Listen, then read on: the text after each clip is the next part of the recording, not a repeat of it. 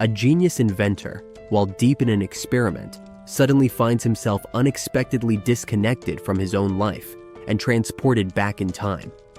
To his shock, he becomes the crown prince of the Joseon dynasty in Korean history. Armed with knowledge from the future, he begins to revolutionize the nation. While other kingdoms still rely on oil lamps, his country is illuminated by electric lights. While others use horses for travel, his nation already boasts trains.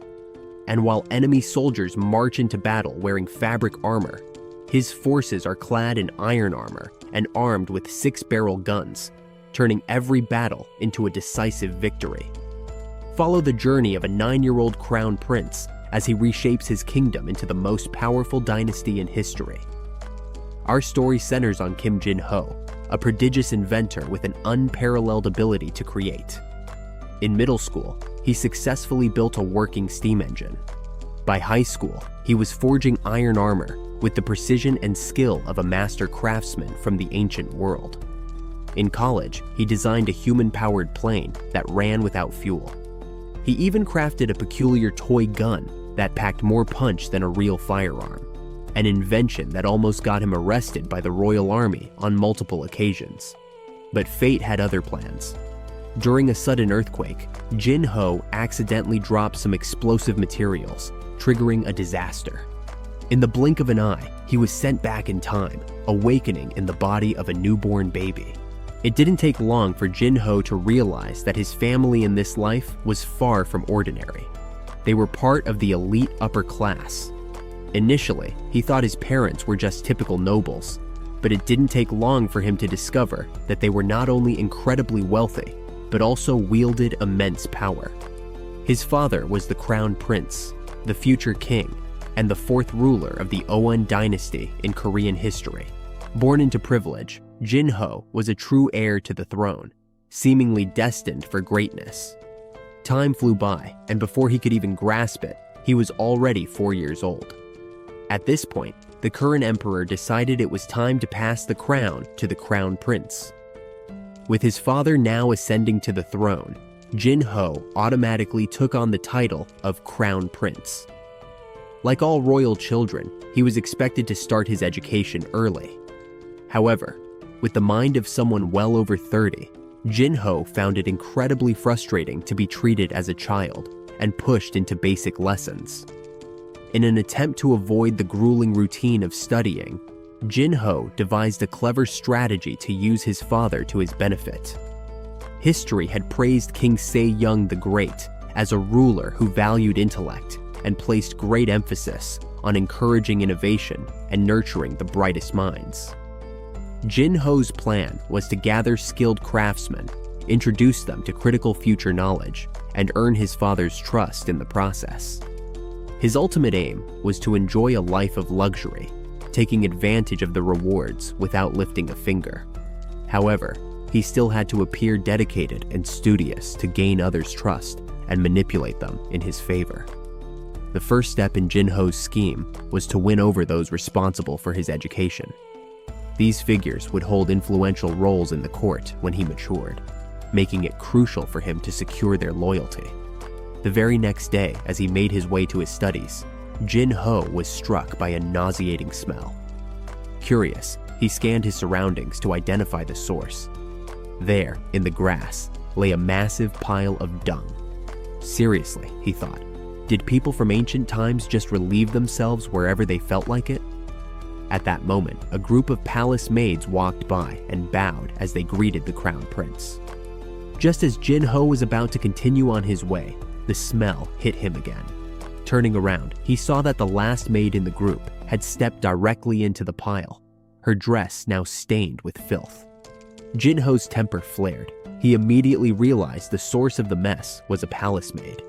Coming from a modern world where hygiene was a priority, he could not tolerate such unsanitary behavior. Determined to prevent this from happening again, Jin-ho decided it was time to confront his teachers. On his way to the meeting, Jin-ho began, "I saw a maid earlier with stains on her dress. It's natural for people to relieve themselves, but it's unacceptable to get it on your clothing." One teacher argued that clothing not only covers the body, but also shows one's social standing. so a little discomfort should be expected. However, Jin-ho, thinking with a modern mindset, immediately countered, even if a person wears torn clothes, their inner qualities still shine through. Don't you think judging someone based on their clothes is outdated? The teachers were left speechless, realizing they couldn't respond. Quickly, they changed the topic. This issue can't be fixed overnight, Your Highness.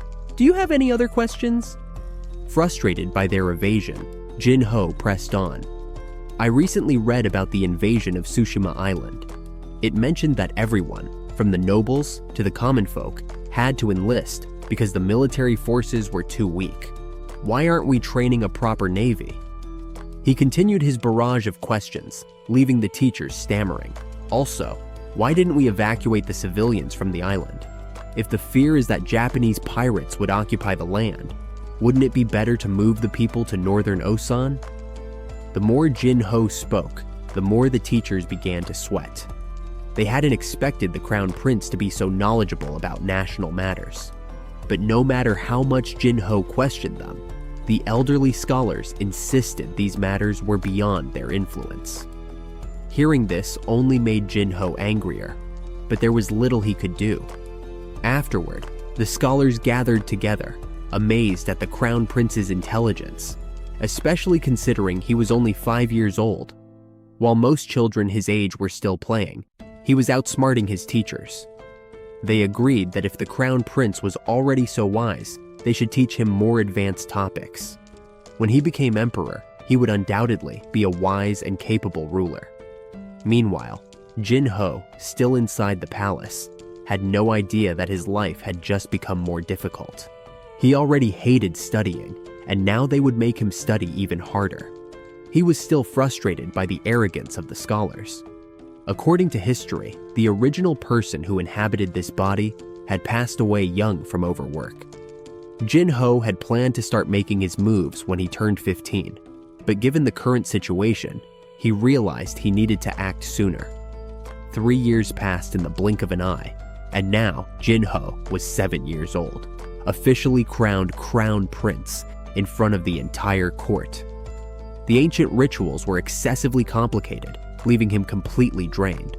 But after years of difficult studies, he had finally earned his position as Crown Prince.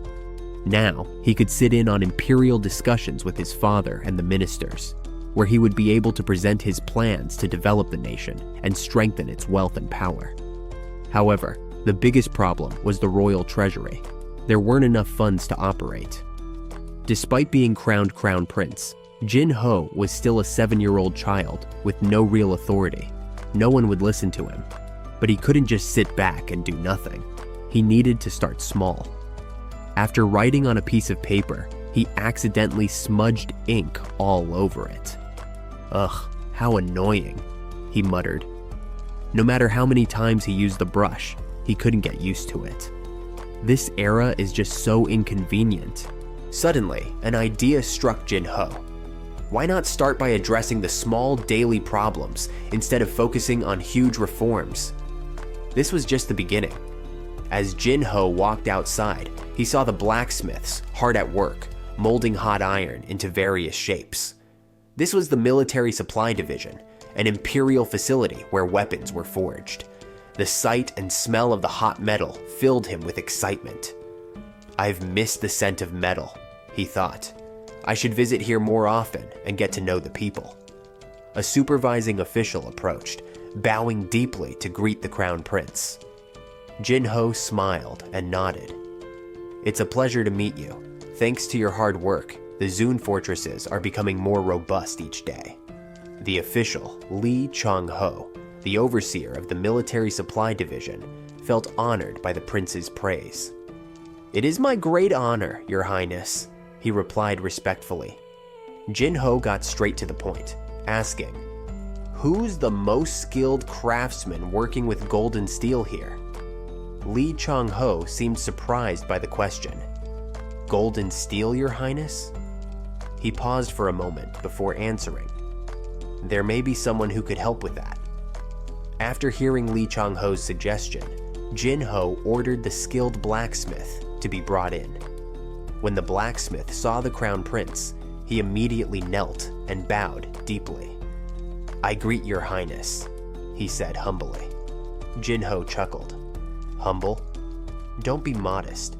You're working in the military supply division, responsible for strengthening Osun's defenses. How could you consider yourself humble?" The blacksmith quickly corrected himself. "Your grace, your boundless wisdom humbles me."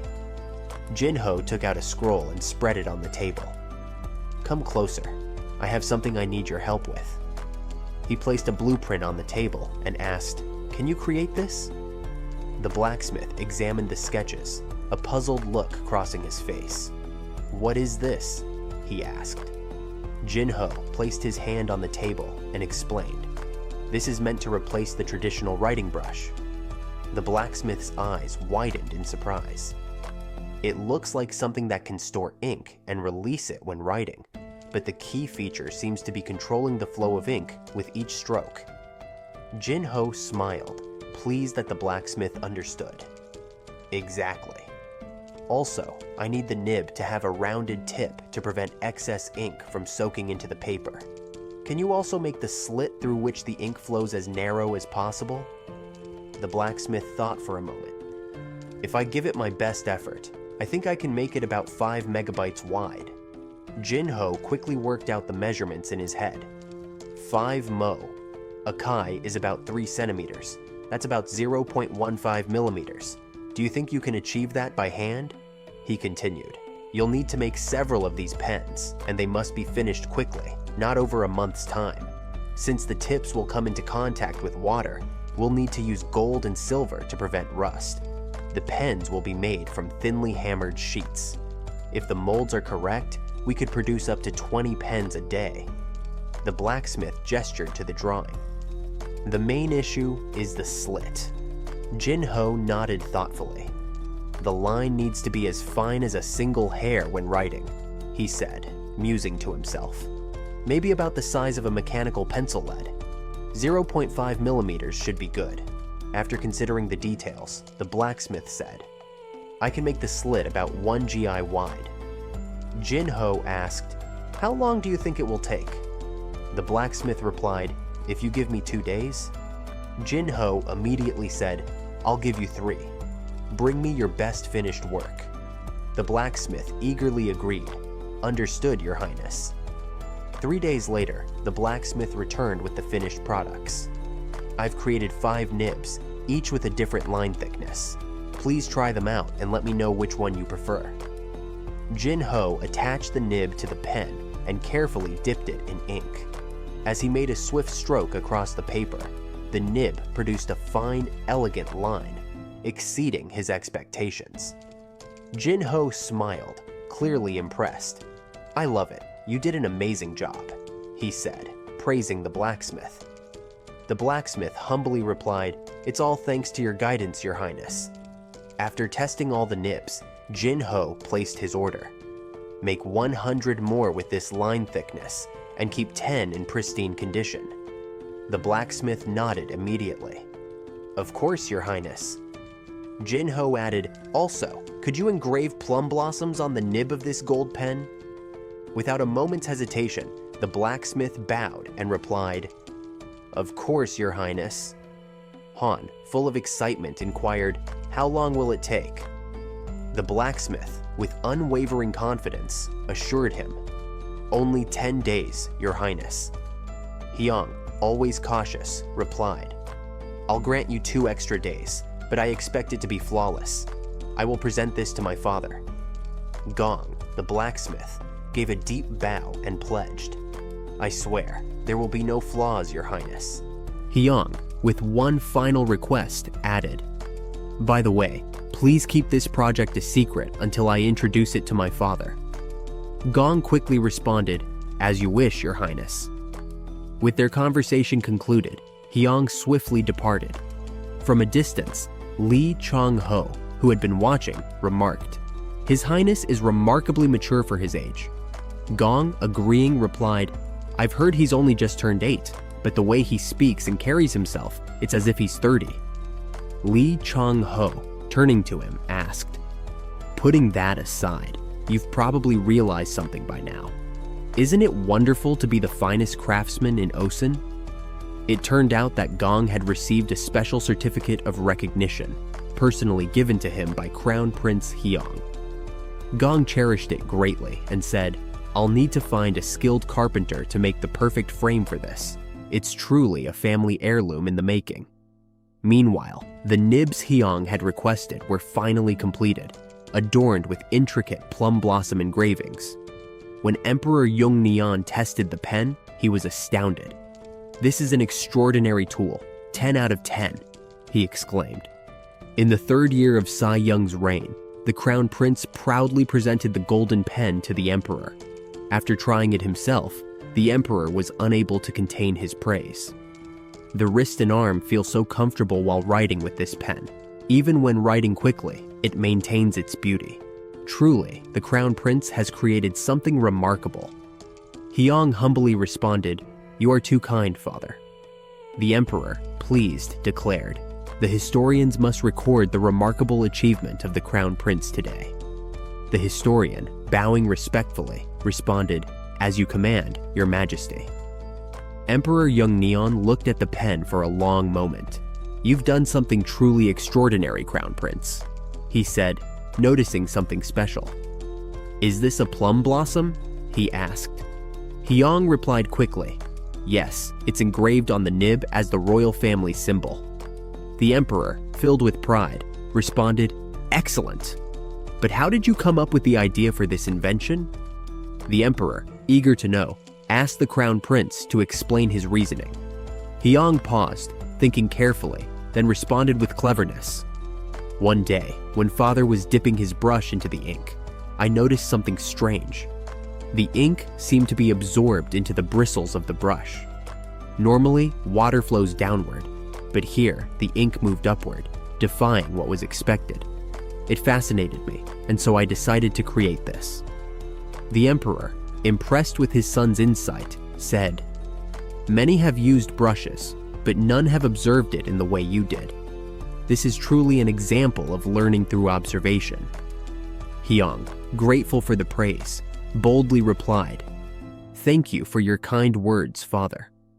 I have one request." "Speak your mind," the Emperor replied. Hyang turned to the servant and called, "Eunuch, bring them here." The servant entered, carrying a mysterious box. "Father," Hyang said, turning to the Emperor, "I request that these golden pens be given to the historians and ministers of the court." The Emperor, intrigued, asked, "All of these pens?" Hyang explained, "The ministers and officials who write quickly would benefit from them. The historians, who work tirelessly without rest, deserve something to ease their workload. I thought this might be helpful to them." Everyone present was taken by surprise. No one had ever thought to show such empathy toward the historians. The Emperor, turning to the ministers, asked, "What do you think of the Crown Prince's idea?" The ministers, all in agreement, said, "We believe the Crown Prince is right. It's truly remarkable for someone so young to think about the well-being of his officials. It's a beautiful gesture." Finally, the Emperor gave his approval. "Distribute the golden pens to the historians and court officials," he ordered. The servants quickly obeyed. Throughout the ceremony, the Emperor smiled with joy, and the ministers shared in his happiness. "His Highness, the Crown Prince, truly has a deep and thoughtful mind," they remarked, while Hyang smiled contentedly. Not long after, the golden pen Hyang had created set a new trend in Yoshan. In the third year of Sai Yung's reign, after presenting the pen to the Emperor, Hyang's invention was praised as a remarkable tool. The Emperor, deeply impressed by the Crown Prince's brilliance, ordered the pen to be distributed to those in need, ensuring that Hyang's thoughtful gesture would benefit the entire court. The reaction was overwhelming. Court officials and ministers were captivated by the new invention, and the excitement surrounding it spread like wildfire. "Have you tried the golden nib pen that the Crown Prince invented?" one official asked. "I have, and it's truly remarkable." It became incredibly popular because it made writing official documents so much easier. Additionally, Hyang had created a portable writing board for the generals, allowing them to issue urgent orders comfortably wherever they were. The writing board was the perfect match for the golden nib pen, and everyone who used it couldn't stop praising it. "This is incredible!" they exclaimed. Emperor Uni was very pleased and ordered that both items be mass-produced, distributing them to the generals alongside the golden nib pens. The golden nib pen that Hyang had invented brought about significant changes in the kingdom. A few days later, during a court session, a minister spoke to the emperor. "There's been an unfortunate incident in the market." "An unfortunate incident?" the emperor asked. "Speak," he commanded. "There are rumors that counterfeit golden nib pens are being sold everywhere," the minister explained. "How dare they forge such a valuable item, especially one that bears the royal symbol?" "This is an outrage," the emperor exclaimed. "The punishment must be severe." The officials all agreed in unison. "We urge your majesty to punish them strictly." The emperor, remembering Hyang, said, "I believe we should consult the crown prince. After all, he is the one who invented the golden nib pen." The eunuch immediately called out, "Summon the crown prince." A short time later, Hyang arrived. "Father, you called for me?" The emperor got straight to the point. "The ministers have reported that counterfeit golden nib pens are being sold. They must be severely punished. I'd like to hear your thoughts, my son." Hyang bowed and replied, "Yes, father."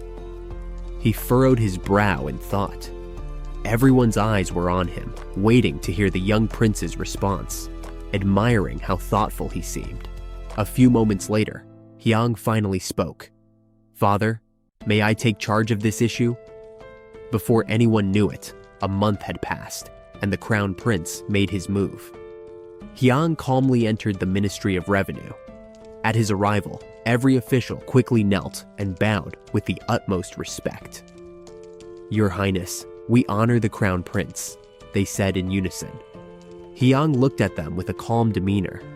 "So, do you understand why I'm here?" He held up a pen.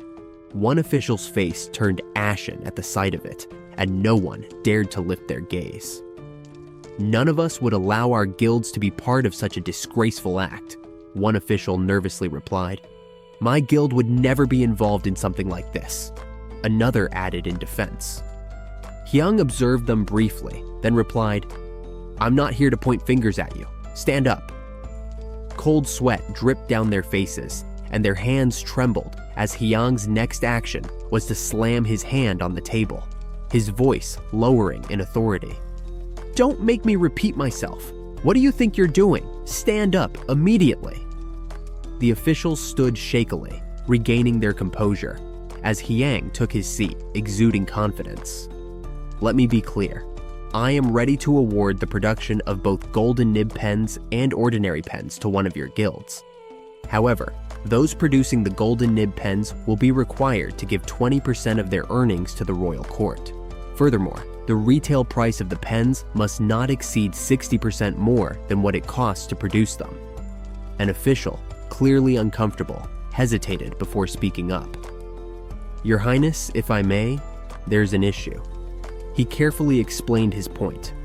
While a 60% markup seems generous, factoring in the wages of the workers and the sellers, we'd only be left with a 30% profit. With the 20% taken by the court, that leaves us with just 10%. At that moment, Hyang's expression darkened. He slammed his hand onto the table in frustration. "Are you lying to me?" The official fell silent, realizing his mistake. Hyang pointed at him and barked, "I said 20% of the 30% profit. That means you'd only keep about 6%, not 10%. Take this dishonest fool out of my sight and strip his guild of their bidding rights." The man froze, stammering for a reply, but two soldiers swiftly dragged him away, ignoring his desperate pleas. "Please, Your Highness, have mercy."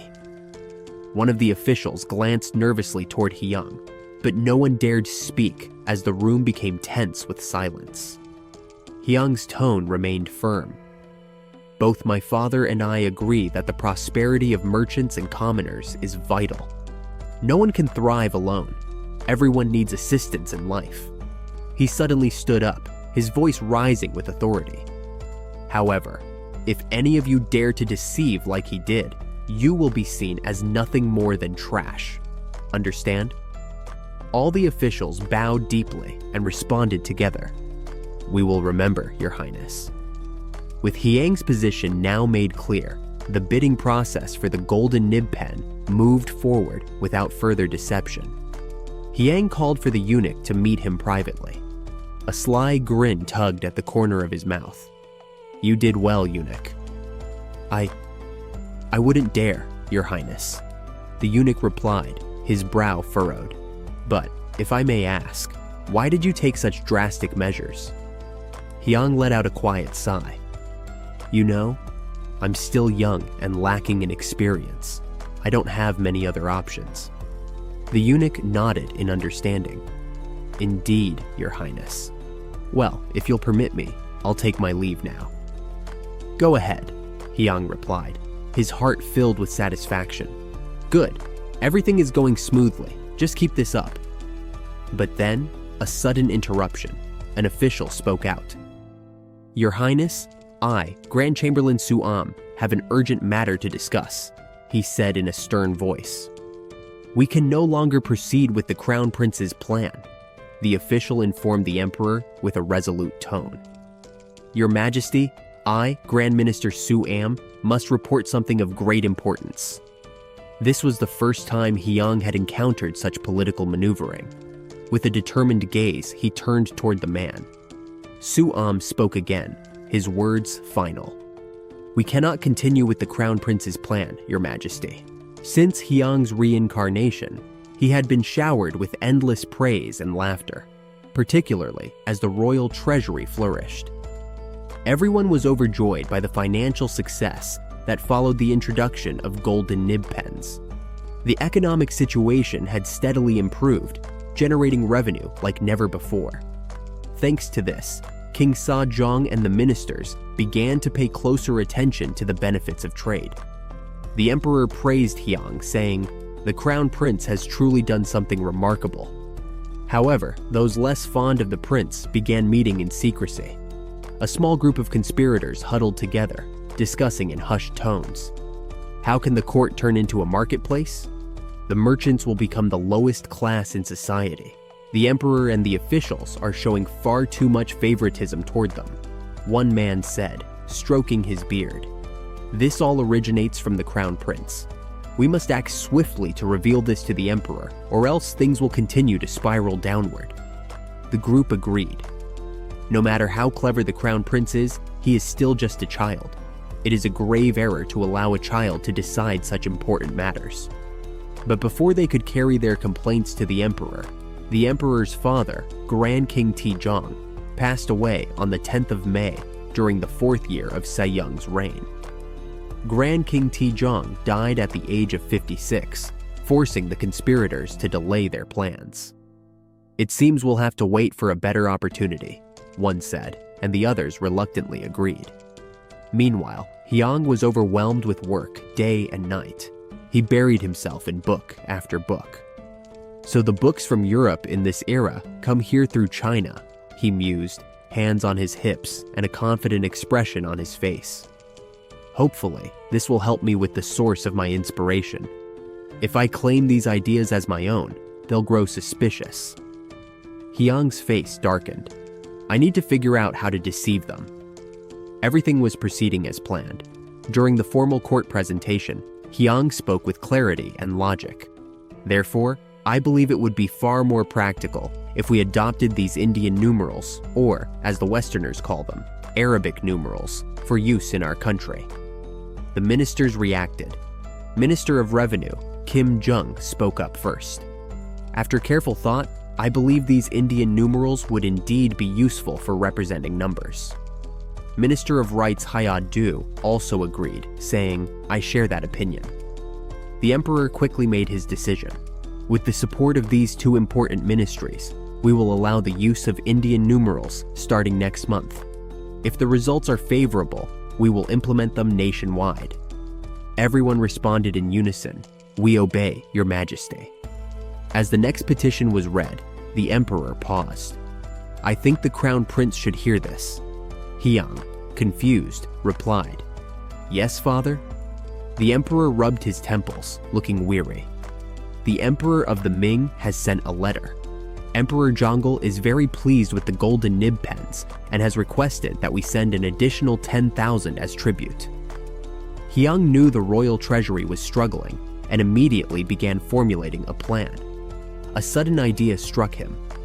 "Father, what if the court were to establish its own guild?" At the mention of the word guild, everyone was shocked.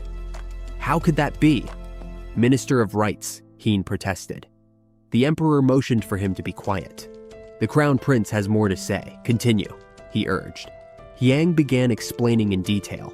Since the emperor of the Ming has requested more pens, it's clear they are in high demand in the Ming dynasty.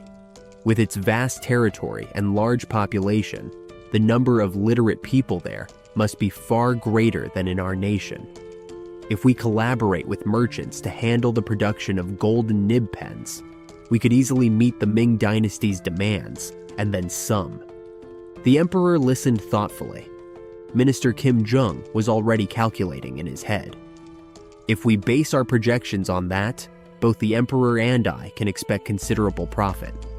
Hyang continued, "We can also arrange for merchants to accompany our diplomatic missions to the Ming dynasty. In return, the merchants would only need to cover their lodging expenses." Minister Su Am growled in protest. "No, we cannot proceed with the crown prince's plan." He presented his concerns. While the crown prince's plan would certainly bring wealth to the court, if we grow too rich, the people may become self-indulgent, leading to luxury and excess. This could result in tyranny, and the royal family's power would be compromised. Another official spoke up. "I, the Minister of Rights, agree with Minister Su Am. How could we allow such lowly merchants to accompany a diplomatic mission to the Emperor of Ming? It would tarnish the honor of our nation, Yosan." Hyang, determined, asked Minister Swam, "Do you think we should continue to live in poverty and find joy in it, as some claim a king should? Have you seen any commoners who truly wish to live in poverty and remain virtuous? They suffer from droughts, starvation, and freezing winters. Who would praise their virtue?" With authority, Hyang continued, "Even a noble would do anything to feed his starving child. A king should be no different. A king is the father of his people. Shouldn't a father act to care for his children?" The emperor, visibly moved, declared, "My son speaks wisely." No one dared to challenge Hyang further, and the scribes quickly recorded the emperor's words. With the court in silence, Hyang passionately continued, "For the prosperity of our kingdom and to save our people, we must take action." The emperor, once again impressed, praised his son. "My son speaks wisely." Thank you to all our Patreon VIP members who support us and get access to up to 16 episodes early. Link in the description. The emperor took a brief moment to steady himself, while Hyang, noticing this, pressed on as the court remained in expectant silence. "Go on," the emperor urged. "Yes, father," Hyang responded. "The ministers and nobles beyond the palace walls can endure hunger because they understand both the reason and necessity behind it. However, the common people do not possess such knowledge, nor do they comprehend how to withstand such suffering. If we truly wish to educate them, shouldn't we first ease their burdens by lessening their hunger?" The emperor slammed his hand onto the table. "Precisely." The entire court watched in stunned silence. Hyang thought to himself, "Father's growing too agitated. Perhaps I should end things here for today." Yet, he continued, "Throughout history, it has been said that the will of the people reflects the will of heaven. Even if we, as rulers, uphold virtue, what would the gods think if our people remain in despair? Moreover, it is often said, man proposes, but heaven disposes. If we have done all that is within our power, should we not then wait to see how the heavens respond? Yet whenever droughts or plagues befall the land, ministers are quick to claim that it is due to the emperor's waning virtue, insisting that preserving virtue takes precedence over all else. Is that not a contradiction? Hyang then turned to the court. Many among you have served since before this dynasty came to be. Then tell me, why was King Tao never accused of losing virtue when he established this very kingdom while still a subject of Goryeo? Or what of my grandfather, King Taejong? Was he devoid of virtue for raising his sword against his own brothers? And what of my father? Is he lacking in virtue because he ascended the throne instead of his elder brother, the rightful heir? Grand Minister Swam immediately interjected, his voice urgent. Your Highness, that is not what we meant. He turned to the Emperor in desperation. Your Majesty, we have never entertained such treasonous thoughts. We beg your Majesty for mercy. The ministers followed in unison. Please, your Majesty, grant us mercy. The Emperor, his expression firm yet composed, finally spoke. The Crown Prince's words may have been severe, but I trust the ministers will not take offense. Hyang, mind your words in the future. Yes, Father, I will be more careful, Hyang responded swiftly. The Emperor then addressed the court. I want you all to understand, I, too, believe that ensuring the well-being of the people is of utmost importance. Furthermore, the tribute to the Ming Emperor will proceed according to the Crown Prince's proposal. The officials lowered their heads in compliance. As your Majesty commands. The Emperor turned back to Hyang. Do you have anything more to add? Hyang immediately replied, rather than simply distributing food as charity, I believe it would be wiser to provide sustenance in exchange for labor, Father. The Emperor, intrigued, raised an eyebrow. You propose paying them? Hyang elaborated. Droughts are not solely caused by a lack of rainfall. Our limited irrigation systems and neglected reservoirs also play a significant role. If we wish to prevent future disasters, we must construct water storage facilities in every town and restore the ones that have fallen into disrepair. By enlisting the people for this task and compensating them with food, we can address both hunger and infrastructure at once. Would this not be solving two problems at once? He turned toward the ministers. What do you all think? The court officials, after a brief murmur of agreement, responded unanimously, Your Highness, this is an excellent proposal. The Emperor gave a firm nod before issuing his command. Crown Prince, return to the palace. Hyang bowed deeply. Yes, Father. Just as he was about to leave, the Emperor seemed to recall something. And do not forget, you must prepare to take part in state discussions once the ancestral rites have concluded. Thank you, Father, for granting your inexperienced son the opportunity to partake in such matters, Hyang replied before turning to depart. Rising from his seat, the Emperor declared, Court is adjourned. You are all dismissed. As your Majesty commands, the court echoed. Yet before anyone could move, the Emperor's voice suddenly deepened, taking on a graver tone. One more thing, he added. Perhaps it is time I truly consider something. Tell me, what do you all honestly think of this dynasty? The ministers were gripped by fear. Your Majesty, we would never even dream of betraying you, they pleaded desperately. Please, have mercy. The Emperor's expression turned cold. Go back to your duties, he commanded. Mercy, your Majesty, they echoed as they hurriedly left the hall. Outside, murmurs spread among the officials. One misstep and disaster could strike, one whispered. He isn't just King Tao's descendant. His lineage is deeply tied to the previous rulers as well. Grand Minister Sum shot them a stern look. Enough of that nonsense. If you value your positions, you'll be careful with what you say. Another official sighed. I can't help but wonder, is this truly the path our nation is headed down? The others exchanged cautious glances before one warned, You should know by now. Careless words can lead to ruin. Suum exhaled slowly. We made a grave error today. We dismissed the Crown Prince because of his youth, but he has proven to be far more formidable than we expected." One minister hesitated before asking, "Then, what do we do now?" Suum's expression darkened. "If it comes to it, we may have no choice but to submit a formal resignation." The suggestion stunned the others. "Resign?" Suum folded his arms. "Our role is to guide the ruler, ensuring he stays on the right path. Even ancient texts say that a wise leader listens to the voice of his people. We must make sure the emperor remains wise." His tone carried a weight of unspoken intent. When King Si-Yunk's order was proclaimed, the Ministry of Revenue set to work crafting golden nib pens, intended as tribute for Emperor Jongle. However, an issue soon arose. The emperor's expression darkened. "What do you mean they won't meet the deadline?" A court official bowed low. "Your Majesty, I beg your forgiveness, but the Merchant Guild responsible for the pens has informed us that they cannot produce the required amount in time." Jinho had anticipated this.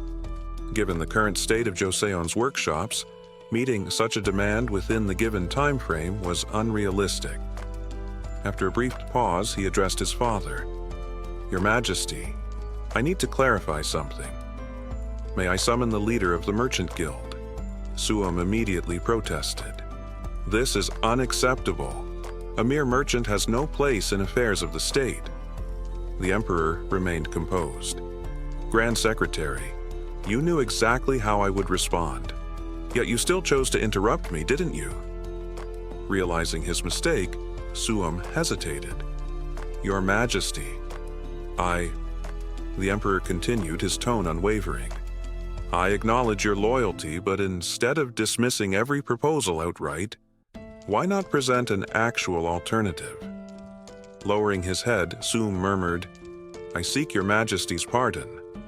The emperor dismissed the matter. "Summon the merchant at once." Not long after, the guild's representative was brought before the court and knelt. "Your humble servant greets your Majesty." The emperor gestured toward Jinho. "The Crown Prince has a question for you.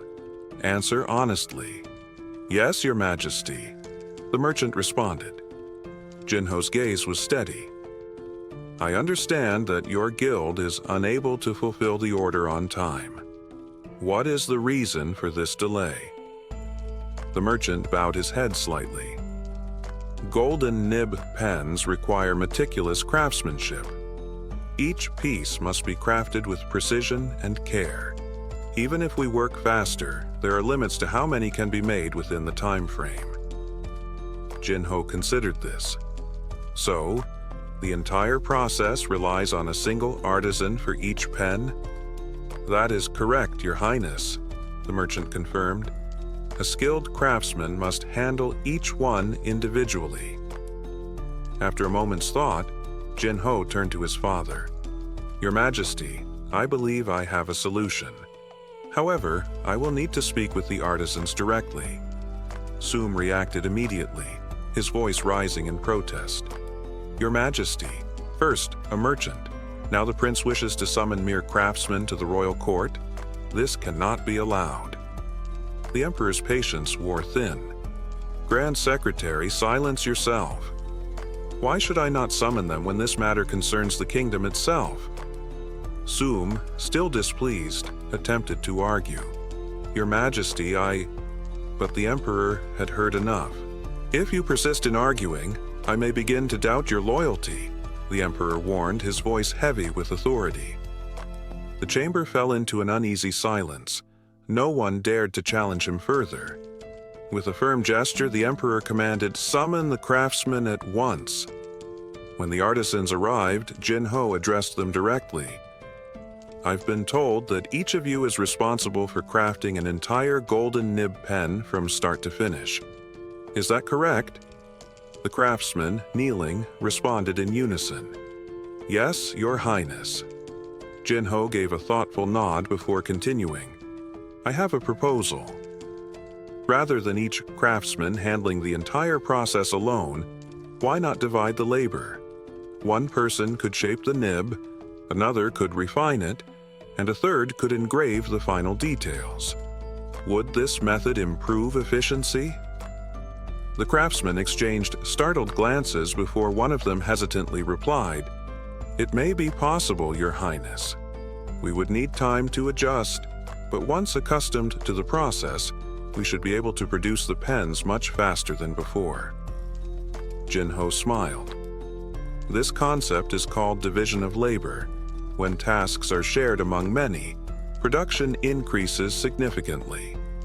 The Emperor, clearly impressed, nodded approvingly. That logic is sound. We shall look forward to seeing the results.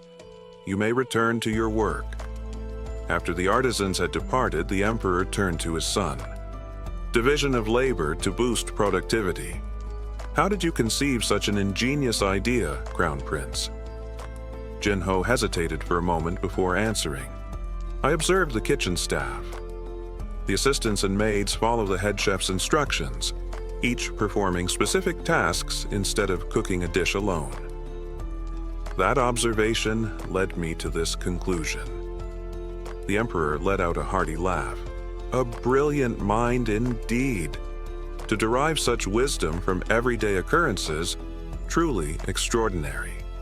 Ministers, what are your thoughts? The officials bowed and responded in agreement. Your Majesty, the Crown Prince is exceptionally wise. However, Soom, unwilling to conform, voiced his dissent. Your Majesty, I fear the Crown Prince is wasting his intellect on insignificant matters. His sharp mind would be better directed toward studying the teachings of the sages. The Emperor's expression darkened. Why do you dismiss deep thought and insight as trivial? Did the great scholars not also reflect on matters that benefit the nation and its people? Or is it that you, Grand Secretary, refuse to acknowledge wisdom unless it comes from your beloved classics? Soom, realizing he had overstepped, quickly bowed. I only wish for the Crown Prince's growth, Your Majesty. The Emperor's patience wore thin. Is this not exactly what the Crown Prince mentioned the other day? That you believe my rule, and that of my ancestors, unworthy? Is that why you dare to speak such nonsense? Panic flashed across Soom's face as he stammered, Your Majesty, I would never entertain such disloyal thoughts. Please, I beg you to understand my intentions. Another minister, watching the exchange in silence, mused to himself, Soom may have been narrow-minded, but to suppress dissent so harshly. It is unwise for a ruler to silence opposing voices, no matter how talented his heir may be. Jinho, too, observed his father carefully. He's revealing his true nature again. Later, when Jinho returned to the Eastern Palace, he shut the door behind him and exhaled deeply. That was intense. If I hadn't thought of the division of labor in time, I wonder how things would have unfolded. He sat in contemplation. Come to think of it, division of labor doesn't even exist in this era. Though Adam Smith later formalized it, it had been practiced long before him. Historically, industrialized labor systems were shaped through agreements between absolute monarchs and market policies. But what about Rhone? Though it claims to be an absolute monarchy, in reality it is a battleground, between the king striving to uphold his authority and officials pushing for a republican system. Meanwhile, the common people yearned for a semi-republican government. If a ruler truly prioritizes his people over his officials, he can secure their support, thereby consolidating real power. Success won't come overnight. I must build this foundation piece by piece, ensuring my father's authority extends to the most remote corners of the kingdom. And for that, I need wealth. Determined, Jinho stood. The first step is clear. I will fill the treasury. Resolute in his decision, the Crown Prince left the Eastern Palace and made his way toward the main hall. The Emperor, taken aback, inquired, What brings you here? The Crown Prince respectfully answered, "I need to discuss something regarding the envoy preparing to journey to the Ming Dynasty. There is a matter we must have the Ming Emperor verify." Those present exchanged glances, their curiosity piqued. What was the Crown Prince plotting this time? Jin Ho calmly stated, "This concerns the envoy being dispatched to Ming. We need to secure confirmation from their emperor regarding an important issue." The emperor, intrigued, asked, "What exactly is on your mind now?" The Crown Prince offered a measured smile, his thoughts carefully calculating his next move. The first step to enriching the treasury was securing a monopoly on the trade of gold-tipped pens. He needed to ensure that Rowan's merchants alone would have the right to sell these prized pens within Ming's vast market.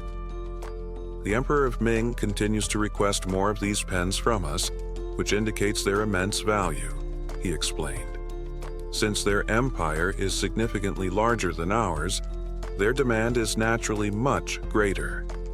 He continued, "Additionally, every time the Ming envoys arrive, they demand an excessive amount of tribute. We must request an official decree to regulate their demands." At this, Minister Swam, clearly unsettled, interrupted. "Your Highness, that is unthinkable. The Ming Dynasty considers Rhone a subordinate state. A vassal questioning the demands of its sovereign would be a grave affront." The Crown Prince, unfazed, challenged, "And why would it be offensive? Does being the larger nation give them the right to exploit smaller ones?" Swam countered, "That is not the issue. If we suddenly reduce the tribute they are accustomed to receiving, it could provoke serious repercussions." Jin Ho, growing irritated with Swam's constant resistance, thought, "This old man never fails to oppose me." Aloud, he said, "Do you even realize where all this tribute comes from? It is taken from the very people of our land, the result of their labor and sacrifice. Furthermore, the Ming Dynasty's demands continue to increase, which means our own people's resources are diminishing. If this trend continues, even our treasury will suffer. Should we not address this crisis before it escalates?" Swam remained steadfast. "Your Highness, you still lack experience in governing state affairs. The envoys we deal with are not mere officials. They are eunuchs, those closest to the Emperor of Ming. If they speak poorly of us, we could be placing Rhone in grave danger." The Crown Prince's patience wore thin. "Do you truly believe the Ming Emperor is so easily swayed by mere words?" Swam hesitated. "That is not what I mean. I fear that due to your youth, you may make rash decisions that bring significant harm in pursuit of minor benefits." The Crown Prince's expression darkened. "What does my age have to do with this? And did you not just claim that we are suffering major losses for insignificant gains? Every time the Ming envoys arrive, their tribute demands clog our roads for miles. Is that not wealth being stripped from our people and our treasury?" He pressed on. "Master Yoshan, the great sage, once taught that a true official prioritizes the well-being of the people above all else. Yet here you stand, advocating submission to these envoys as if we are their servants. What does that make you then?" Swam hastily tried to explain. "Your Highness, you are exaggerating. We are not submitting." The Crown Prince cut him off sharply. "I have not finished speaking." He continued, "Menus once taught that a virtuous individual, even while surrounded by wealth, remains compassionate. Even when seated at the highest ranks, they uphold their integrity, steadfastly walking the path of righteousness. Now tell me, does showering these eunuchs with gifts and false praise align with any of these principles? If not, how can you still call yourselves honorable men?" Then, without hesitation, the Crown Prince dropped to his knees, his voice filled with conviction. "Father, I beg you, let me lead the envoy this time. I will personally appeal to the Emperor of Ming and do everything in my power to put an end to this unjust tradition. Please, grant me your permission."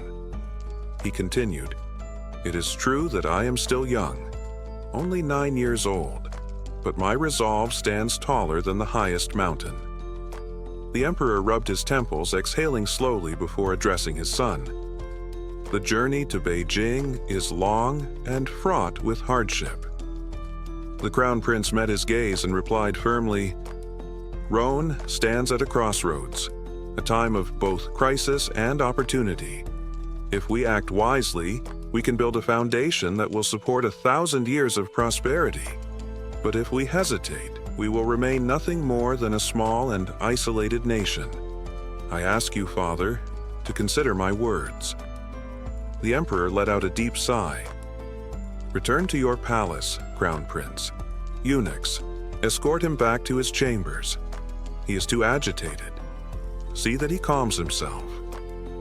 Desperation flashed across the young prince's face as he cried out, "Father, please, I implore you, allow me to go." Back in the Eastern Palace, frustration boiled over. The Crown Prince stormed into the hall and shouted, "Everyone, leave! Now!" The attendants scattered as he collapsed into a chair, his hands clenched into fists.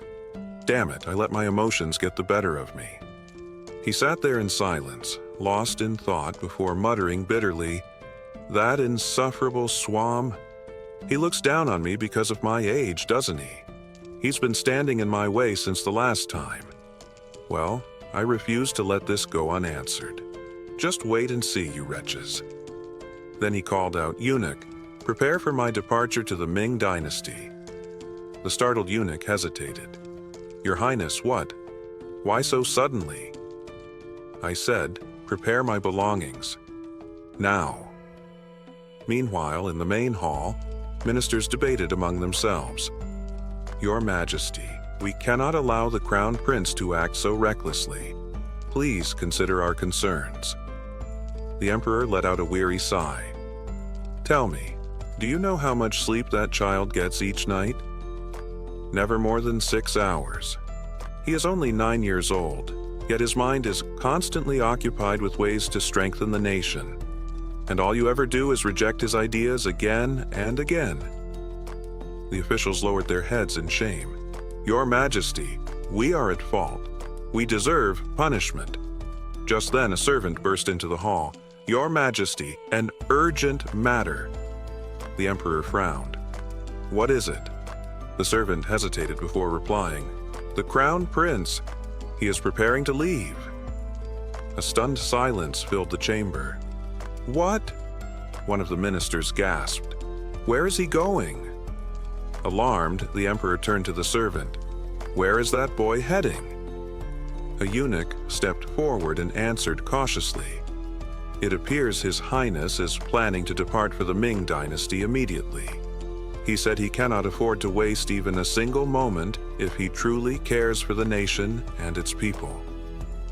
The Emperor's expression darkened, his patience snapping. Slamming his hand against the table, he roared, "That reckless child! How dare he defy me like this?" Want to stay ahead of the story? Get up to 16 episodes early only on Patreon. Support the channel, unlock exclusive content, and be the first to know what happens next. Click the link in the description and we'll see you way ahead. In the story. Now, back to the video. Fuming with anger, the Emperor stormed toward the Crown Prince's quarters. As he neared, he spotted 2 eunuchs leaving the chamber and bellowed, "You two! Stop right there!" The startled eunuchs quickly turned and bowed deeply. "Your Majesty, we pay our respects." The Emperor narrowed his eyes. "Aren't you both assigned to the East Palace? Where are you headed?" One eunuch hesitated briefly before replying, "Your Majesty, we are on our way to the Office of Records." Suspicious. The Emperor pressed further. "And for what purpose?" The eunuch faltered but eventually muttered, "We were instructed to document all the gifts sent to the Ming envoys ever since the late King Taejo's reign." Hearing this, the Emperor's fury exploded. His voice thundered, "That audacious brat!" Meanwhile, in the Empress's chambers, a servant rushed in, breathless. "Your Majesty, a grave matter has arisen," the Empress turned sharply. "What's with all this shouting?" Panting, the servant blurted out, "The Crown Prince is preparing to leave for the Ming Empire." The Empress's face went pale. "He's planning to go to the Ming Empire. Does he think it's as simple as a casual outing? Why is he doing this?" "The prince insists it's to put an end to the Ming envoy's excessive demands for tribute," the servant explained. "The Ministry of Justice tried to reason with him, but he refused to listen. He declared that if no one else will act, he will go himself." After a brief pause, the servant added in a hushed tone, "His Majesty is already on his way to the East Palace." The Empress's heart pounded with anxiety. Without wasting another moment, she hastily left her quarters and rushed toward the palace, her mind racing. "What in the world are you thinking, my son?" The servants, startled by her urgency, hurried after her, calling out, "Your Majesty, please slow down." At the East Palace, the Emperor stormed inside, his temper boiling over. Pointing a trembling finger at his son, he roared, "You reckless child! What madness is this?" Standing his ground, the Crown Prince met his father's gaze and declared, "This is not recklessness, father. It is my duty." Outside, court officials stood in stiff silence, not daring to intervene. The Emperor's wrath echoed through the hall. "You're only 9 years old," he thundered. "Do you even understand the gravity of your actions?" The Crown Prince remained steadfast. "Age does not determine one's resolve. People use youth as an excuse to avoid responsibility, but I will not." Growing even more furious, the Emperor demanded, "And what makes you think you can shoulder this burden alone?"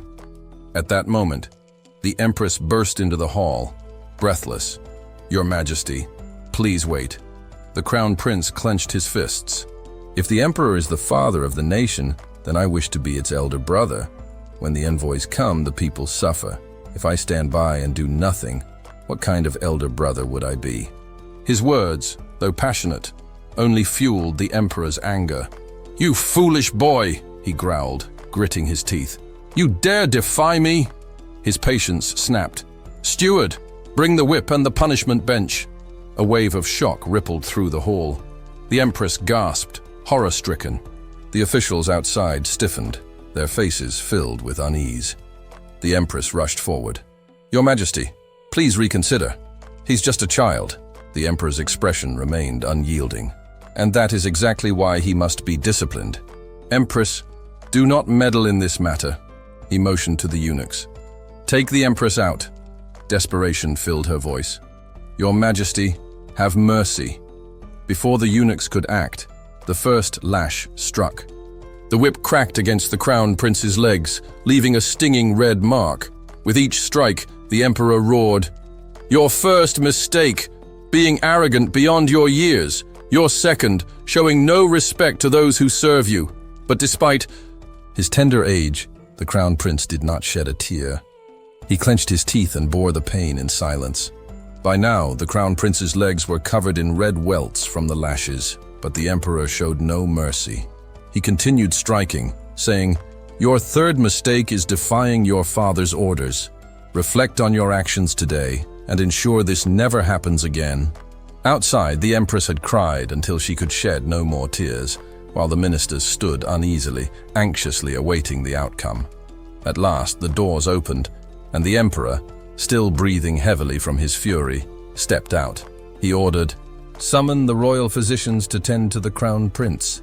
The officials responded in unison, "Yes, Your Majesty."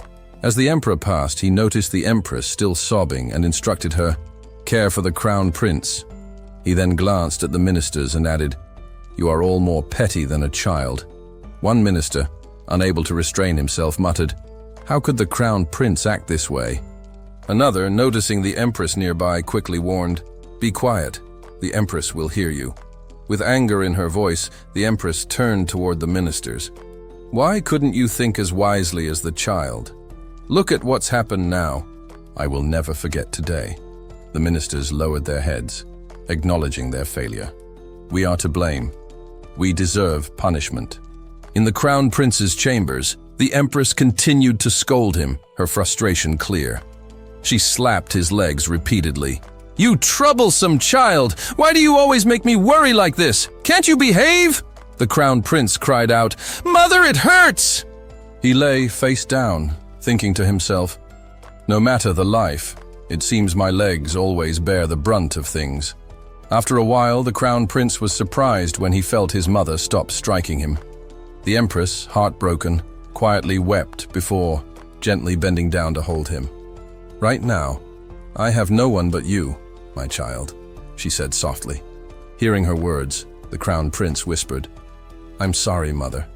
The scene shifted to the royal court, where the Emperor sat with an imposing presence, looking down at the gathered officials. He turned to one eunuch and ordered, "Bring me the documents the Crown Prince asked you to prepare." The eunuch quickly complied, "Yes, Your Majesty." Moments later, the eunuch presented a stack of documents. After reviewing them, the Emperor's expression darkened. "The smallest tribute they demand is worth 2 months of our annual treasury, and the largest can reach up to 5 months. If we include the tribute from smaller villages, the total could equal almost an entire year's worth of resources." He held up the records and challenged, "Do you see this, ministers? Here is the list of tributes sent to the Ming Empire. Year after year. What do you have to say about this?" Silence hung in the air. The Emperor, enraged, slammed his fist against the chair. "Why is there no response? Even the Crown Prince, a mere child, has considered this, yet none of you have thought to act." The ministers bowed their heads, speaking in unison, "We apologize, Your Majesty." The Emperor's anger flared again. "Choose the leader of the envoy and their assistant within 2 hours, or I will charge you all with treason." The ministers, their voices shaky, replied, "Thank you, Your Majesty, for your grace." That night, as the Emperor gazed at the moon, the Empress's voice broke the silence. "Your Majesty," he turned and asked, "Is something troubling you, Empress?" She hesitated before speaking. "I stepped out for some fresh air as I couldn't sleep." "But Your Majesty, why did you punish the Crown Prince so harshly today? It seemed more severe than usual." The Emperor paused before responding. "The Crown Prince is a clever child, but sometimes he becomes too absorbed in his own intelligence. Today, he faced opposition from the ministers, and that led to this outcome. A tree that grows too straight can easily break if it lacks support. Without the ministers' trust, how can he properly care for the people?" The Empress listened in silence, watching him. The Emperor continued, "I believe the Crown Prince has the qualities of a sage. From now on, I will guide him to ensure he follows the right path." The Empress smiled softly, though she didn't fully understand his reasoning. "I may not completely grasp your deeper intentions, but if this is your goal, I have no other wish." After the harsh punishment, the Emperor immediately ordered the ministers to select the envoy leader and assistant. Although the Crown Prince's actions had been extreme, he had spoken no falsehoods. His methods, however, had surpassed the Emperor's patience, and for that, he was punished. The Crown Prince rested his head on his hand, exhaling repeatedly as he watched his younger brothers playing in the courtyard. His gaze lingered on the one closest in age to him, a boy whose future would shape the fate of the kingdom. That child, laughing and darting around without a care, was none other than Iu, his younger brother. But Iu was no ordinary prince. In the years ahead, this seemingly carefree boy would unleash a storm of bloodshed within these very palace walls. He was destined to become the 17th ruler of Yoshan, King Seijo. If history unfolded as Jin Ho remembered, Iu would orchestrate the downfall of the current King Mong before aiding Mong's nephew, King Danzhong, in ascending the throne. However, Iu's ambition wouldn't end there. He would rally the Guyujiang faction, staging a rebellion that would crush all opposition. Even his own brother, Grand Prince Anyon, wouldn't escape his grasp, poisoned to secure Iu's reign. The Guyujiang uprising was no minor skirmish. It was a full-scale coup, a brutal purge that redefined the kingdom's power structure in 1453. Jinho could still recall his teacher's words about Prince Shuang, a man who had forsaken both his younger and older siblings, turned against his grandfather and father, and cast an ominous shadow over the once prosperous Joseon dynasty.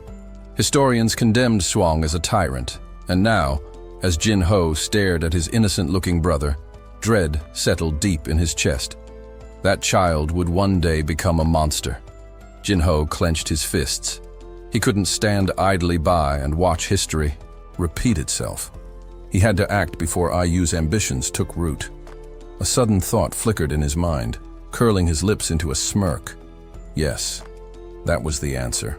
The best way to reshape someone's fate was through guidance. With a newfound determination, he strode toward his brothers, calling out, "IU, good morning." The two younger princes, IU and Aong, whose real names were Swong and Anang, halted their game and turned to him, bowing politely. "Good morning, elder brother." Jin-ho smiled warmly. "You both seem to be enjoying yourselves." Then, turning to IU, he asked, "Your writing lesson is soon, isn't it? Why don't we study together today?" IU blinked, caught off guard. "Why?" Jin-ho hadn't expected him to question it and stumbled over his words. "Why, I just want to see how you're progressing." But beneath the surface, his thoughts ran deeper. "You'll serve under me one day. You won't have the luxury to slack off." Yu's expression darkened with suspicion. He hesitated, then shook his head. "I'll study on my own." Without waiting for a reply, IU grabbed Aong's hand and pulled him away. "Let's go. We're disturbing our brother." Though his voice remained neutral, there was a flicker of irritation in his eyes. As the day wore on, the palace bustled with its usual routines. That evening, IU eagerly rushed toward the dining hall, his small feet pattering against the polished floors. A maid trailed behind him, sighing. "Young master, slow down. You'll trip." As IU neared the hall, hushed voices from a nearby corridor caught his attention. He stopped abruptly, pressing himself against the wall to eavesdrop. "His Highness." "The Crown Prince is truly exceptional," one servant murmured in admiration. "Despite his youth, he's already well-versed in literature and governance." "Indeed," another agreed. "A prodigy, born to lead." IU perked up, expecting to hear his name next. But as the conversation continued, his excitement faded. "Well, the second prince is competent, but compared to the Crown Prince, they were born to be compared," the first servant sighed. A sharp pang shot through IU's chest. His fingers curled into fists. Behind him, his maid noticed his expression and stormed toward the gossiping servants. "How dare you speak so?" "Carelessly?" she snapped. The startled maids dropped to their knees. "We deserve punishment!" Before his maid could drag them away for discipline, IU held up a hand. "Let it go," he said coolly. "It doesn't matter." On the surface, he seemed unbothered, but deep inside, an unsettling question gnawed at him. Why am I always second? A few days later, Jin-ho gathered his younger brothers in his chambers. Determined to strengthen their bond, he proudly held up 2 handmade flashcards, grinning. "Look, this is how this character is written. It represents the sky and the earth." Aong's eyes widened with delight. "Wow. Did you make these, brother?" Jin-ho puffed out his chest. "Of course. Well, I had the palace eunuch's help." These flashcards were part of his strategy, a way to spend time with his brothers while steering IU toward a different path. "With these, I'll make sure learning is enjoyable. He won't even realize I'm molding him." He turned to IU. "Come, have a look." But IU, unimpressed, shook his head. "I already have a tutor, I don't need them." Jin-ho's smile froze. IU's disinterest stung more than expected. Gahan, looking perplexed, asked, "Wouldn't it be more enjoyable if we studied together?" But before he could finish, IU abruptly cut him off. "I can handle it myself," he snapped. Turning away coldly, he added, "Please don't call me for things like this again."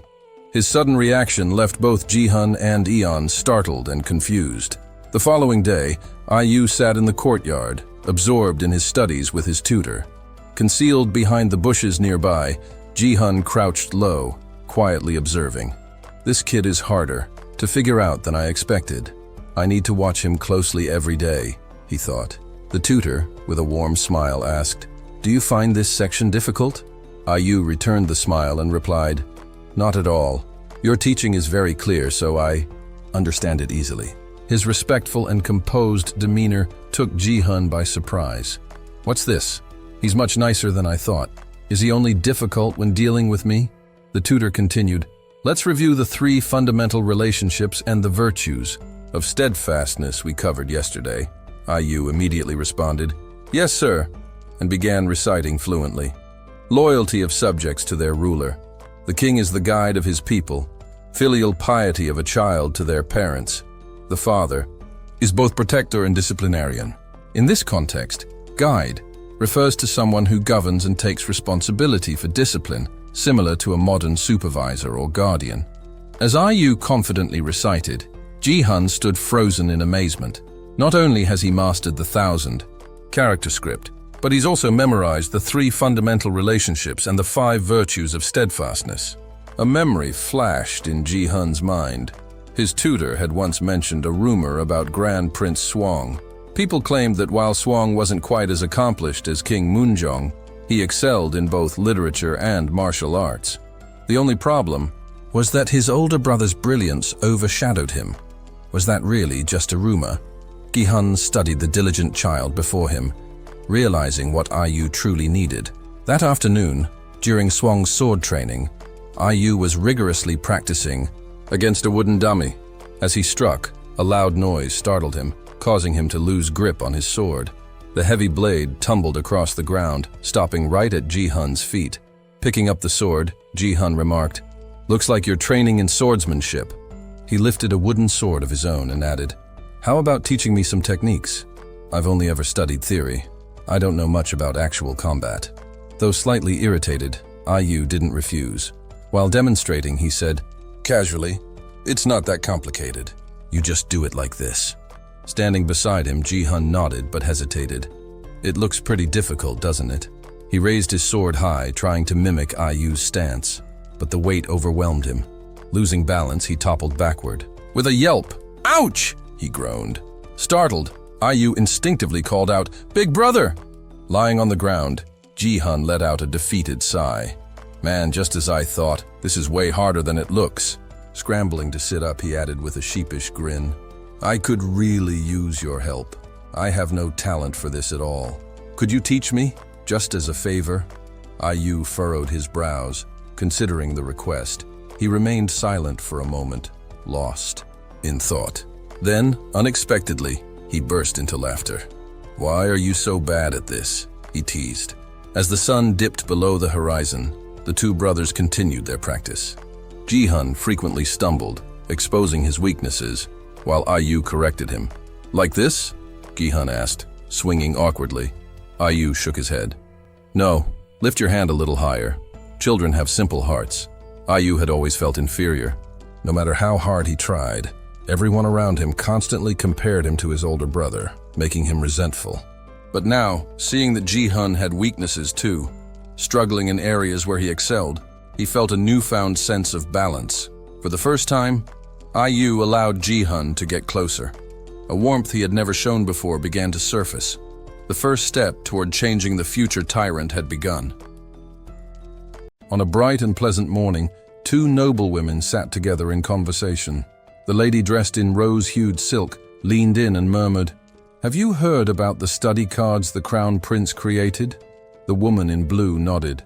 Indeed, I've heard whispers about them. Oh? What have you heard? The lady in pink asked with intrigue. They say these cards make learning far more engaging, the lady in blue replied. A thoughtful expression crossed the lady in pink's face. Do you think these cards could help my son recognize Chinese characters more easily? Her companion smiled, knowingly. Perhaps. Never underestimate the power of word of mouth. That afternoon, the lady in pink approached her husband, a respected court official. Husband, she began, I've been hearing wonderful things about the study cards the Crown Prince designed. Surprised, he raised an eyebrow. How do you know about those? With a slight frown, she answered, I came across the information by chance. But tell me, wouldn't it be beneficial for our son to use them? The official stroked his beard in contemplation. I'm not sure. His wife, however, was determined. Why not request to borrow them from the Crown Prince? The mere thought of an adult asking a child for something made him uncomfortable. That would be humiliating, he grumbled. His wife's eyes narrowed. Is your pride more valuable than our son's education? His future and our family's standing are at stake. As it happened, they weren't the only family intrigued by the study cards. Soon a group of officials gathered and requested an audience with the young crown prince. Upon hearing their request, Jin-ho leaned back with a teasing smile. "Those cards were made for my younger brothers." Desperate, one official stepped forward. "Then please, sell them to us. Name your price." Feigning reluctance, Jin-ho let out a sigh. "If you insist, I suppose I have no choice." He raised 3 fingers. 3 sol. The officials collectively gasped. 3 sol was equivalent to 159 kilograms of white rice, a staggering amount. "What?" one official sputtered. Jin-ho remained unfazed. "Did you not hear me clearly? That's 159 kilograms of rice." Another official, sweating, asked cautiously, "Are you saying these cards are worth that much rice?" Jin-ho chuckled. "It's not just for the cards themselves. Part of the cost covers materials, another portion will be contributed to the national treasury, and the last part is for my own use." The officials exchanged glances. One of them hesitated before asking, "Your own use? What does that mean?" With a composed tone, Jin-ho explained, "Books. Due to various circumstances, books are quite expensive." The room fell silent as the officials pondered his words. Eventually, one of them sighed and said, "Fine. My wife has been pestering me about these cards anyway." As soon as one official agreed, others followed suit. "I'll buy them too." "Count me in. I need those cards for my children." Seeing the eager crowd, Jin-ho grinned. "Then it's a deal." With a newfound source of income secured, he felt triumphant. "Now, I can fully dedicate myself to my interests," he thought. However, another pressing matter remained: his father's health. That evening, in the emperor's private quarters, a lavish meal had been prepared. The emperor scanned the room, ensuring he was alone before reaching for a piece of roasted meat with his chopsticks. Just as he was about to take a bite, a sharp voice rang out. "Father!" Startled, the emperor dropped the meat. The young crown prince stormed in. "Are you eating nothing but meat again?" Jin-ho demanded. Annoyed, the emperor scowled. "What nonsense are you spouting now?" Inside the chamber, the two began their usual argument. "Even a dog would be angry if its meal was interrupted," the emperor muttered. Jin-ho remained unfazed. "But eating properly is crucial for your health." Outside the room, the eunuchs exchanged wary glances. "Should we step in?" one whispered. "Wait until His Majesty gives the order," another advised. Back at the table, the emperor slammed his fist down. "What are you implying? My meal is unhealthy?" Jin-ho crossed his arms. "Let's see." He gestured toward the plates. "Roasted chicken, charred pork, stir-fried beef with onions. Where are the vegetables?" the emperor faltered. "Well, this, Jin-ho smirked. "Exactly." And so, another round of their daily battle had begun. The palace maids knelt, sighing deeply. "Your Highness, please, enough. His Majesty has been under a lot of stress because of you lately." It all began when Jin-ho developed an unusual fixation on the emperor's diet. He became obsessed with what his father ate, constantly monitoring his meals. During the emperor's working hours, Jin-ho would sneak into his chambers, a thick book in hand, rambling endlessly. According to the nutritional guidelines of the Yuan dynasty, a well-balanced diet rich in vegetables is crucial for longevity and overall well-being. His concerns didn't stop at lectures. Jin-ho even took it upon himself to personally supervise the royal kitchen. "This dish has too much salt. Redo it. Cut down on the meat." The chefs, though irritated, had no choice but to obey. Even during mealtimes, he hovered beside his father, muttering, "Too much meat thickens the blood. Thick blood leads to stress. Stress weakens the body. A weakened body affects the mind. And if your mind isn't sharp, what happens to the empire? Chaos." Day after day, meal after meal, the emperor endured his son's relentless nagging, all in the name of father's health. The palace staff noticed the emperor's eye twitching with irritation, a sure sign he was reaching his limit. The maids, still kneeling, braced themselves for the inevitable outburst. As expected, the emperor finally exploded. "You insufferable brat!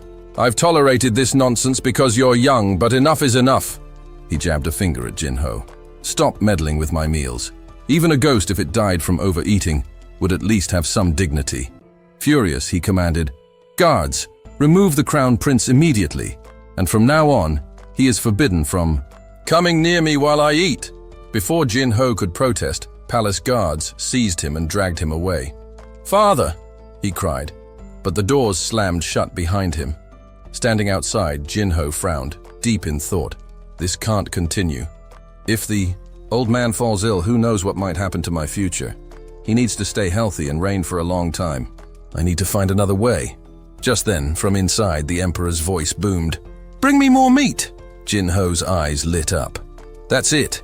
There's still one solution left. Without wasting a second, he rushed to the imperial carpentry workshop. "I need something made," he announced. The royal craftsman immediately got to work, but Jin-ho was relentless in his demands. "It must be rounder, sturdier." "Yes, your highness," the craftsman replied, exhausted from his constant corrections. The palace workers whispered among themselves, puzzled. What on earth is the prince making? Days passed, and the final product was presented to him. Jin-ho picked it up and pressed down on it lightly, only for it to snap in half. His temper flared. "This is unacceptable. Reinforce it. Make it stronger. Try again." The workshop rang with his endless instructions. "Do it again. Rounder. More durable." After several more days of refinement, Jin-ho finally strode into the throne room, holding his newly crafted items with a confident smile. The emperor, seeing his son approach, sighed in exasperation. "What now?" Jin-ho, unfazed, knelt before his father and presented his creations. "Father, I designed these for your health." Skeptical, the emperor narrowed his eyes. "What are these? They look like nothing more than a string and a child's toy." Jin-ho grinned. "No, father. These are carefully crafted health tools. This," he lifted the first item, "is an indestructible jump rope. And this," he held up the second, "is a set of specially designed bells. Together they will ensure you remain in peak physical condition." The emperor raised an eyebrow, suspicious yet intrigued. "And how exactly is this supposed to help me?" Jin-ho, beaming, replied, "Trust me, father. This is a revolutionary health plan." "This is an excellent way to stay in shape, father," Jin-ho declared, holding up a long rope. "It's called skipping." The emperor squinted at the contraption in his son's hands, unimpressed. "Jumping over a rope? And this is supposed to make me healthier?" Jin-ho, undeterred, smiled. "Seeing is believing, father. Allow me to demonstrate." The emperor gestured dismissively. "Go on then." Jin-ho looped a small bell around his neck, then firmly grasped the ends of the rope. He began hopping over it with practiced ease, his movements light and quick. The court officials watched in silence as the young prince performed the simple but rhythmic exercise. After a few rounds, he stopped, slightly out of breath. "And that," he announced, "is how you use a jump rope." The emperor raised a skeptical brow. "And how exactly does that improve my health? It looks like ordinary jumping to me." Jin-ho had expected this. He lifted a thick book, flipping to a page before responding. "Western scholars have found that those who sit for long periods tend to have weaker legs, but skipping helps strengthen the lower body." Then, lowering his voice conspiratorially, he leaned in, glancing at the gathered officials before adding, "It has another benefit too, but I'm not sure how to explain it." That caught everyone's attention. When it came to general wellness, the officials barely reacted. But when Jin-ho hinted at a more personal advantage, every ear in the room suddenly perked up, including the emperor's. The emperor narrowed his eyes. "Are you certain?" Jin-ho nodded earnestly. "Absolutely, father." The emperor stroked his beard, still hesitant. "It seems foolish, but if it truly has such effects." He mulled it over before finally asking, "I just spin the rope and jump over it, correct?" Jin-ho beamed. "Yes, father. Just follow the rhythm of the bell." Turning to the palace steward, he called, "Steward, come here." An elderly attendant hurried forward. "Yes, your highness." Jin-ho unfastened the bell from his neck and handed it over. "Put this on the emperor." The steward bowed. "Understood." Jin-ho's expression softened as he looked at his father. "My greatest wish, father, is for you to live a long and healthy life." The emperor let out a reluctant sigh. With his son making such an emotional appeal, how could he refuse? He stepped into the courtyard. Jin-ho eagerly reached out. Father, let me tie the bell for you, the emperor frowned. Is this really necessary? Yes, it helps with the rhythm. As Jin-ho secured the bell around his father's neck, the emperor caught sight of his reflection in a nearby bronze mirror. He blinked. Wait, this makes me look like a farm animal, doesn't it? Jin-ho hadn't considered that, but once the emperor pointed it out, he couldn't unsee it. A sudden burst of laughter escaped him. The emperor scowled. What's so funny? Jin-ho wiped away a tear, shaking his head. Nothing at all, father. Let's begin. Still skeptical, the emperor picked up the rope. This feels ridiculous. You'll get used to it, Jin-ho assured him. Hesitantly, the emperor swung the rope over his head and jumped, once, twice. By the third attempt, he was already winded. Panting, he turned to the steward. How many times was that? The steward, after a quick count, answered dutifully. 9, Your Majesty. The emperor's eyes widened. Only 9. Jin-ho crossed his arms. You must keep going, father. The goal is 100. The emperor groaned. That many. Can't we lower the target since I'm just starting? Jin-ho shook his head firmly. No, father. You must persist. He straightened, his voice filled with determination. I will not leave until you reach 100. The emperor nearly choked. Word of the emperor's unusual new exercise quickly spread through the palace. It became a favorite topic of gossip among the officials. One day, a group of courtiers huddled together, whispering. Suddenly, one of them rushed over, looking urgent. Are you all still standing around? He asked breathlessly. 2 royal physicians exchanged glances. What's happened? The official took a deep breath before announcing gravely. The emperor coughed. One of the physicians frowned. His Majesty often coughs around this time. What's so unusual about it? The official leaned in, lowering his voice. It's not the coughing that's concerning. It's what happened after. The group held their breath. The official's eyes darted around before he revealed in a hushed tone, right after coughing. His Majesty ran straight to the plum blossom chamber pot. A stunned silence followed. For context, the plum blossom chamber pot was an exclusive royal commode, reserved only for the emperor's use. The news spread like wildfire. Ever since the emperor incorporated jump rope into his daily routine, noticeable transformations had taken place. Previously plagued by sluggish digestion, he now found himself more regular, much to the delight of the palace maids, who whispered about his improved well-being. But that wasn't all. He had begun working late into the night, managing state affairs with renewed energy. And, most intriguingly, he had been paying far more visits to the Empress's chambers than before. Whispers quickly circulated among the court. Have you heard? His Majesty has taken up jump rope, and now he uses the plum blossom chamber pot right after coughing. Another official chimed in. His complexion is looking much better these days. Do you think it's connected? A third official, stroking his beard, nodded gravely. It must be. Ever since he started exercising, the changes are undeniable. At that, the gathered officials fell silent, each contemplating their own declining health. I haven't been feeling great myself lately, one admitted. Same here. I haven't slept well in weeks and my wife won't stop complaining. Their eyes met in mutual understanding. Then, one afternoon, while Jin-ho was quietly engrossed in his studies, a commotion erupted outside. A frantic voice called out, "Crown Prince?" Startled, Jin-ho looked up to see a swarm of court officials rushing toward him, their expressions desperate. "What's the matter?" he asked, taken aback. Without hesitation, one of them blurted, "We need more jump ropes. We'll pay in rice. Just name your price."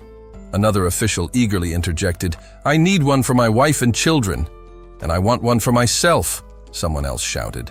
The scene quickly devolved into chaos, resembling an overcrowded marketplace. Jin-ho had to raise his voice to restore order. One at a time, speak one by one. He had never expected such overwhelming demand. Without wasting time, he rushed back to the woodworking shop and declared, "We're scaling up production. From now on, each of you will have a dedicated task. Rope making, handle crafting, bell attachment. Everyone has a role." The artisans, tears welling in their eyes, could only sigh in resignation. "Crown Prince, you're working us to the bone." But Jin-ho wasn't finished. "Prepare yourselves. We need to produce 500 more." Despair swept through the workers. Just kill us now. We're human too. And still, he wasn't done. He pulled out another design and handed it to a servant. Take this to the royal tailor. The servant squinted at the unfamiliar sketch. Your Highness, what is this? Jinho grinned. Jumping rope in traditional robes is inconvenient, so I've designed something better, exercise pants. And just like that, his innovations revolutionized the court's approach to fitness. Households across the kingdom began jumping rope together, their health improving by the day. Husbands grew stronger, wives became happier, and children followed suit, turning exercise into a family activity. People sang praises. Who would have thought something so simple could change our lives? The Crown Prince is truly a visionary. But while Jinho basked in the rewards, amassing an impressive stockpile of rice in his private storage, there were murmurs of dissent among the old guard officials. This Crown Prince, his reputation is growing too quickly. I hear he's selling these contraptions even to the highest ministers, one sneered. Another nodded gravely. A true nobleman does not hoard wealth for himself. One senior official, however, silenced the room with a raised hand. Patience. A small spark can ignite a great fire. If he lets his ambition cloud his judgment, he will eventually bring about his own downfall. The others exchanged knowing glances and nodded. The Crown Prince's rise was impressive, but would it last? As the days passed, preparations for the journey to Beijing were finally complete. Unlike previous diplomatic missions, where merchant caravans traveled alongside the envoy, the Minister of Foreign Trade proposed a new approach. King San, upon hearing the idea, turned to his advisors. Take Honk's proposal into account, he instructed. Ensure that our envoy conveys this suggestion to the Ming court. With that, the envoy embarked on their journey, and time continued to pass. Within the palace walls, Young stood alone in the courtyard, gazing at the vast sky, lost in thought. His quiet moment was abruptly interrupted by a cheerful voice. Hey, Young! Look at this! Do you know what it is? Turning toward the voice, he saw Princess Yong-su, the elder sister of King Mong, holding a tray of exquisitely shaped, colorful sweets. Hyong furrowed his brow, thinking carefully before hesitantly answering. Is it Yagua? Yong-su burst into laughter, playfully smacking his back. Wrong! It's dosik, she corrected with amusement. You've been studying for 100 days and you still don't know this. Dosik was a traditional Korean sweet, often served with tea. With a teasing grin, she continued, You should take a break from burying your nose in books all day. If you keep this up, you'll end up looking just like father. At the mention of their father's round, plump figure, Hyung instinctively flinched, his expression twisting in frustration. I'm still better off than you, he shot back. Yong-su, unfazed, strolled past him with an easy smile. I wouldn't be so... Sure, she quipped. Anyway, study hard today. As she passed by the palace eunuchs, she greeted them with polite grace. Good morning, Grand Eunuch. The elder eunuch, bowing respectfully, replied, Did your highness sleep well last night? In the Joseon court, princesses held esteemed titles, being the cherished daughters of kings. As Hyung walked away, he muttered to himself, She's always like this. But I guess that's normal at her age. His thoughts lingered on his sister, the ever-radiant Princess Yong-su. But even as she smiled in the distance, an ominous realization struck him. In just 2 years, the entire palace would be plunged into grief. Yong-su was fated to succumb to smallpox. Once a feared and deadly disease, smallpox had ravaged humanity for centuries. It caused severe fever, painful rashes, and left survivors permanently scarred.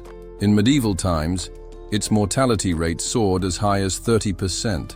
Among the 3 great disasters of the world, tigers, war, and smallpox, the latter was the most relentless. When Princess Yong-su fell ill, King San was devastated. She was his firstborn daughter, his pride and joy.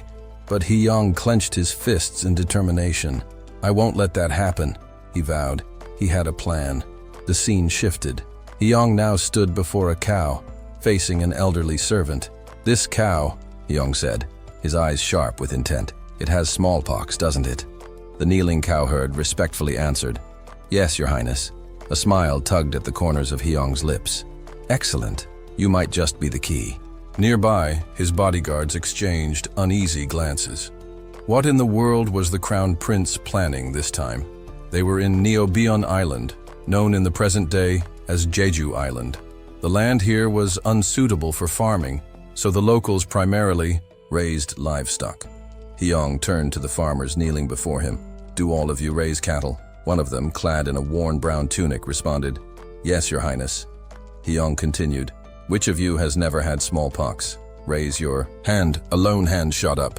"That would be me, Your Highness," the man said. Hyang's eyes narrowed. "And have you remained free of smallpox even after years of raising cattle?" The farmer nodded. "Yes, Your Highness. I've never caught it." Hyang's curiosity deepened. "Has Neo-Beon Island ever experienced a smallpox outbreak?" The farmer nodded again. "Yes, Your Highness. Every year, before the cold season begins." Hyang frowned.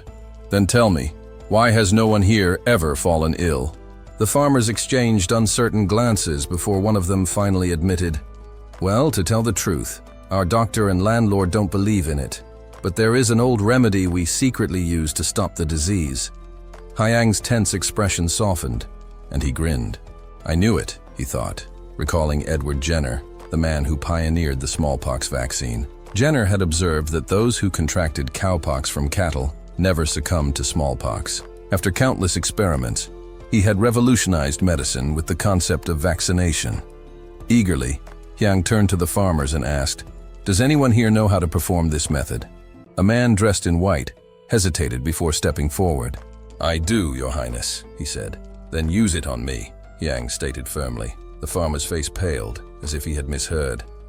What did you say, Your Highness?" Hyang, unwavering in his decision, held out a needle.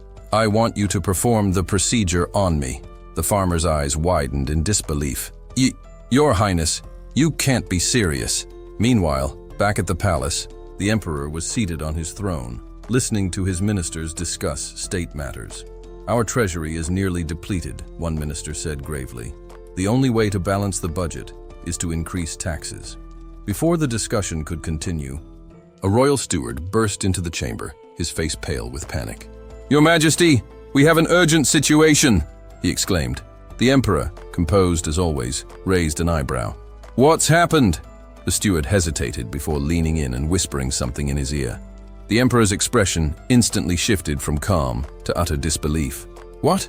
Where is the crown prince now?" he demanded, standing abruptly. The ministers, caught off guard by their ruler's sudden distress, murmured among themselves. "What's wrong? What happened?" The steward quickly explained. "His Highness has just returned to the palace." Without hesitation, the emperor rushed out of the chamber, his robes billowing as he stormed through the corridors. "Hyang!" he called desperately. The startled servants and officials hurried after him, watching their normally composed ruler race through the halls in near panic. When the emperor finally caught sight of his son in the distance, he shouted again, "Hyang!" Hyang, puzzled by the commotion, turned around just as the emperor ran up to him, breathless and wide-eyed. "Are you hurt?" the emperor asked urgently, scanning his son for injuries. Hyang blinked in confusion. "No, father. What's going on?" The emperor's expression darkened, and he turned sharply to the steward. "Explain. Now." The steward fumbled with his words, nervous under the emperor's intense gaze. "Your Majesty, I merely repeated what Yiko had told me." The emperor's eyes narrowed. "Yiko, come forward and tell me exactly what happened." A eunuch immediately fell to his knees, bowing so low his forehead touched the floor. "Your Majesty, I deserve punishment, but I swear I spoke the truth." The emperor's patience snapped. "Are you trying to make a fool of me?" Just then Hyang spoke up. "Father, please don't blame him. This is all a misunderstanding. It has to do with Neo-Beon Island." The emperor turned to his son, his expression demanding an explanation. "What do you mean?" Hyang exhaled, realizing this would be difficult to explain. "It's about an illness that sometimes spreads among the people of Rowan." The emperor's eyes narrowed. "Are you referring to smallpox?" Hyang's face lit up. "Exactly. I've been reading medical books from China, and I found a method to prevent it.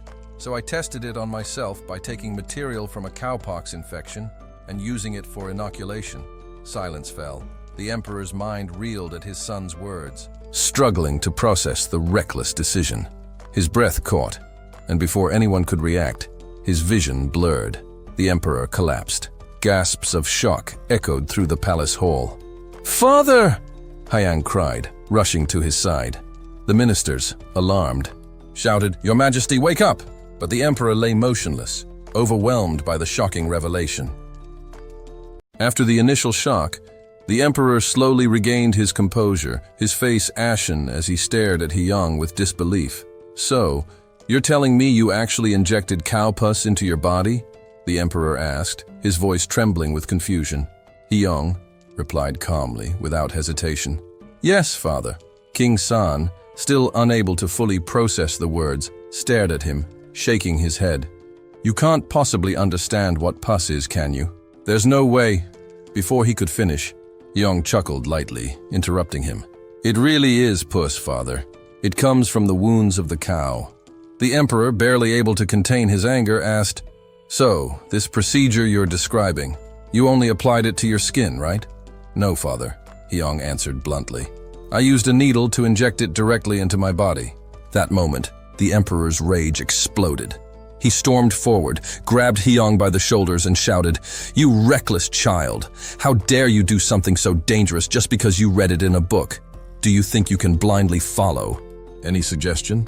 Hyang, trying to explain himself, said, "Father, I'm fine. An experienced person performed the procedure on me." The emperor, still stunned, asked, "What?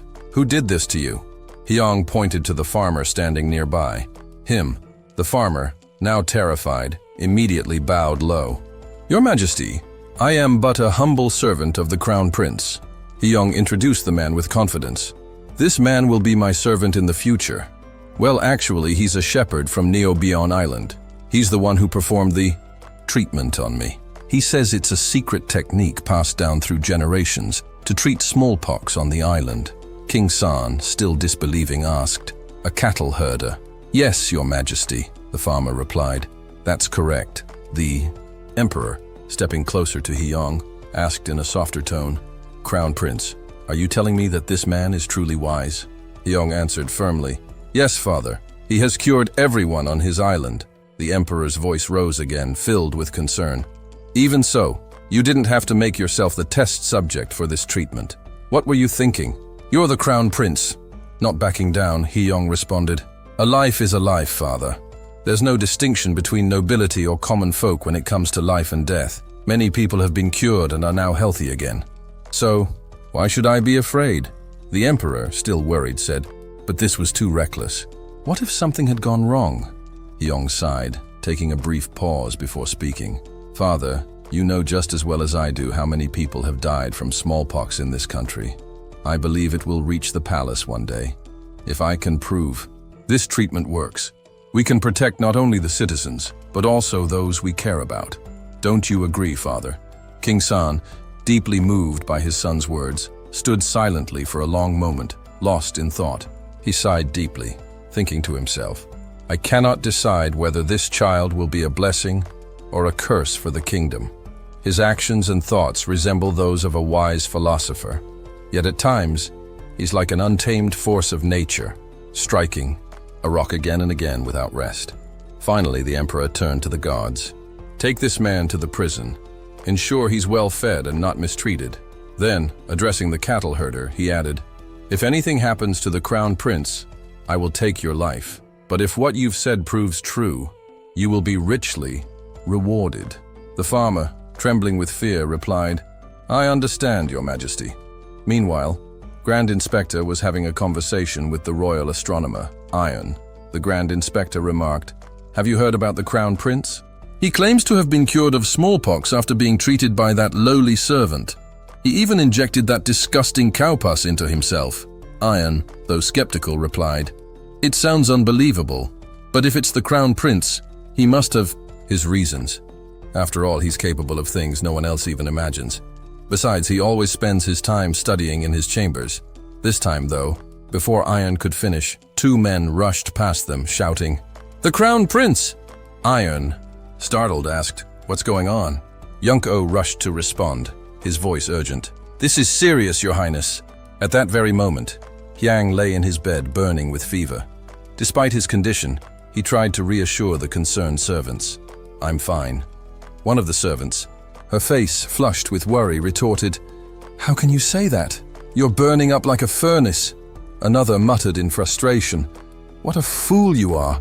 Meanwhile, in the prison, So Ado was tied to a chair.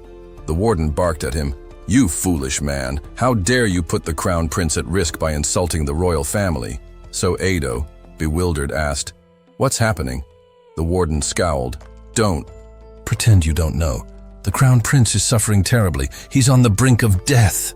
So Ado, realizing what the warden was talking about, responded calmly, "Ah, you must be referring to the fever." The warden, surprised, asked, "How do you know about that?" So Ado answered nonchalantly, "There's no need to panic. It's common for a high fever to last up to 5 days. But after about 10 days, the fever will break and the crown prince will be fine, as if he's been cleansed." The warden, still skeptical, didn't believe it. But as the days passed, So Ado's prediction proved true. After exactly 10 days, Hyang recovered completely, as if nothing had happened. Later, in the palace, Hyang stood proudly before the emperor, announcing, "Father, I've completely overcome the threat of smallpox." The emperor, deep in thought, responded cautiously, "I can't be sure of that from just this incident." Hyang persisted, "Then let me go to a place where smallpox is spreading, and I'll prove it to you." The emperor immediately rejected the idea. "No, absolutely not." But Hyang pressed on. "How about this, father? Let's use this method to treat people in areas affected by smallpox. I'm confident that once explained, people will be cured after receiving the treatment." At that moment, the Grand Inspector spoke up from behind. "We cannot proceed with this, Your Highness. This could just be a coincidence. Furthermore, isn't the Crown Prince's method essentially forcing people into treatment?" Hyang was quiet for a moment before responding. "Grand Inspector, this method has been used by So Ado and his family for decades. How can you call it a coincidence? And since we're offering this treatment voluntarily, there's no coercion involved. Everything in this world advances through trial and error." Hyang's voice grew firmer. "If we don't try to overcome our fear of failure, how will our kingdom ever progress?" No one responded. The Grand Inspector stood silently, clearly frustrated. Following Hyang's suggestion, they focused on the regions most affected by smallpox, and the treatment began. Those who feared the disease the most eagerly took part. The method's effectiveness was soon proven. In addition, King Sejong ordered a dual investigation to coincide with the smallpox vaccination campaign, combining it with a population census to further verify the method's success. Once the results confirmed its effectiveness, King Sejong allowed the treatment to be implemented throughout the entire Joseon kingdom. One day, as Hyang walked through the palace, a voice called out to him, "Hyang, do you know what this is?" Turning around, Hyang saw it was his sister, Yongsu. Hyang smiled and replied, "It's sugwa, traditional Korean sweets." Yongsu grinned. "That's right. To reward you, I'll perform a little show with these." Though Yongsu wasn't particularly skilled with instruments, she played anyway. Hyang patiently listened, trying his best to endure the performance. Yongsu teased him, "You shouldn't spend all your time studying. Appreciate the arts a little more. And by the way, have you gained a bit of weight recently?" Just then, someone came to fetch her. "Princess, it's time to go." Yongsu waved cheerfully. "See you later, Hyang." Hyang watched her go, a smile spreading across his face. She always speaks her mind and leaves so quickly, he thought, feeling warmth in his heart. Watching his sister walk away, healthy and happy, Hyang whispered to himself, "It's good to see you well, sister." With the smallpox crisis now largely under control, Hyang turned his attention to matters of state. He began organizing medical case notes and compiled them into a volume, a compendium of traditional Korean healing practices and agricultural insights. He even authored a separate book detailing farming techniques, tailored to the unique climate of Jian. But Hyang didn't stop there. He submitted proposals covering a wide range of reforms, including a project to redraw the kingdom's official maps. Watching his progress unfold, Hyang couldn't help but smile with pride. All of this, he thought, is laying the groundwork for a more efficient, better-governed nation. Though certain ministers occasionally voiced complaints, Hyang often dismissed their protests without a second thought.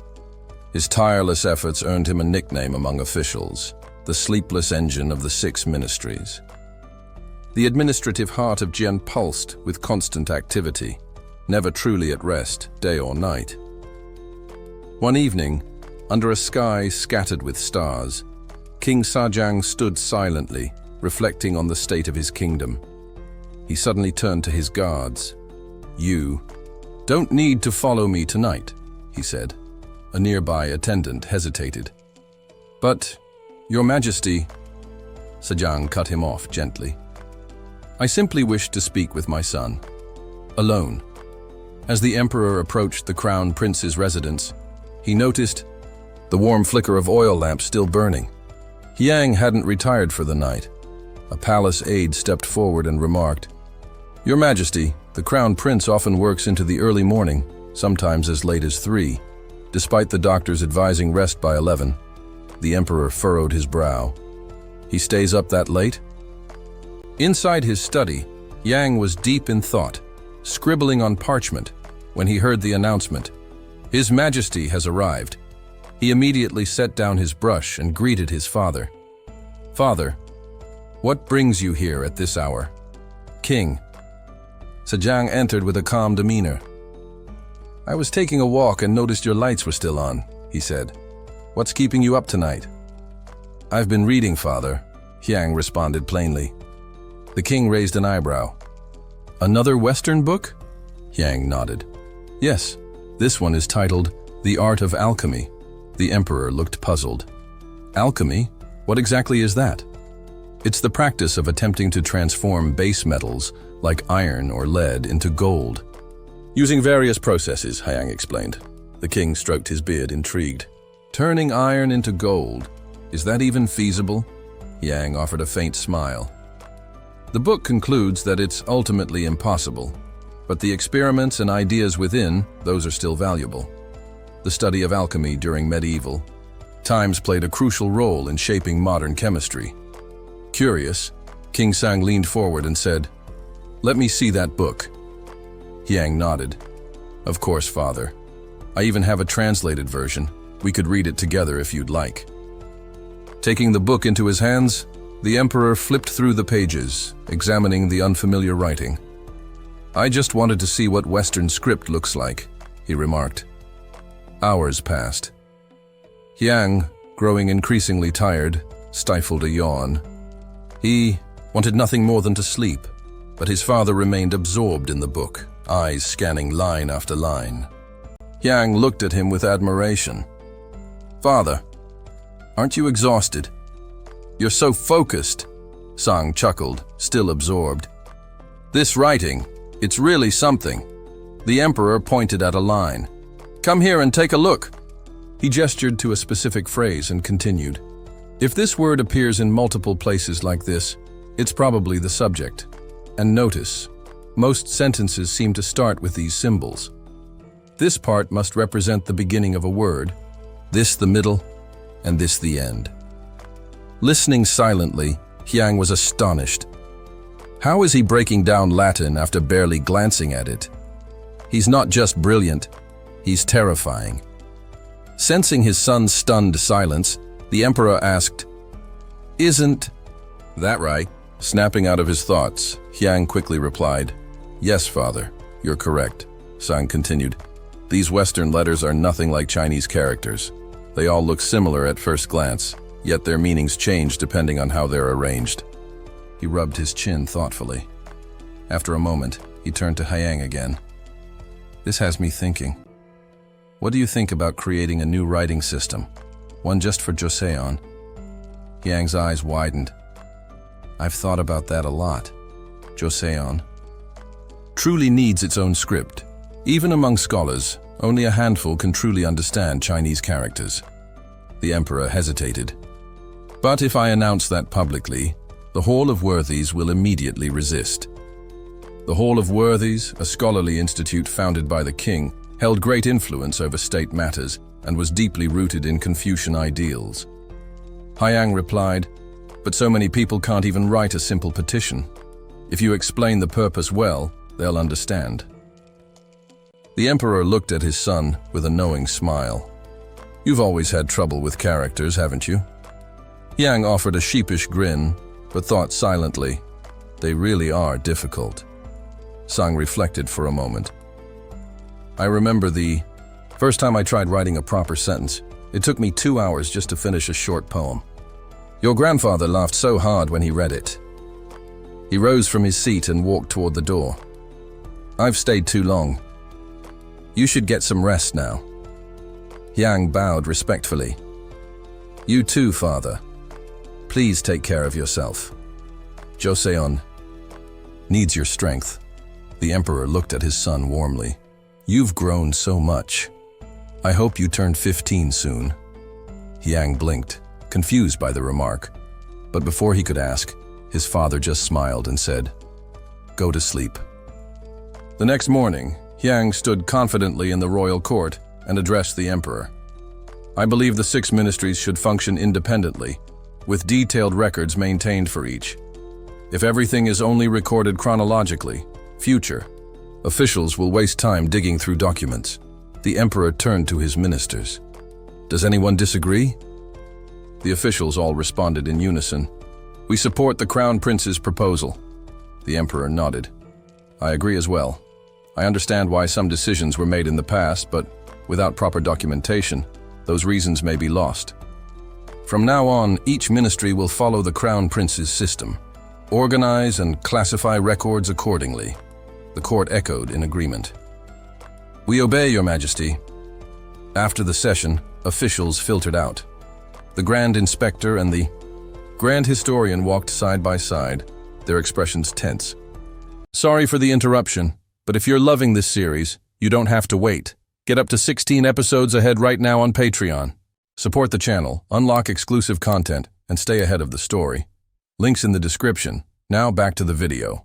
This is getting out of hand, the historian muttered. Now the Crown Prince wants to control how we document everything? The Grand Inspector grumbled. Exactly. Aren't the official annals and the Secretariat journals enough? We already document the king's daily life. Why add more? The historian nodded.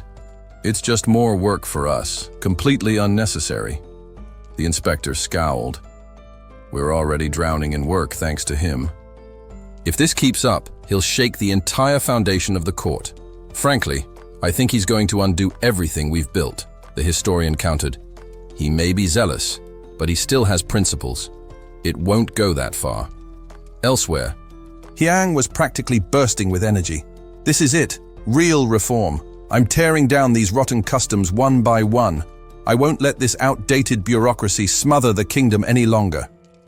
Back with the 2 ministers, the inspector added. But think about it, all of his changes defy tradition. What if he brings back a dangerous precedent? A sharp voice interrupted them. That won't happen.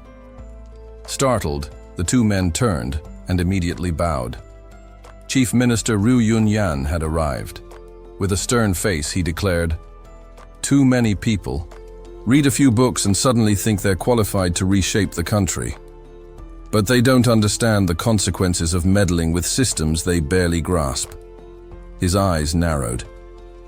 If the Crown Prince ever crosses the line, if he undermines everything we've worked for, I won't just stand by, even if he's the heir to the throne. The scene shifts to the royal court, where King Sajang formally opened the day's session. I imagine the return trip from the Ming court was no easy feat, the king remarked. Thank you for your concern, Your Majesty, the Grand Inspector answered with a respectful bow. King Sajang moved on. What is the latest update on the Rosen embassy? Another official stepped forward. Following negotiations, the Ming authorities have approved the establishment of a Rosen embassy in Shandong province. The king nodded, visibly pleased. That's encouraging. Was there anything noteworthy during the trip? The official continued. Yes, Your Majesty. A number of Ming merchants expressed strong interest in purchasing paper from Joseon. Paper? The Crown Prince echoed, slightly leaning forward. Yes, Your Highness, the Grand Inspector affirmed. Our paper is considered far superior in both texture and durability compared to Ming products. They've asked that we bring larger quantities on our next visit. King Sajang took a thoughtful pause, considering whether to order an increase in production at the royal paper mills. Understood. You may take your seat." Just then Hyong, emboldened by the moment, spoke up. "Your Majesty, if I may." With that single sentence, tension swept across the court. The surrounding officials shifted uncomfortably, some breaking into nervous whispers. What now? They all wondered. King Sajang eyed his son. "Must it be said now?" "Yes, father." Hyong replied firmly, his voice calm but resolute. With a sigh that suggested resignation more than annoyance, the king gave him permission. "Very well. Speak." "I propose that we shut down the paper mill." Shock thundered through the hall like a drumbeat. Mouths fell open, murmurs buzzed through the room like hornets. The Crown Prince's suggestion seemed utterly absurd, especially at a time when their paper was gaining international recognition. Many thought he'd finally lost his senses. Wasn't this the same Crown Prince who had previously pushed for economic innovation? Hyong narrowed his eyes and muttered under his breath, "Enough. Let me finish." Clearing his throat, he addressed the court again. "This isn't a contradiction of my principles. It's an extension of them." King Sajang, curious despite the uproar, asked, "Then explain your logic." Hyong bowed slightly and began. "As you're aware, Joseon's paper owes its reputation to the brilliance of our craftsmen. Yet these very artisans live in poverty. Their wages are so meager, many have been forced to take on additional jobs or leave the craft altogether. Some now work the fields or have moved into unrelated trades." Ryu Yunyan's expression darkened, clearly displeased with where this was heading. Hyong pressed on. "If we increase their workload without addressing their compensation, we risk losing even more of them." Ryu interrupted sharply. "This is a result of laziness, not poverty. Look at the artisans in our royal armories. They're granted a 9th rank status and appropriate wages. You rarely see resignations among them." Visibly frustrated, Hyong countered, "And are you saying that those officials don't receive other, more informal benefits? Even your own residence, Lord Ryu, is visited day and night by petitioners and guests." Ryu's voice was calm but defiant. "They come in gratitude. That's simply the custom." "I'm not criticizing the custom," Hyong replied. "But how can we expect paper craftsmen, who receive none of these expressions of goodwill, to pour their hearts into work that doesn't sustain them? If we allow their hardships to continue, not only will we fail to improve our production techniques, we'll lose an entire generation of artisans. The tradition itself will vanish." The room went silent. At last, King Sajang spoke. "The Crown Prince makes a valid point, but..." Ryu Yunyan wasn't finished. "Does the Crown Prince realize it was King Taejong himself who ordered the creation of the paper mill?"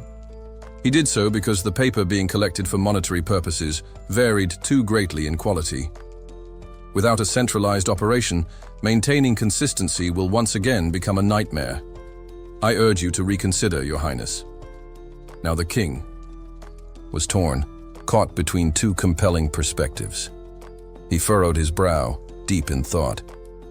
What now? He wondered. Hyong turned to him and gave the faintest nod. "You already know the answer, father. Trust yourself." Suddenly, the atmosphere in the court shifted. Hyong's confident expression dimmed as he studied his father's face.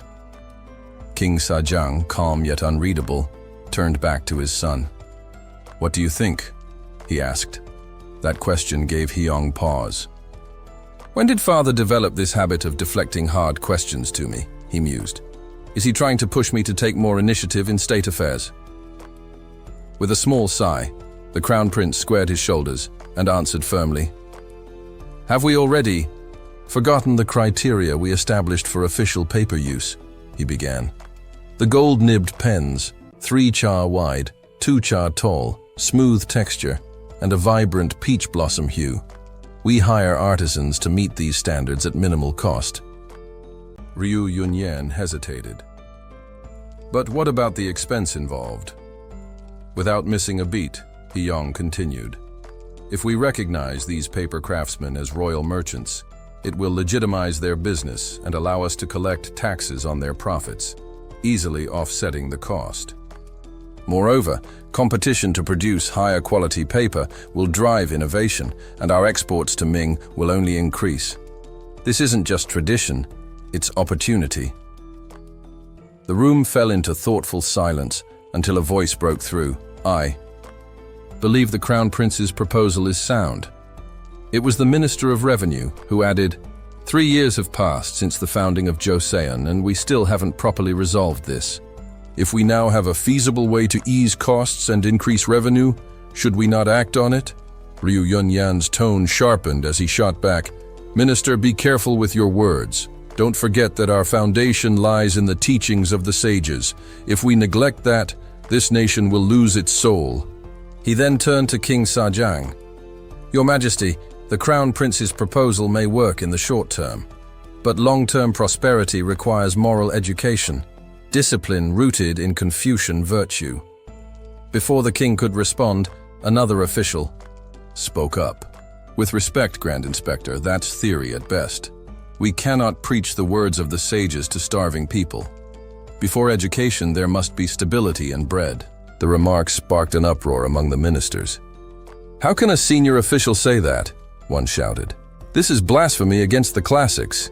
Hyung watched the unfolding chaos with a smirk. This is better than a play. I should invent popcorn for moments like this. He turned his gaze to the king. Now let's see what father decides. King Sajang, raising his hand slowly, signaled for silence. The room quieted instantly. I've heard enough, he said, his voice echoing through the hall. It is indeed true. Education is vital. But we must not forget the people's survival comes first. I expect each of you to bring me several plans, ones that balance both needs. No one dared to object. They bowed in unison. We will obey your Majesty's command, the king continued. Regarding the paper mill, I believe the Crown Prince's observations are valid, but an immediate shutdown would be reckless. Instead, devise a thorough strategy and submit your recommendations to me. Again, the ministers replied in unison, Yes, Your Majesty.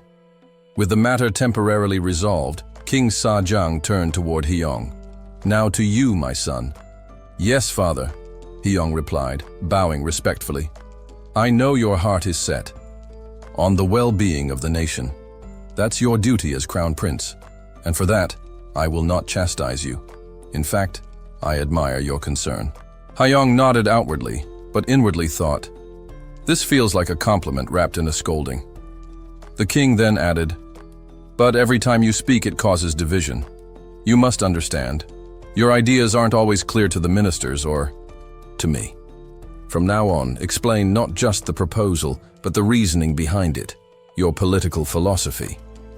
At the mention of political philosophy, Ryu Yunyan's expression darkened. The king continued, You will do this in the main hall. Present your thoughts before all ministers of rank 3 and above. Can you handle this? Excitement flashed in Hyung's eyes. So he wants me to present formally now. That means he's taking me seriously. With confidence, he answered, Yes, father. Give me 5 days to prepare.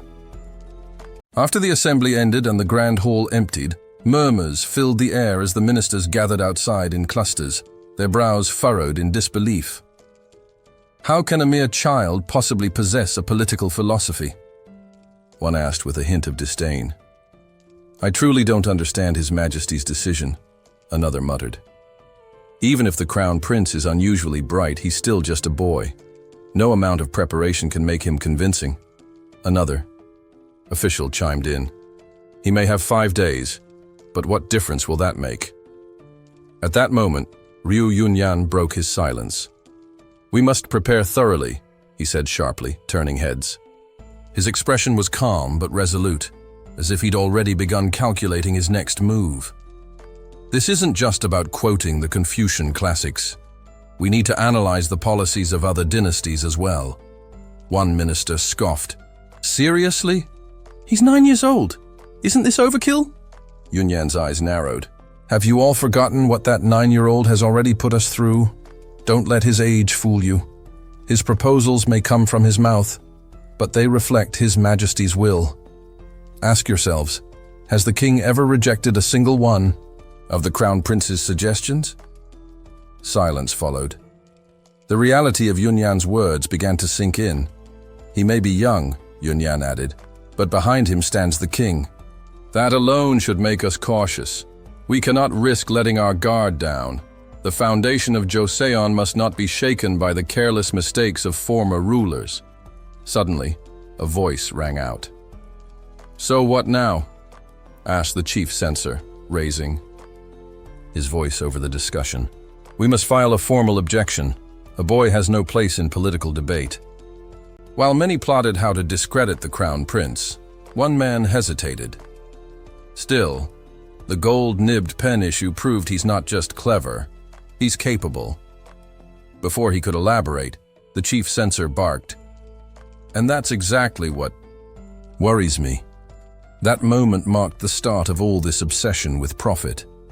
I should have stood against it then, but I didn't. And now, it's too late. With rising urgency, he declared, "We need to submit a memorial immediately, rejecting the Crown Prince's involvement." The others echoed their agreement, rallying around him as they stormed out to take action. Elsewhere, in a private chamber, an official debriefed King Sang on the backlash. "Your Majesty, the majority of officials seem displeased with the Crown Prince's initiative." The king frowned, tugging at his earlobe, clearly exasperated. "Why are they all so stuck in their ways?" The official continued. "What's more disappointing is that even the younger officials, those from the censorate and inspectorate, mirror the elders. I expected Yunyan's opposition, given his status. But the younger ones? They're blindly following outdated dogma."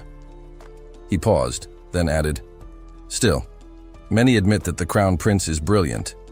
His drive and intellect are clear." The king's expression darkened. "Is there no one left I can trust to think for themselves?" Back in the palace, Crown Prince Hyong sat deep in thought, mentally replaying the events of the past days. "We're sorely lacking talent," he muttered. "Those fossilized ministers are too set in their ways." A nearby eunuch looked puzzled. "Pardon, Your Highness. What do you mean by fossilized?" Hyong shook his head. "Forget it. I wasn't speaking to you." He exhaled slowly, his mind racing. "This isn't some declining dynasty in its final years. We're just at the beginning of Joseon. Shouldn't the ruling elite be more open-minded?" He clenched his fists. "They'll dismiss me no matter what. I say, just because I'm a child. And now Father wants me to present in front of the third rank and above, the highest ministers." But rather than discouragement, a fire lit in his eyes. "Fine," he said to himself. "I'll give them a taste of what modern leadership really looks like. Let's see how they handle some 21st century strategy." He turned to the eunuch. "I need to prepare a few things. Take me to the Bureau of Graphics, and then to the weapons storage." The eunuch bowed. "As you command, Your Highness." Though inwardly, he couldn't help but wonder what new idea the young prince was planning to unveil. 5 days later, the grand hall at Gyeongbokgung Palace was filled to the brim. The atmosphere buzzed with a mix of anticipation and tension. 2. Ministers greeted each other politely as they waited. "Minister Cha," one said with a smile. "It's been too long." "Minister Park," the other replied warmly. "When did you return to the capital?" "I just got back yesterday," Park replied casually. Their conversation naturally shifted to the reason for their assembly. "So His Majesty gathered us here, just to listen to the Crown Prince's opinions on governance?" Sue asked, clearly unimpressed. "What a pointless exercise." Yun Hyeon, standing nearby, let out a soft sigh. "You're not the only one who thinks so. I doubt many here see this as a valuable use of time." Before the grumbling could grow louder, a voice echoed through the hall. "His Majesty the King is entering." King Junyan strode into the hall with deliberate authority and ascended the throne without delay. His expression was firm as he addressed the ministers. "As you are all aware, The Crown Prince has submitted various proposals of late. However, to truly assess the merit of these suggestions, we must understand the principles that guide them. That is why I've gathered you today, to hear, directly from him, the philosophy behind his politics. Listen closely and offer your guidance, so he may not stray from the righteous path. The ministers bowed their heads in unison. Yes, Your Majesty. Moments later, the sound of steady footsteps filled the chamber. Crown Prince Hyon entered with a composed demeanor, followed by servants carrying several curious-looking objects. A few ministers exchanged puzzled glances. "What's he brought with him?" one whispered. Standing before his father, Hyon bowed deeply. "Thank you, Father, for granting me this chance to speak." The king gave a slight nod. "You may begin." Hyon signaled to his attendants, who promptly revealed a reform proposal scroll, then handed him what looked like a small device. Taking hold of it, he addressed the audience. "Testing, 1, 2. Can everyone hear me?" The sudden amplification of his voice startled the room. "What is that device?" someone murmured. "Why is he so loud?" said another. Ignoring their reactions, Hyon pressed forward with energy. "Thanks to my father's permission, I am able to address all of you here today. I won't waste time with pleasantries. Let me share my political philosophy directly." The room grew still, curiosity replacing skepticism. As rulers, our responsibility should be to ensure the best outcome for all of humanity. That is my guiding principle. Interestingly, this is not a new idea. It was the very foundation upon which King Hwanggeon built the Goryeo dynasty. The true royal way puts the people at the center of governance. He gestured to a diagram being unfurled beside him. But how can our people thrive when most of the land is steep and mountainous, leaving so little space for farming? Our citizens crowd the limited plains and poverty deepens.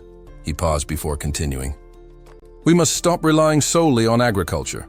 We need to promote crafts and trade. Only by doing so can we strengthen our economy and acquire what we lack from abroad. Some ministers sat speechless, others chuckled at the audacity of it. A few leaned forward, intrigued. "And now," Hyon said, "we come to institutional reform." With confidence, he pointed to another set of illustrations. "We must overhaul the 6 existing ministries. In their place, I propose we establish 3 core bodies: the legislature, the executive, and the judiciary. These branches will distribute power more efficiently and maintain balance." He moved on. Local governance must also change. No longer should one official carry all responsibilities. Tasks must be shared and delegated properly. "And finally," Hyon said, raising his voice slightly, "we must uplift the people through education. A strong, educated population is key to national prosperity. Let's provide basic instruction to all and implement systems that prevent wealth hoarding. That means revising land laws, exploiting natural resources like gold and silver, and ensuring fair taxation."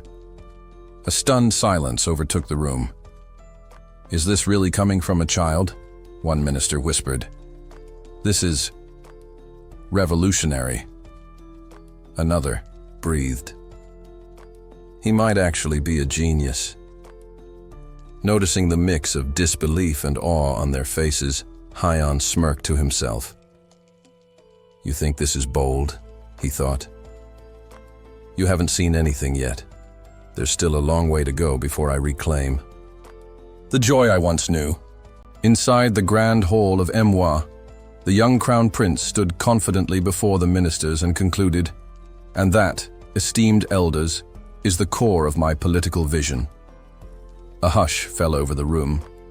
The elderly ministers, once skeptical, now stared at the boy in stunned silence. He was only 9, yet he spoke like a seasoned statesman. Even King Junan couldn't help but express admiration. "Remarkable," he murmured. "Did you devise all of this on your own?" Yang offered. A modest smile.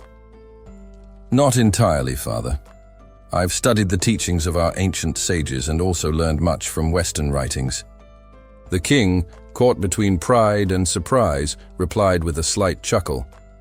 You've raised points that hadn't even crossed my mind.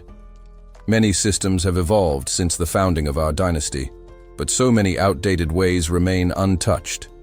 You honor me too much, the boy responded humbly. There's a Western proverb that says, new wine must be stored in new bottles. It's been 35 years since our dynasty was founded by our great ancestor, but the suffering of the people hasn't eased. That's why I believe real reform is necessary, for the sake of the people's future. Nihan, standing nearby, nodded solemnly as he repeated Hyang's last words. The air in the hall had turned somber, reading the unease in the ministers. Expressions. Hyang raised his voice with conviction. Yes, for the future of everyone. At that, the king declared the session concluded. This ends the Crown Prince's presentation on political reform. As the officials exited the chamber, no one spoke. The silence lingered like fog. Then a voice finally broke through. What are your thoughts? Someone asked. Ying Hong, clearly disturbed, scowled. Thoughts? My mind is spinning. We must act quickly and submit a petition to halt him. He cloaks his ambitions in lofty words like the future of all people, while throwing aside our cherished traditions. He doesn't follow Confucian values, he follows legalism. It's disheartening. A chorus of agreement followed. Yes, I thought the same. The Crown Prince's proposals are reckless. Outlandish ideas like these cannot go unchallenged, another official from the imperial court added. We need to stop this before it goes too far. Swam was the first to step forward with formal opposition. On the surface, the Crown Prince sounds wise and virtuous, but in truth he seeks to resurrect the authoritarian rule of Qin Shi Huang. This cannot be allowed. The murmurs intensified. But the king seems quite fond of him, someone whispered. Swam lowered his voice. Even so, we can't let sentiment doom the dynasty. If it comes to it, we must consider removing the Crown Prince. That suggestion stunned the group. Isn't that far too extreme? Swam stayed resolute. You still think this isn't serious? The king wasn't always like this. Something has changed. Before he could finish, someone quickly clamped a hand over his mouth. Quiet, the person whispered. Are you trying to get yourself executed? Swam shoved the hand away and snapped. Tell me I'm wrong. Are we just going to let a child spout dangerous nonsense unchecked? We need to hold his tutors, and even his highness, accountable. Discipline must come first. Praise without boundaries will ruin him. Another man tried to temper the tension. Then call for more structure in his education. But talk of removing the Crown Prince. Swam interrupted, anger flaring. Look at where we are. If we don't act now, we may not get another chance. Deposing him is the only righteous path left. The atmosphere grew tense. A few voices muttered, "You're speaking too loudly." Meanwhile, not all were against the prince. A smaller group of ministers walked away with lighter steps and renewed hope. That was the most refreshing thing I've heard in years, one said with a smile. I agree. For once someone's talking about real change. No vague nonsense, just practical solutions we desperately need. My thoughts feel clear for the first time in ages, said another. And did you notice the king? He looked ready to implement the Crown Prince's ideas on the spot. I never expected such insight from the boy, someone added. With him leading, Yoshan might finally... But the sentence was cut short as they found themselves face to face with the opposing group. The hallway grew quiet again as the realization hit. Two clear factions had formed, one standing firmly behind the Crown Prince and the other determined to stop him. As the two groups crossed paths in the corridor, the tension between them was palpable. Those who rejected the Crown Prince's ideas scoffed quietly, convinced the supporters were naive idealists wrapped in grand words. On the other hand, the supporters muttered back, calling their opponents rigid traditionalists clinging to outdated systems. "Not worth the breath," one of the dissenters muttered. "Let's just get to work on that petition." "Agreed," another grunted. "That's the only way to stop this madness." Meanwhile, the Crown Prince's allies shared a similar resolve. "They think we're just going to sit back?" one of them whispered. "We can write petitions too, better ones." "Exactly. Let's show them we're not just talk." Later that day, Prince Hyang met with his father, Chongneo, in a private study. The elder man was beaming. "Your address today was outstanding," he said with pride. "Thank you, father." Hyang responded with a cheerful smile. Chongneo looked at him thoughtfully. "As I listened to you speak, I realized how many blind spots I've had. Your points touched on areas I hadn't fully considered. There are policies I feel ready to enact immediately." Hyang's expression turned modest. "You give me too much credit, father. Many of the changes I spoke of require careful groundwork. Implementing them won't be easy." Junan, who had been silently observing, chimed in with a grin. "Even so, it's rare to see such clarity and courage in someone your age. We should have more discussions like this, just the two of us." Chongneo nodded. "Indeed. Though I must admit, I'm bracing myself for the deluge of petitions tomorrow. The Supreme Council won't have a quiet day." Hyang let out a small sigh. "They're going to be busy." "I'll have food sent over to them," Chongneo offered, half-joking. "They'll need the energy." The next morning, two officials stood outside the Supreme Council chamber, staring at the growing pile of documents. "They weren't kidding," one said, almost in awe. "Looks like they pulled an all-nighter." "Impressive. But we can't just stand here gawking." "You're right," the other replied. "Let's get started." Inside, the entire room was in motion. Papers were being sorted, scribes moving quickly. "You all know the drill," one supervisor barked. "Some of these condemn the Crown Prince, others support him. Split them up accordingly." "Yes, understood." In another part of the building, Chongneo sat at his desk, visibly weary. A towering stack of petitions loomed over him. He rubbed his temples before pulling one from the pile and began to read. As he scanned the contents, his brow furrowed. Lines deepened in his face. By the end, his hand had tightened around the scroll in anger. Without hesitation, he called out, "Fang!" The servant appeared quickly. "Yes, Your Highness." "Send word," Chongneo said coldly. "Summon the Crown Prince. At once." Prince Jinho approached the Emperor's chamber and bowed deeply. "Father, you summoned me?" The Emperor, sitting on his throne, gestured for him to rise. He then picked up a scroll and spoke with a firm tone. "Indeed, I did. It seems there are some among the officials who misunderstood your words from yesterday." The Emperor's voice suddenly became sharper. "LG Qin!" At the sound of his name, the old official sprang into action, standing upright. "Yes, Your Highness?" he asked, his voice laced with hesitation. The Emperor's expression grew serious as he held up the petition. "Read this aloud, for the Crown Prince to hear. Let's clear the air." The room grew silent, with all eyes on the old man as he took the scroll. LG Qin hesitated for a moment, but the Emperor's commanding gaze left him no choice. He took the scroll and began to read. "His Highness, the Emperor, in my humble submission, it is my belief that the Crown Prince's policies contain several flawed elements." The Emperor's eyes narrowed as he impatiently interrupted. "Enough with the formalities. Get to the point." The old man paled slightly at the sharp command, but continued. "The first issue concerns the Crown Prince's approach to governance. While he advocates for progress, his methods lean heavily towards the legalist philosophy, far too harsh, too restrictive. Our kingdom, Your Highness, is built on Neo-Confucian principles. This is a belief system designed to foster harmony, not one that imposes stringent rules that harm the people." The officials in the room exchanged glances, some of them tense with anticipation. The old man paused before continuing, his voice shaking slightly. Secondly, the Crown Prince proposed lifting the restrictions on concubine-born children. Such a move undermines the system that distinguishes between the children of first wives and concubines.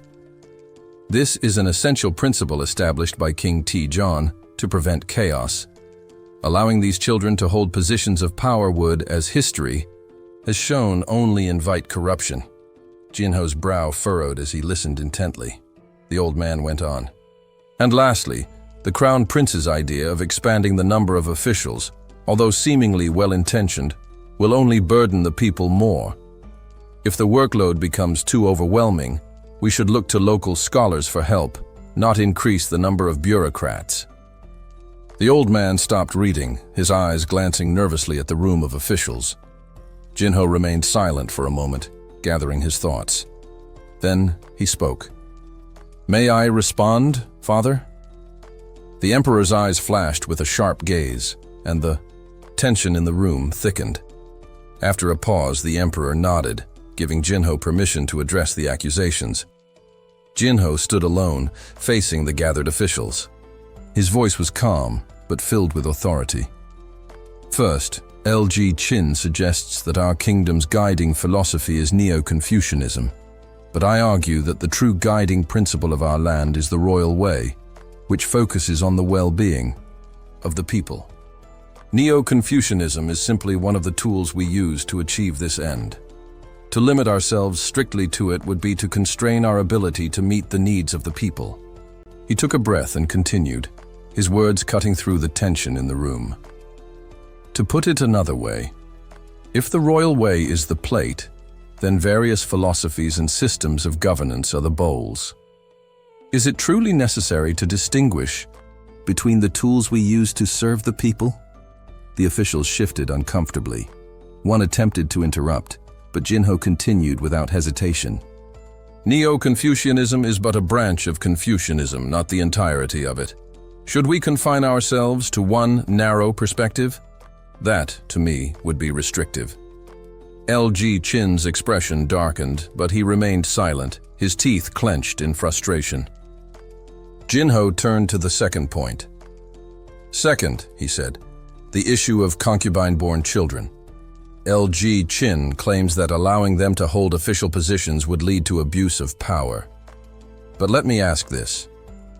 Did not everyone from noble families, whether born of the first wife or concubine, engage in corruption at some point in history? Why then should the children of concubines alone bear the brunt of this accusation? He looked directly at the officials around him. And furthermore, the law clearly states that all who take concubines are guilty of this behavior. Yet, as many of you know, countless ministers here have concubines. How can you, in good conscience, condemn the children of concubines alone? The air in the room grew heavy, and the officials exchanged uneasy glances. Jinho wasn't finished. Has it not become common for prominent families to hide their own wrongdoings while continuing to discriminate against the children born of concubines? This double standard, this hypocrisy, is the true injustice. There was a tense silence. Then, Jinho addressed the third point with a measured tone. Finally, regarding local officials asking scholars for help, have they ever done so in the past? Have they ever opened the grain stores in times of drought or famine to aid the people? No. Instead, what we've seen time and again is exploitation. Local officials have charged exorbitant interest rates, causing the poor to sell their land or become refugees. Jinho's fists clenched as he continued. While the people suffer, their land is seized by the rich, and no help ever comes from those who should have stepped forward. This, too, is a failing of our system. The room fell into a deep silence. The officials were left speechless, the weight of Jinho's words sinking in. The tension in the court was palpable as Hyang addressed Yin Yan directly. Tell me, LG Qin, for the common folk, who is more fearsome than a tiger? Is it the government officials, or is it the local scholars? Yin Yan's face drained of color, and he lowered his gaze, trembling. The emperor, observing the silence, glared at him, waiting for an answer. When no response came, the emperor's voice boomed, "I wish to hear your answer, LG Qin." Under immense pressure, Yin Yan mumbled, "It's the local scholars." A wave of discomfort rippled through the room. The officials shifted uneasily, some exchanging glances, while others remained tense, watching the interaction. The emperor, slightly amused, added, "It seems the petitions submitted by others are nearly identical to LG Qin's. It appears some have the same concerns. How curious." He then picked up another scroll. "But this one is different, Crown Prince. Read it."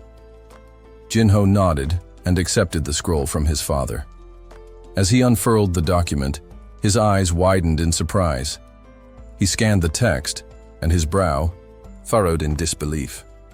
The emperor noticed his reaction. "What do you think?" he asked. Jinho exhaled slowly before reading aloud. "There is no true joy in luxury.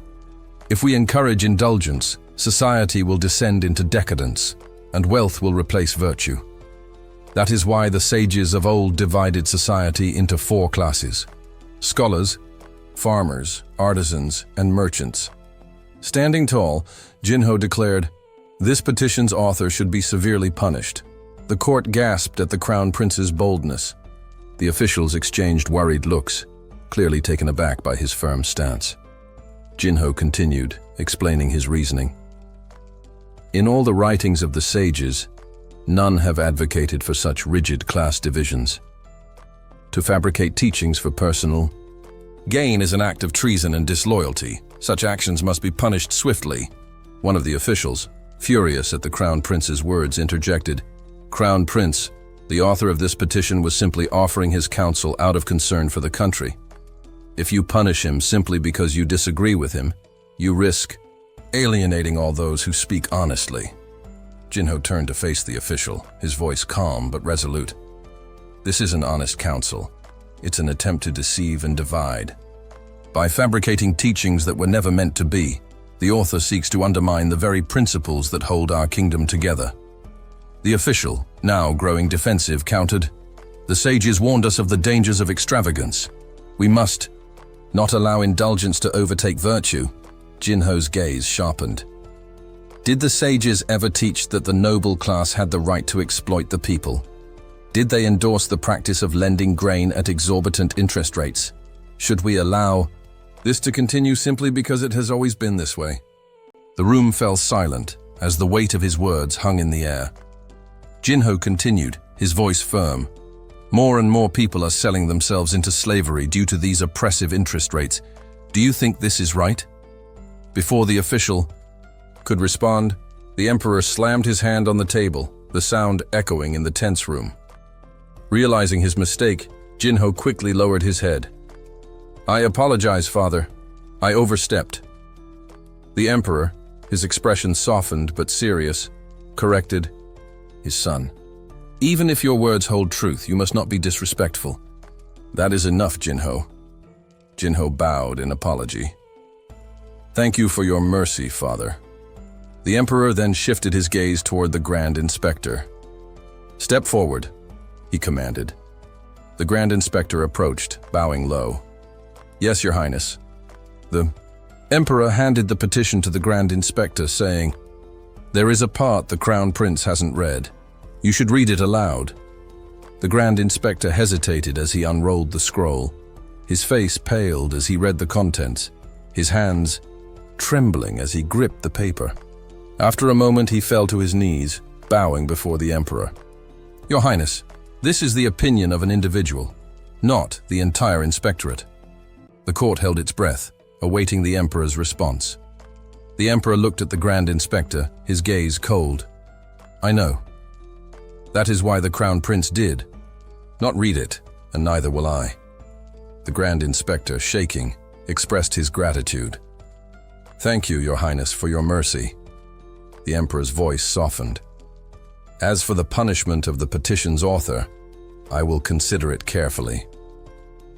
The court session concluded, and as the officials began to disperse, A voice called out. It was the Grand Censor, who approached the Grand Inspector with curiosity. What was in that petition? The Grand Inspector did not answer. Instead, he hurriedly walked away, ignoring the repeated calls of the Grand Censor.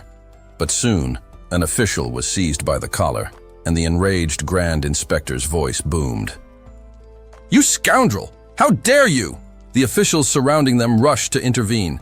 "Please, my lord, calm down," the Grand Inspector growled. "This fool will ruin us all." He turned to face the official he had grabbed by the collar.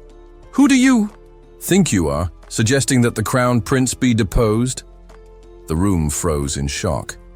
The officials stared at the Grand Inspector in stunned silence as his words echoed in the tense atmosphere. He continued, his anger palpable. "How dare you suggest such a thing?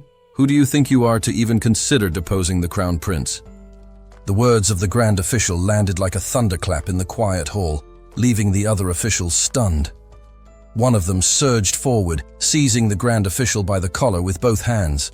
His voice trembled with fury. "Who do you think you are to dare suggest deposing the Crown Prince?" The Grand Official struggled briefly, then spat out his response, each word as sharp as a blade. "How can a prince who rejects Confucian principles and treads the road of rebellion be fit to wear the crown?" His words stoked the Grand Official's rage.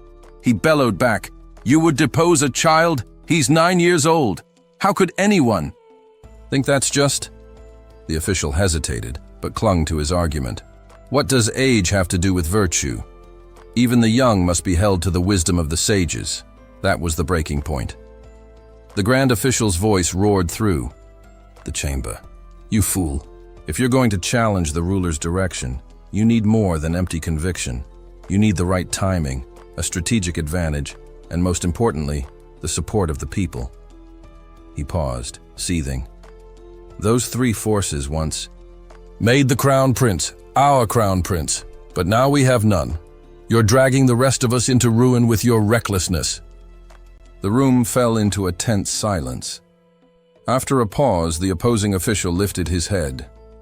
"It is the duty of every civil servant to speak out against injustice, no matter the danger. To stay silent in the face of wrongdoing is the greater sin."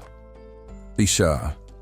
Other four officials stood frozen, unsure whether to admire his courage or fear his audacity.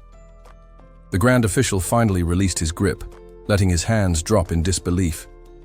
"Even a fool like you made it into government service. Heaven help us all." In the Crown Prince's chambers, Jinho let out a long, exhausted sigh. "I knew this would happen," he muttered, "but not this quickly. Why does the Chief Minister always stand against me?" He began pacing, frustration seeping into every step. They're clinging to the past, dragging up the same old grievances over and over. Then he stopped mid-step. "Wait. If someone told me to abandon agriculture and put all my faith in industry and trade, wouldn't I be furious too?" He closed his eyes and took a slow, deliberate breath, allowing himself to calm down. Of course they're upset. Their reaction is only natural. Outside, the palace staff could tell he was angry. His aura was unmistakable. Inside, Jinho's eyes narrowed. "Do they think they're the only ones capable of writing memorials to the Emperor? Do they think I can't respond properly?" He marched to his desk, grabbed a brush and began writing. Every stroke was sharp and deliberate. His heart poured into each word. "Fine," he said under his breath. "I'll show them. I'll show them what true humility and resolve look like." No one could say how much time had passed when a puzzled official spotted a familiar figure entering the court office early in the morning. "Wait, aren't you the eunuch from the Eastern Palace? What are you doing here at this hour?" His eyes fell on the stack of scrolls the eunuch was carrying. "What's all this?" The eunuch gave a small bow. "Memorials, written entirely by the Crown Prince." The official blinked. "All of this?" "Yes, sir." He stared at the mountain of documents in silence. After a long moment, he gave a heavy sigh. "So, I suppose we won't be going home today either." When the documents reached the emperor, he burst into laughter.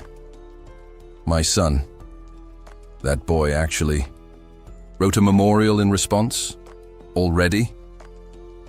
He wiped tears of amusement from his eyes. Truly, he is my son. He leaned forward, eyes gleaming. I can't stop him now. Not after this. This is the most unexpected memorial I've ever received. He turned to the stoic figure nearby. Lan Ji Chin, you'd better read it too. Chief Minister Deng Hung's jaw tightened. He bowed stiffly. Yes, Your Majesty. He opened the scroll with visible reluctance, his sour expression catching the attention of the Grand Censor and the Grand Inspector, who exchanged curious glances. The Emperor issued an order to the head of the Board of Revenue, instructing him to deliver the Crown Prince Hyong's memorial to the Minister of Revenue. Upon receiving the document, the Emperor commanded the minister to read it aloud before the entire court. Though visibly unsettled, the minister dared not refuse. Steeling himself, he opened the scroll and began to read. I am Crown Prince Hyong, your loyal subject and heir. I submit this memorial with utmost respect and sincerity.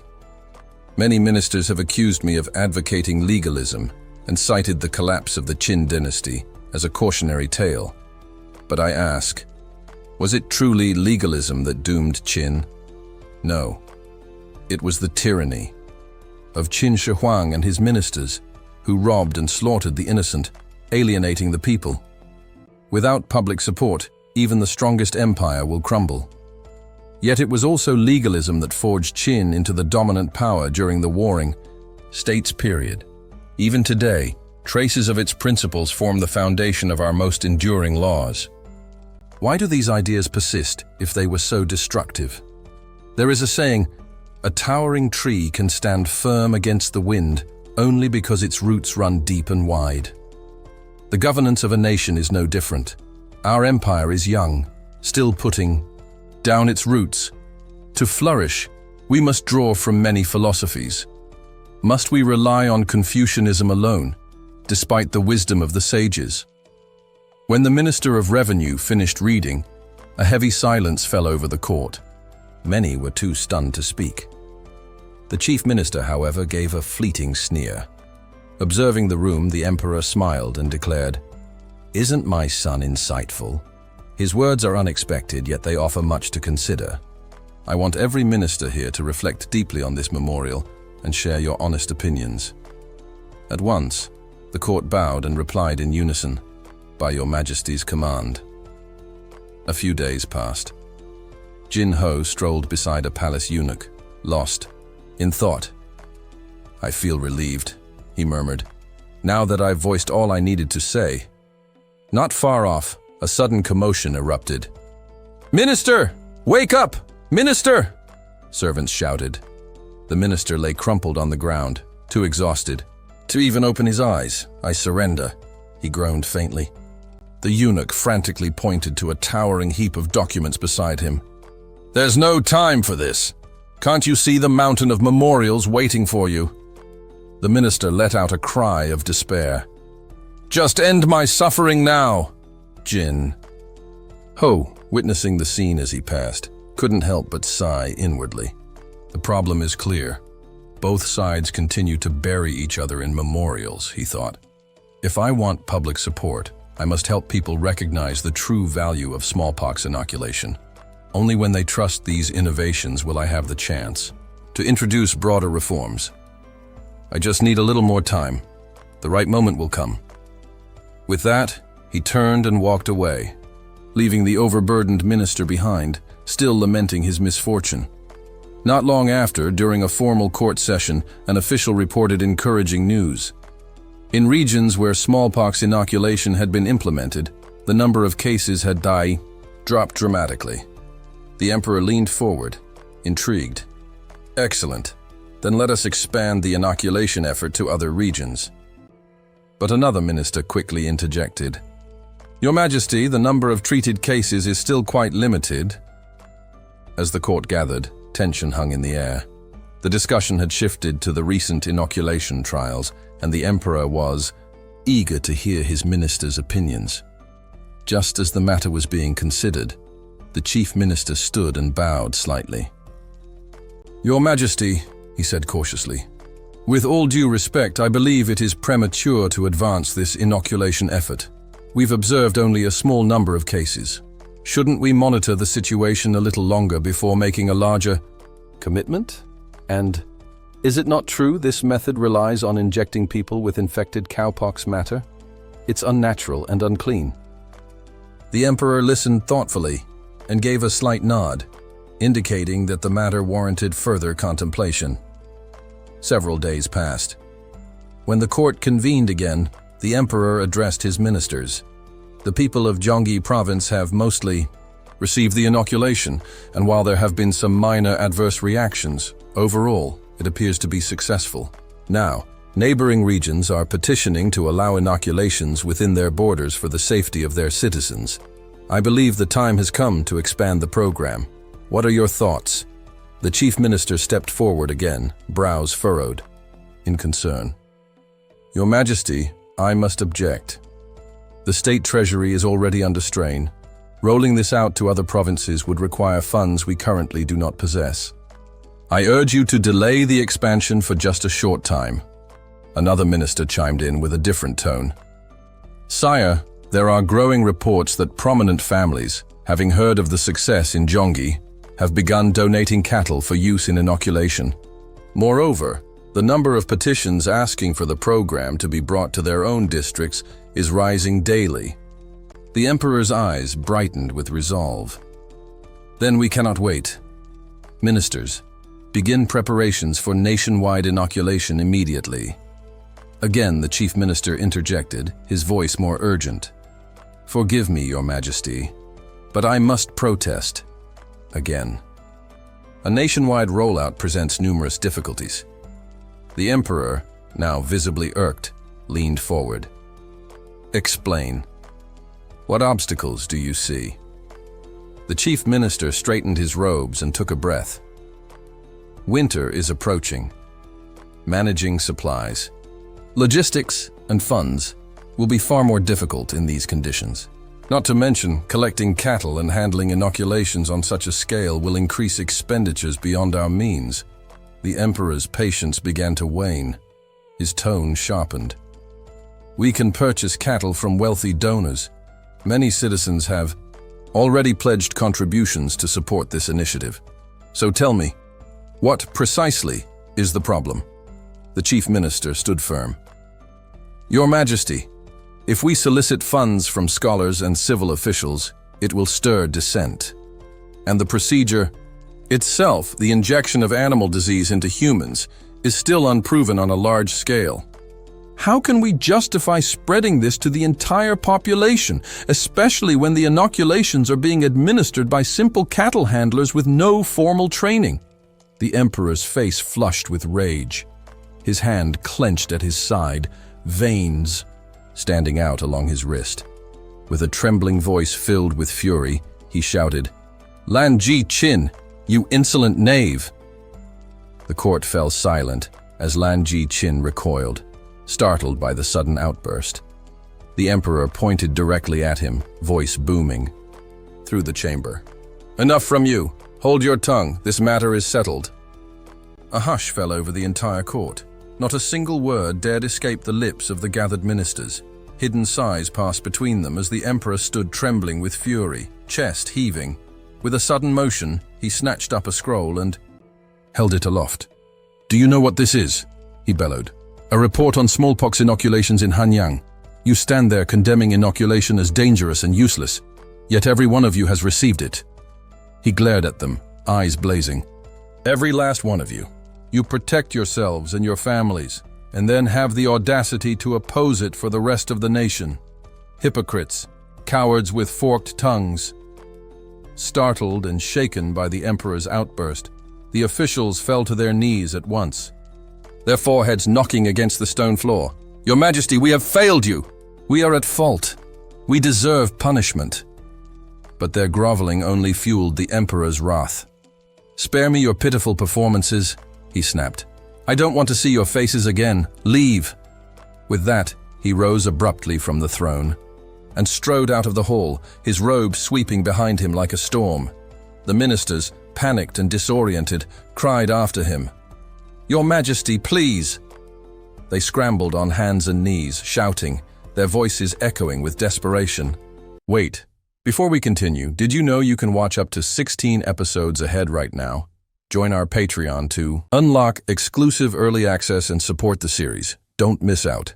The link's in the description. All right, back to the action. Ying Hung, still smarting from the emperor's direct rebuke, fumed silently. One of the older ministers turned on Lan Ji Qin with a hiss. "This is your doing. Don't you know when to stay silent?" Lan Ji Qin said nothing. His expression remained unreadable. His silence only deepened the tension. "What are we supposed to do now?" one minister muttered bitterly. "What can we do?" came another reply. "We'll perform the repentance rites. After that, we'll have to find a way to roll out inoculation across the empire. There's no other choice."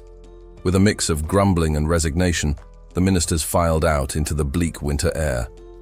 Their breath steamed as they muttered about their aching joints and impending rituals. Lan Ji Qin, however, stayed behind. He stood still in the empty court, eyes fixed on the floor. After a long moment, he exhaled deeply. "I've lived too long," he murmured. "If we continue on this path, we will descend into tyranny, just like in the dark days under King Tun." His brow furrowed with worry, he turned and left the court alone. "Even if it costs me everything, I must not allow this to continue."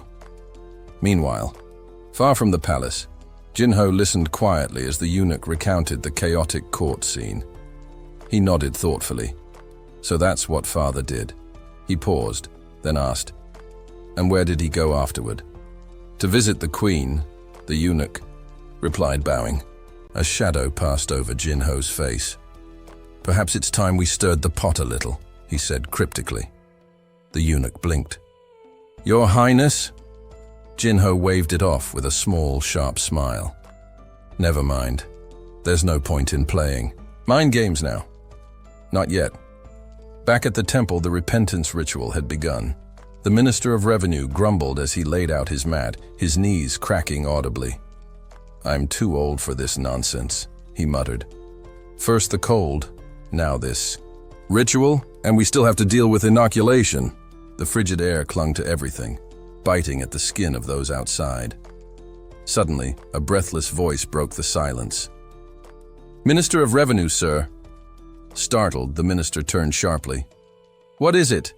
Why are you so frantic?"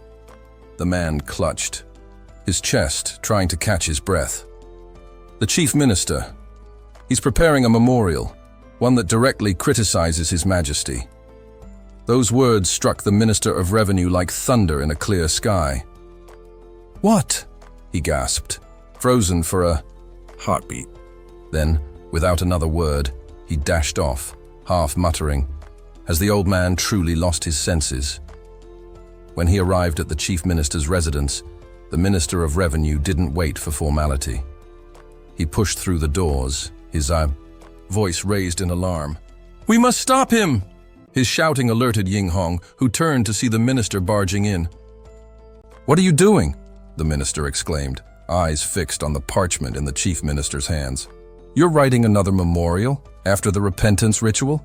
Have you gone mad? It's freezing, and this could spell disaster." But the chief minister remained calm, resolute. "I must write it. This cannot be ignored," he replied. He met the minister's eyes with intensity. "If you care about this dynasty's survival, then you'll understand." "Understand? You must be insane," the Minister of Revenue replied in disbelief. Ying Hong stood, brushing past him. "Step aside. His Majesty must be reminded of what governance truly means. He's forgotten the role of his ministers." With that, he grabbed the scroll and marched out.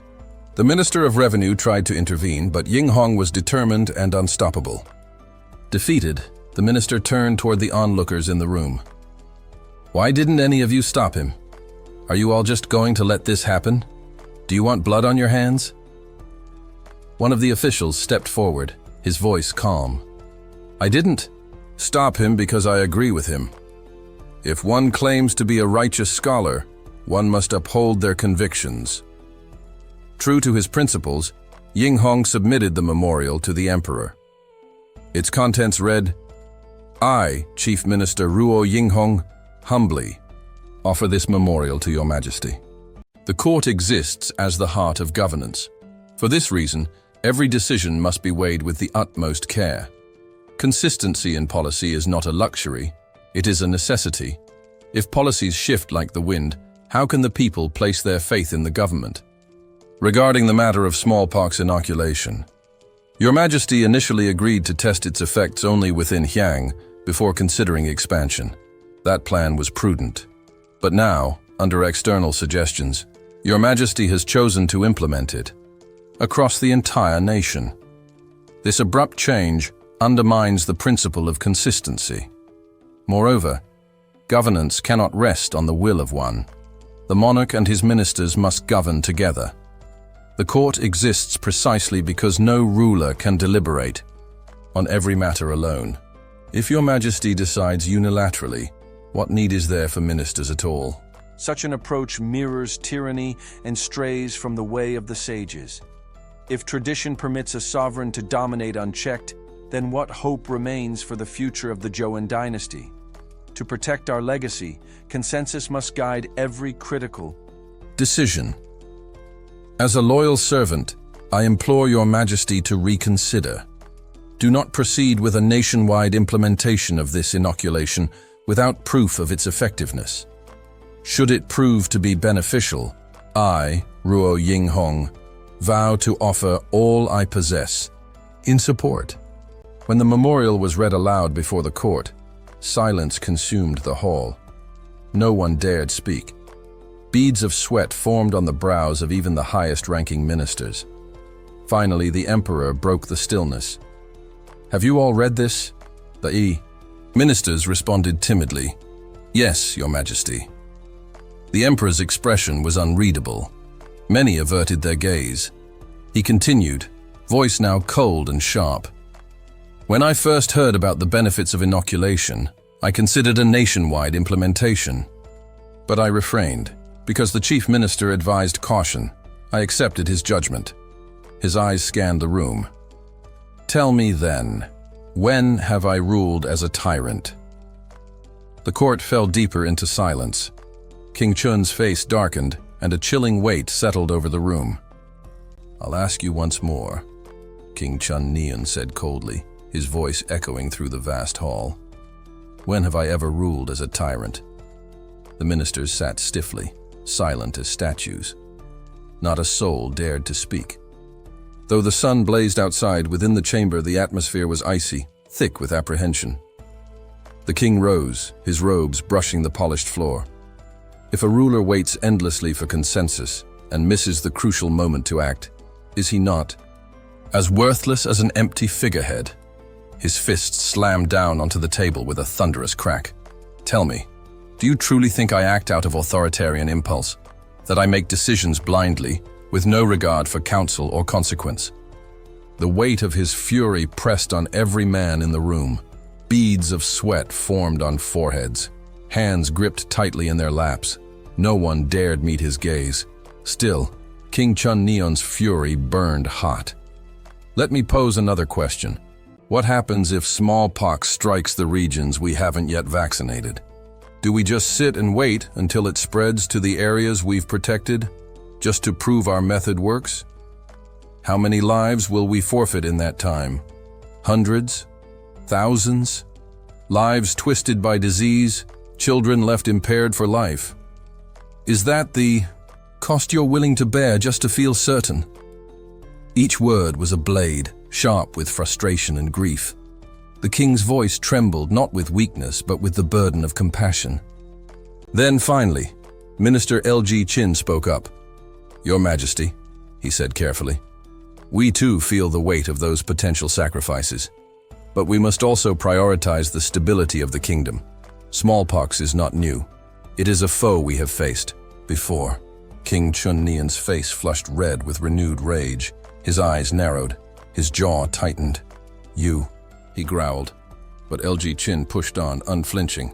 "We believe the number of casualties will remain within a tolerable range. More importantly, we must uphold the traditions of the Yoshan court." That was the final straw. "You dare claim that this is the wisdom of the sages?" The king roared, voice filled with thunder. Before the storm could build further, a messenger burst into the hall, breathless and pale. He fell to his knees and bowed deeply. "Your Majesty, urgent news. Speak!" the king barked. "Forgive the interruption, sire, but smallpox has been confirmed in Aeondangpo district, Jiangchan province." The king froze, stunned by the very scenario he had just feared aloud. His mouth fell open. The color drained from his face. Even Minister LG Chin looked shaken, his confidence unraveling as a cold sweat formed along his brow. Without hesitation, the king barked new orders. "Seal off Aeondangpo immediately. Quarantine it from the neighboring regions. Only allow essential communication with Hanyang." "Yes, Your Majesty," the messenger replied, bowing again before hurrying from the room. Turning to the Minister of Revenue, King Chun Neon continued briskly. "What treatment efforts have been initiated?" "We've sent physicians to all corners of the affected district," the minister responded quickly. "Good," the king nodded. "Make sure the sick are treated swiftly and properly."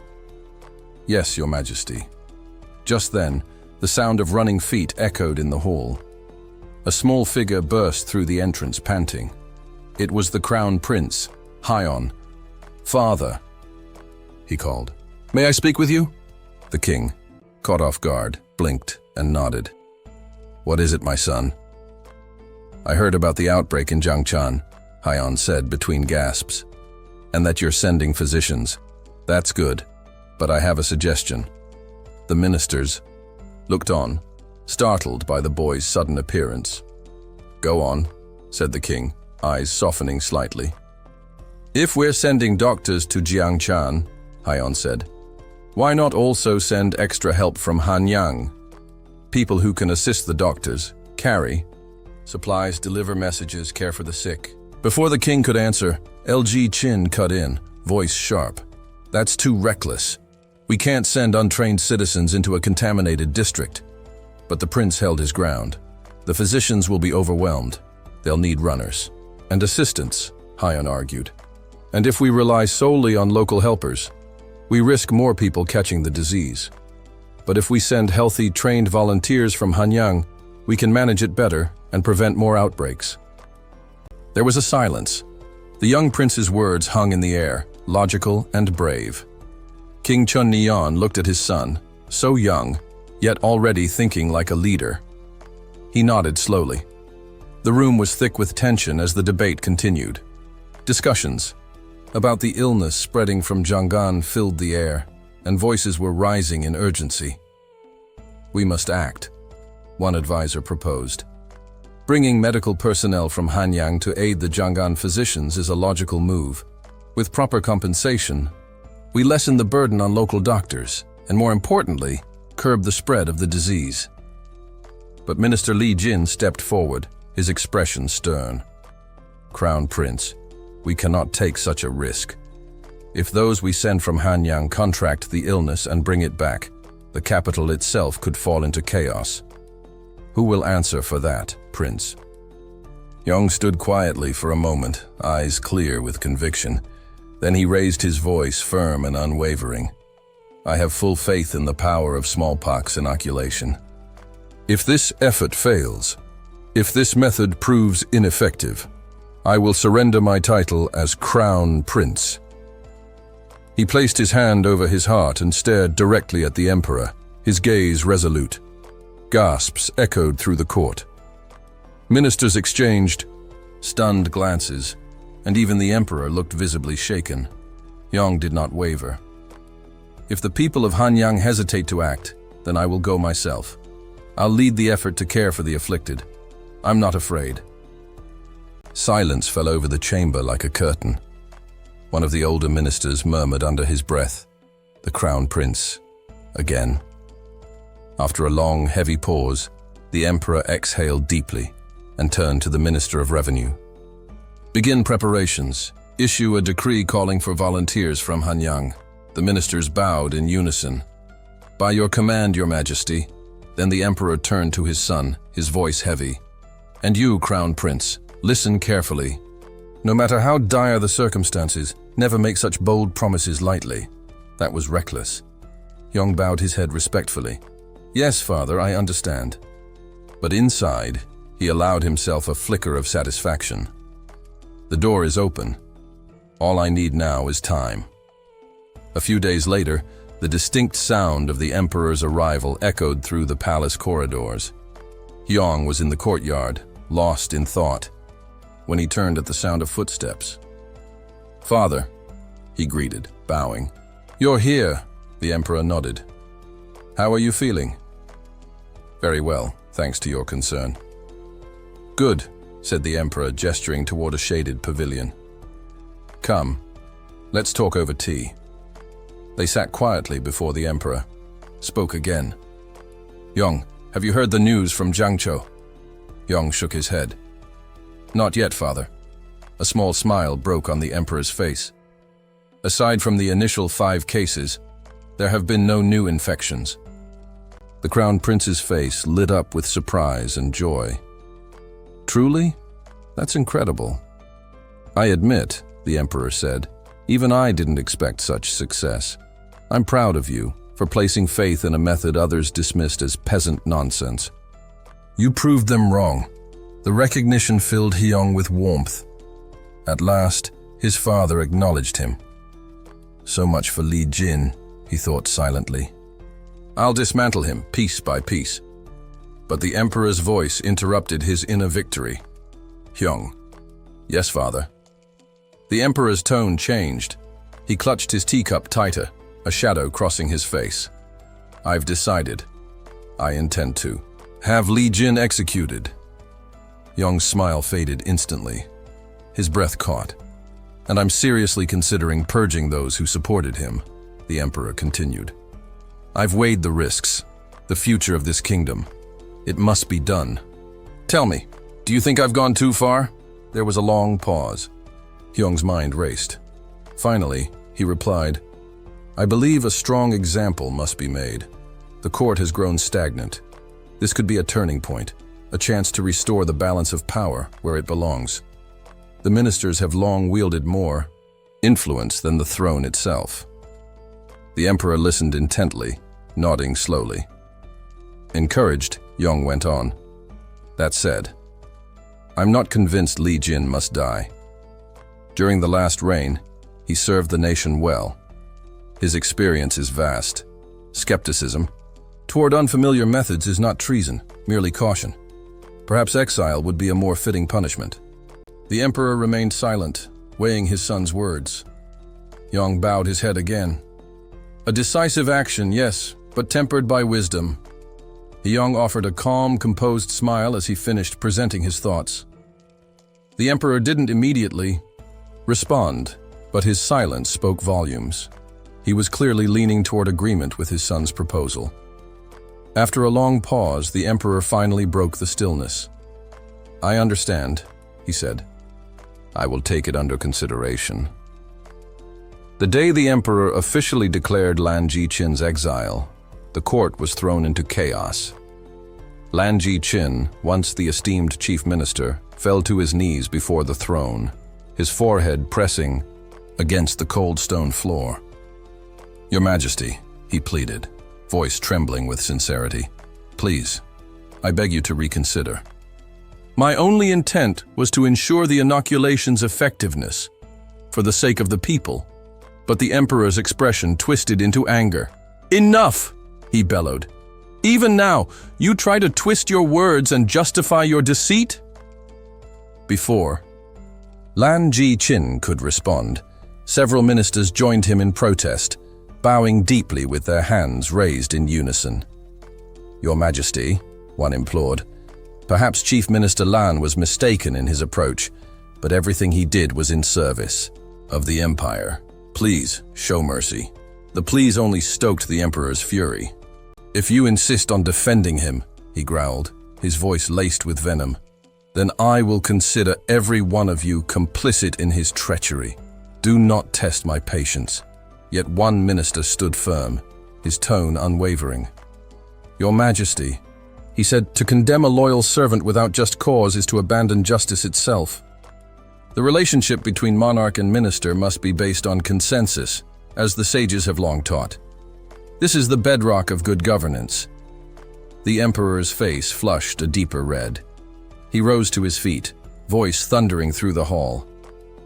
"Consensus? Sages?" he snapped. "You speak of principles only when they suit your personal gain. Don't insult me. What you desire is not shared governance. You want a figurehead on the throne while you pull the strings." Amid the storm of accusations, Lan Ji-chin raised his head. His eyes were filled with sorrow, but his voice remained calm. "Your Majesty, I never sought to—" Before he could finish, a man in regal purple robes stepped forward. "Your Majesty," the man announced with a crisp salute, "Jin Mu of the Royal Guard awaits your command."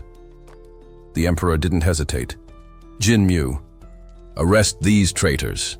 Imprison Lan Ji-chin, the Grand Inspector, and the Grand Censor. All of them." The court froze. The weight of the emperor's decision settled like lead in the air. Gasps echoed as the royal guards moved in. Even as they were dragged away, the accused called out desperately, "Your Majesty, this violates every virtue the sages upheld." "This is the price of progress," the emperor muttered under his breath, unmoved. Not long after, the censorate member who had dared to suggest deposing the crown prince was officially declared guilty of high treason. Shackled in iron, he was sentenced to exile, banished 1,000 miles from the capital for trying to manipulate the monarchy with outdated ideals. The families of Lan Ji-chin, the Grand Inspector, and the Grand Censor were stripped of all noble titles, reduced to commoner status. Their personal wealth was seized, with 80% of their assets confiscated. The officials themselves were exiled, sent to the far reaches of the empire. As the opposition crumbled beneath the weight of their failure to adapt, Hyong stood quietly beside the emperor. He allowed himself the smallest of smiles. "They're still breathing after all," he murmured, "and that's more than they deserved." With the exile of the old guard, the road ahead was clear, and the new era had begun. Spring had come at last. From atop his throne, King Chun-neon gazed across the assembled court with a measured calm. Ministers, advisors, and nobles stood in attendance, none absent on such an important day. The king's voice echoed through the grand hall. "It seems everyone is present. Good. I have an announcement of great importance." Murmurs rippled through the room. Whispers of wonder filled the air. How had the crown prince changed so much? Could something as trivial as jump rope truly transform a man's spirit? No one dared say it aloud, but the question hung heavy among the crowd. King Chun-neon did not wait for their thoughts to settle.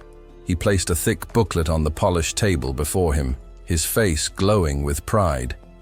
"For the sake of the Yoshan dynasty's future, I have decided to enact sweeping reforms." Eyes widened. Gasps passed silently from one face to another, except for one. Hyang stood among the court, his face unreadable, though fatigue flickered in his eyes. So it's finally happening, he thought. He had known this moment was coming. Weeks earlier, in the quiet of night, Hyang had been drifting into sleep when a voice called softly outside his chamber. "Hyang, are you awake?" He stirred at the sound. That voice belonged unmistakably to his father. Sitting up groggily, Hyang replied, "No, father, but come in if you wish." His father's voice came through the door. "No need. I only need that user chart from your last presentation." "The chart? It's on my desk," Hyang said, rubbing his eyes. "Please take it." "Thank you," came the reply, and the voice called out, "Servant, fetch the chart." A man in green robes stepped inside quietly to retrieve the document. Before leaving, the emperor added warmly, "I'm heading out now. Go back to sleep." "Half asleep," Hyang murmured. "Yes, father," and collapsed back onto his bed, unaware that this innocent midnight request would mark the start of many sleepless nights. Not long after, the familiar sound of his father's footsteps once again echoed through the halls. "The emperor has arrived," a courtier announced. Hyang turned to greet him with practiced grace. "There's a section in your chart I didn't quite understand," said the king as he entered the room. "Can you explain it to me?" Still groggy from lack of sleep, Hyang bowed. "Of course, father. Come in." The next day, as Hyang tried to enjoy a quiet lunch, his father raised the topic again, and the next day, and the next. By the third late-night visit, Hyang could barely keep his eyes open. It was well past midnight, and yet the emperor's eyes gleamed with more energy than ever as he pored over the chart, deeply engrossed. "I don't think you've grasped it yet," he said, lifting his head. "Let me explain it again." Panic flickered in Hyang's chest. Desperation made him speak quickly. No, father, I understand perfectly." The emperor beamed. "Good, that's my brilliant son." On the outside, Hyang managed to smile, but inside, he was screaming. Back in the present, the king stood at the front of the court, animated as he laid out his plans. "I want all of you to study this proposal thoroughly. Find weaknesses, note improvements, and don't hold back. If any of you have better ideas, speak up." The court dropped to one knee in unison. "As your majesty commands." The king's excitement was infectious. His eyes sparkled with purpose, his tone unwavering. Thus began the age of reform under King Chun-neon. The first initiative targeted the central government. Minister Sa Jiang proposed a bold restructuring, dividing governance into 6 specialized departments, each with its own scope and chain of command. He laid out detailed implementation steps to ensure efficiency. Next came the reorganization of local administration. The province of Gwanga was split into 5 districts, Yonggi into 7, and Gangan into 5. Each district was to establish its own independent local governing body, an unprecedented level of decentralization. And finally, the king turned to what he believed to be the heart of the matter. As he and Hyang walked the palace grounds, discussing the reforms. This is the implied lead-in to the next part. The king turned toward Hyang with a steady gaze. "Today, Crown Prince, we'll be discussing commerce and industry." Hyang blinked in surprise. "Right now, father." The king nodded, his voice calm but firm. "Yes. During my morning exercises, something struck me. In your last presentation, you didn't say it directly, but your chart suggested that advancing commerce and industry would not only grow the economy, but also strengthen the power of the monarchy." He paused. "I understand the economics, but how exactly does the monarchy gain more power through this?" Hyang took a moment to think, then answered carefully. "It's actually quite straightforward, father. Traditionally, agriculture has been the foundation of noble wealth. But if the court encourages commerce and industry, it can generate far more profit than land ownership ever could. That shift pulls economic power toward the throne, toward you, and away from the nobles." The king raised an eyebrow. "But the nobles are still the primary buyers, aren't they? If trade expands, won't they benefit the most, just as you said?" Hyang was ready. "That's a narrow view, father. You need to consider the broader scope." The king glanced briefly at the small boy standing nearby. "The broader scope?" He mulled over the idea. Then his eyes lit up with understanding. Foreign trade." Hyang gave a small, knowing smile, as expected of King Sajang. "Exactly.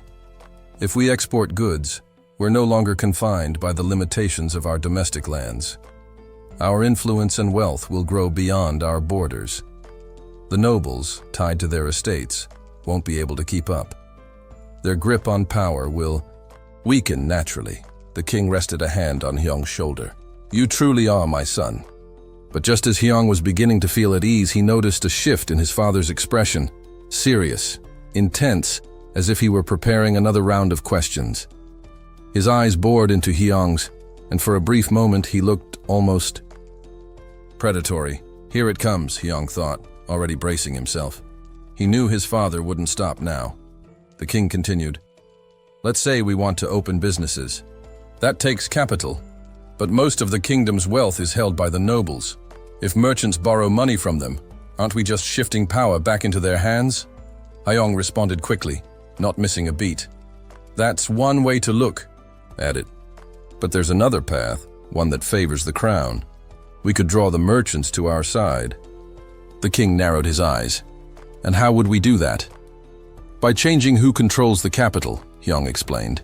Instead of relying on the nobles, we let the court provide the funding. In modern terms, it would be a national bank, a state-run institution offering loans to merchants at reasonable interest. That way, we strengthen the economy while keeping control within the monarchy. King Sajang leaned back in thought, then gave a satisfied nod. A national bank. That would be the final piece of the reform. The transformation known later as Sajang's Great Reform began with that decision. New government positions were created at an unprecedented rate, and the court found itself in desperate need of educated, capable officials. To meet this need, the king ordered sweeping changes to the education system. Basic schooling would be extended to commoners, ensuring that talent, not birthright, would guide the future of the kingdom. The reforms were slow but deliberate. Government agents were dispatched to monitor the local impact of each new policy, and adjustments were made along the way. Even so, problems inevitably arose, some minor, others severe. It took 15 years before the reforms were fully established. In generations to come, historians would call it the Year of the Dragon Reform, a pivotal moment in the kingdom's history. When the final reforms were in place, King Sajang turned once more to Hyung. It will take time, but because of you, the people's lives will flourish. Hyung's face lit up with pride. He gave a casual thumbs up. No need to thank me, father. Being part of this is already more than enough. Inside, he thought, this is the first time I've met someone even more passionate about this vision than I am. The king clasped his hands behind his back and laughed with genuine joy. You rascal. Hyung looked up at him, curious. Father, why don't you let me and the officials handle the workload? You don't have to do everything yourself. The king playfully knocked him on the head. You rascal. Do you think a monarch's duty is something that can be passed off like a chore? Hyung rubbed his head, frowning. That's not what I meant. I just think we can handle the heavy lifting and keep you updated. The king smiled, a thoughtful glint in his eye. Tell me, Hyung, do you think there's a difference between truly understanding something and merely hearing it secondhand? Hyung paused, caught off guard by the question.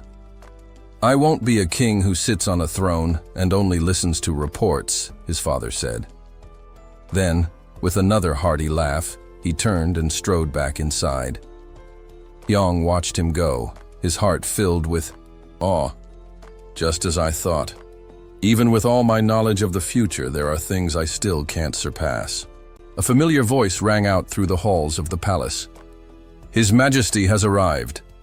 King Chung Neon entered the chamber, his presence commanding yet calm. Prince Hyung rose to greet him with a respectful bow. Father, he said politely, you've arrived. As expected, the king came straight to the point. I've come to speak with you about your policy chart. The moment he heard the word chart, Hyung tensed. A look of dread crossed his face. This time he didn't bother to hide it. Father, he pleaded, I just want to rest, just for a little while. Seeing how distressed his son was, King offered a gentle smile. It's not about the reform plans, not this time. Even so, Hyung's shoulders didn't fully relax. His wariness remained clear. Then what is it? He asked cautiously. The king's tone shifted, more probing now. In your policy proposal, you covered many sectors: education, agriculture, trade, but you made no mention of the military. Why is that? Hyung froze. The question hit squarely. For a few moments, he said nothing. Then, unexpectedly, he chuckled and gave a small grin. This reaction only confused the king. A single bead of sweat slid down his temple as he muttered under his breath, "This kid, always scheming." Hyung finally replied, "If I talk about the military, it will only stir up more trouble than it solves." He turned the question back on his father. "What's your opinion of our military's current state?" The king paused to reflect before answering. "This nation is still young. The military lacks structure and preparedness. We haven't yet built a proper system to manage or strengthen it. If a real threat came, we might not be ready. We need to dedicate more resources, more energy." Hyung nodded to himself. That was exactly what he needed to hear. "I completely agree, Father. In fact, I believe our naval forces should be the top priority." "The Navy?" the king asked with a raised brow. "Yes," Hyung said firmly. "Our dynasty has no true naval strength. During the Tsushima Island campaign a few years ago, over half the ships were manned by untrained civilians. That's unacceptable. And it's not just the people. The ships themselves are too small and fragile. Just crossing the sea from Busan to Tsushima puts soldiers at serious risk." The king listened intently. The argument made sense. "You're right," he admitted. "We need to increase shipbuilding efforts and bolster our naval defenses." "That's exactly what I've been thinking," Hyung agreed. But the king's mind quickly jumped to the next hurdle. The real challenge is the budget. Where will we find the resources? Hyung didn't miss a beat. "I have a solution." "Father." "Oh?" The king looked intrigued. "What do you suggest?" "Mining," Hyung answered confidently. "We need to start mining stone." The king blinked in confusion. "Stone? Why stone?" Soon after, public decrees were posted throughout the kingdom, summoning skilled miners to the Ministry of Works. Citizens gathered in clusters, whispering to one another. Mining? Do they mean digging up stones? Why the sudden rush for rocks? Maybe they found gold in the palace, someone speculated. Inside the royal court, the king was deep in calculations. Stabilizing the national currency was his first priority, which meant acquiring more gold, silver, and copper. Turning to his ministers, he asked, "Will those be enough?" A senior minister replied, "That should be sufficient, Your Majesty." Hyung, standing nearby, remained lost in thought. "For my plans, I'll need more than that," he realized. "Father," he spoke up, "there are a few additional resources we'll need." The king looked over. "More? What else?" Hyung didn't hesitate. "Iron, sulfur, limestone, and something called coal." The king furrowed his brow. "Coal? What is that?" Hyung launched into explanation. "Coal is formed when wood is buried and compressed underground over long periods. It burns hotter and longer than regular firewood. If we switch from burning trees to coal, we can slow down deforestation. Not only that, it will be essential for powering furnaces, forging weapons, and building ships." The king absorbed the information slowly. Hyung's plan wasn't just about the military, it was about building the infrastructure for a stronger future. And coal, it seemed, would fuel the fire. Upon hearing news of the newly discovered resource, the king leaned forward, intrigued. "Is that so? Fascinating," he said with genuine interest. "Tell me, what do you intend to use limestone for?" Hyung stepped forward confidently. "Limestone plays a vital role in both construction and iron smelting, Your Majesty." The king's brow furrowed in thought. "Construction? How exactly does limestone aid in building?" Caught slightly off guard, Hyung paused for a moment. "Forgive me, Father. I'll need more time to study its full applications. but I do know it's a common mineral, easy to gather. Its potential is significant. Even as he spoke, Hyong was recalling knowledge from his past life. In modern times, iron, coal, and cement had been the backbone of the Industrial Revolution. Without these key materials, how could any form of industry flourish? One of the ministers raised a hand hesitantly. Crown Prince, with respect, our kingdom, Rosen, does not possess sulfur mines. That's why we've always had to rely on imports from the W Kingdom. Hyong answered with a calm but pointed tone. Are we certain of that? Perhaps we simply haven't discovered them yet. It doesn't make sense that both the W Kingdom and the Ming Dynasty have sulfur, and we do not. The room fell into silence. He continued, sulfur can be hidden in hard-to-access regions, I'll admit. But consider this. Sulfur is indispensable in the production of gunpowder. It's a cornerstone of national defense. If we continue to rely on imports, we place our sovereignty in the hands of others. That is a risk we cannot afford. The court was stunned. Only now did the ministers grasp the full strategic value of the resource. King Sajang gave a solemn nod. You are right. We must investigate this matter further. Another minister quickly stood. Yes, we should issue new orders to the mining corps. They must keep an eye out for sulfur during all excavation work. Hyong allowed himself a small smile.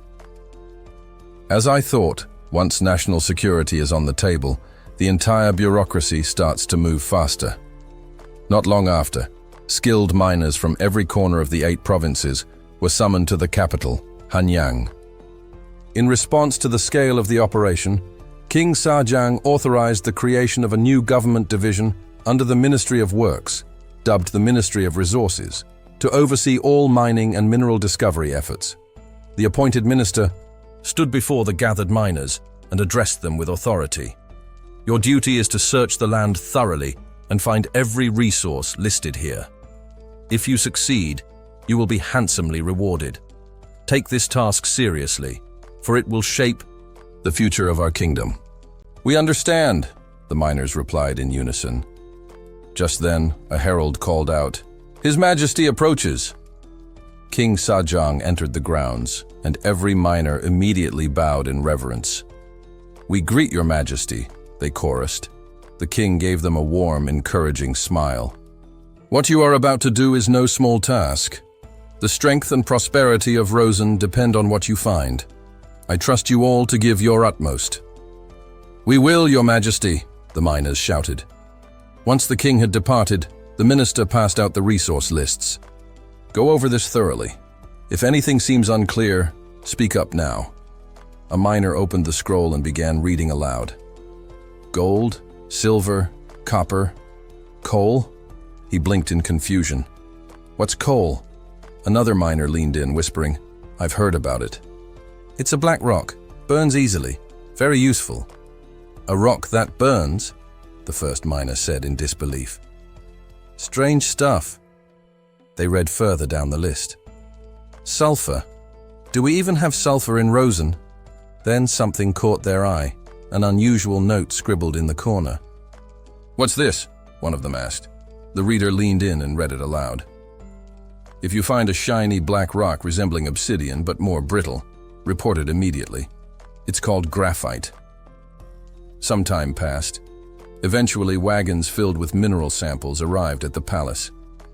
Seeing the variety of materials stacked before him, Hyong nodded with satisfaction. Well done. This is a great start. We now possess the building blocks of an industrial future. At that moment, an aide approached, slightly breathless. Your Highness, news from the Ming Dynasty. The envoy has returned. Delighted, Hyong turned. Finally. Inside the royal court, a grand table was laid out, stacked with scrolls, books, and foreign curiosities. These are the gifts sent by the Ming envoy, Your Majesty, a servant announced. A minister unrolled one of the scrolls, brows lifting in surprise at its detail. Meanwhile, King Sajang examined a large sheet of parchment with a puzzled expression. What is this? A map, he murmured. The king glanced over the pile of documents laid out before him and turned to Hiyong, a curious frown on his face. Hiyong, what is all this? These maps, these books, what are they for? Hiyong responded immediately, his tone respectful but eager. I requested them, father. These are vital for managing the affairs of the state, charts and logs from Jun's legendary sea voyages. At that moment, the Minister of Revenue chimed in. I've heard of this, Jun. Wasn't he a eunuch under Emperor Yongle? Led expeditions across uncharted waters on imperial command. He paused thoughtfully, then added, It's said he ventured as far as Southeast Asia, even Africa. The king nodded slowly. The name Jun did sound familiar. He remembered learning of him in his youth, but still didn't grasp the connection between these ancient records and the current governance of their kingdom. Seeing the confusion, Hiyong lifted one of the maps with both hands and presented it. Please, father, look at this. This map is priceless. His words were met with blank stares from both the king and the minister, their expressions a mixture of curiosity and incomprehension. Hiyong sighed, frustration creeping into his voice. Do you recall the issue we had with importing buffalo? Horns? The minister blinked, repeating the phrase as if trying to place it. Buffalo horns? Yes, Hiyong explained, seizing the opportunity to clarify. Buffalo horn is a key component in crafting bows.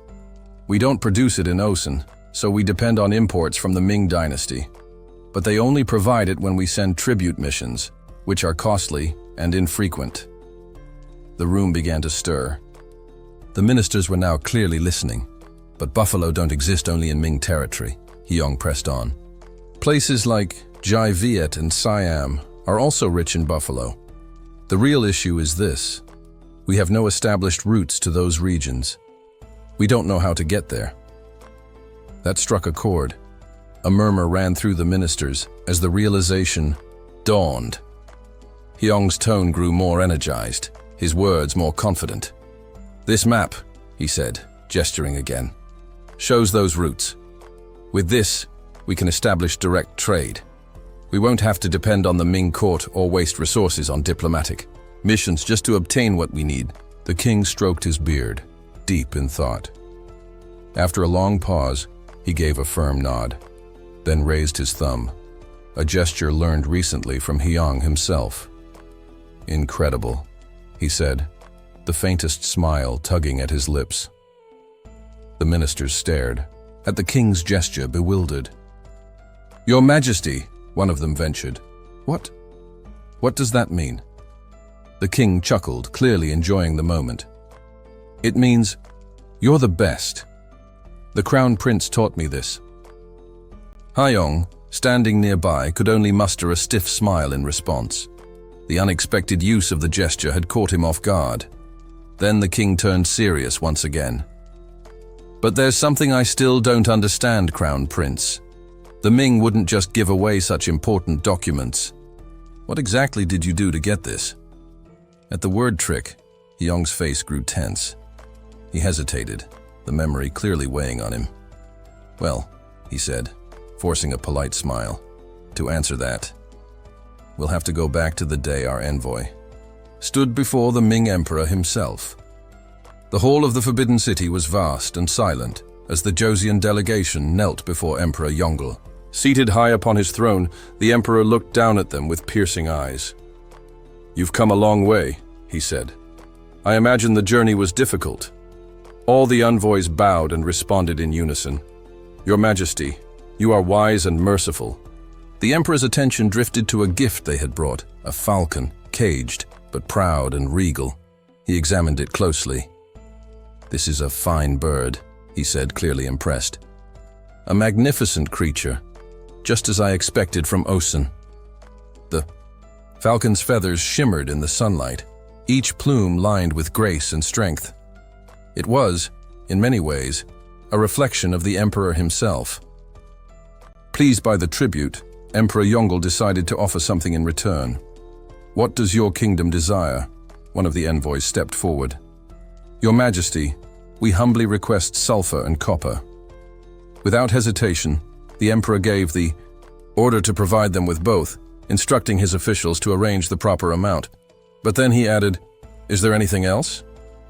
The envoy hesitated, just for a breath, then spoke carefully. "If it pleases your majesty, we would also like to request the logs of Admiral Jun's voyages." The court fell silent for a moment. The emperor's eyes narrowed with curiosity. "Jun's records?" he repeated. "And why exactly would Joseon want those?" After a moment of silence, the foreign envoys began to speak. Their voices were smooth, dripping with charm and exaggerated reverence. Each of them wore bright, respectful smiles, overflowing with admiration. "Rosen," one of them began, "is but a small, tucked-away kingdom in a forgotten corner of this vast world. Because of our isolation, we never truly understood how immense and interconnected everything really is." They bowed low before continuing. "Thanks to your majesty's boundless grace, we now realize just how many great nations exist beyond our borders. We are deeply thankful for the chance to open our eyes." Then came the next layer of flattery. "We've heard that the noble explorer Yungi was dispatched by your majesty to proclaim the glory of the Ming Empire across the distant seas. Such greatness deserves to be recorded." The emperor, pleased by their honeyed words, beamed with satisfaction. Encouraged by his expression, the envoys from Joseon pressed on with practiced eloquence. "Our humble land has only just begun to comprehend the magnificence of the world. For centuries we were cloistered and unaware of the grand scale of things. We now humbly request a copy of Yungi's voyage records, to learn, to reflect, and to marvel at the splendor of the Ming." Within the imperial court, ministers shifted, uncomfortably. Their patience was wearing thin under the weight of such excessive praise. Yet the envoys were undeterred. With one final ceremonial bow, they added, "We earnestly pray that your majesty will allow us to witness your empire's greatness through these chronicles." Having finished the tale, Hyang concluded, "And that, father, is what happened." King Kane, who had listened quietly, was left momentarily speechless. At last, he nodded with vague approval. The envoys certainly gave it their all, but then his brow furrowed. "Still, I can't help but wonder. Why would they give us something so valuable just because we praised them? Surely they must have had another reason." The Grand Censor, who had been standing nearby, suddenly looked uneasy. A troubling thought had struck him. "Your Majesty," he said carefully, "something feels strange about this document." King Sang turned to him. "What are you suggesting?" With a grim expression, the Grand Censor picked up the scroll from the table. "This isn't a replica. It's the original." Gasps rippled through the court. The ministers froze, exchanging shocked glances. The original? Could it be a mistake? Will this lead to diplomatic trouble later? The Grand Censor slowly opened the scroll. As he did, a folded letter slipped out from between the pages.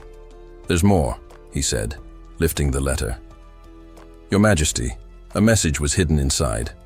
The king extended his hand. "Bring it to me." The Grand Censor, visibly tense, stepped forward and handed it over. The king unfolded the paper, scanning its contents carefully. After reading it once through, he shook his head in bewilderment. "This makes no sense to me." Hyang, who had been standing to the side, stepped forward. "Father, may I read it?" The king nodded and passed the letter to a court official who delivered it to Hyang. Hyang opened it. The message was brief and bureaucratic. "This document has been dispatched through official channels. Roan is advised not to inquire further into its origins." Hyang stared at the words for a moment. Then, in his mind's eye, he imagined the Emperor of Ming impatiently shoving the document into his father's hands, saying, "Here, take it. Don't ask questions. Just take it." That imagined scene made everything click. Hyang looked back at the king. "Father, it seems like the Ming Dynasty simply wants to get rid of it. They're unloading it on us. Still unconvinced, the king asked, "But why? What would they gain from giving us something so historically important?" Yang paused, sifting through the knowledge buried deep in his modern memories, his mind recalling the sound of chalk against a blackboard and the calm voice of his old teacher, Samron Po. "To understand that," Yang said slowly, "we need to go back to how Emperor Yongle came to power. He seized the throne in a coup, which meant his rule wasn't rooted in strong legitimacy. He needed bold accomplishments to win over his people. The maritime expeditions, those great voyages of Jungi, were a way to do that. Grand displays of power and prestige." The king nodded slightly, listening. "But have you ever wondered why no one in Ming China repeated those expeditions after the 15th century? Why Asia never experienced an age of exploration like Europe?" Yang continued. "It's because the Ming dynasty didn't engage in true trade. Their foreign dealings followed a tribute-based model. Other countries had to bring gifts, and in return, the empire was expected to reward them. This wasn't sustainable with distant lands.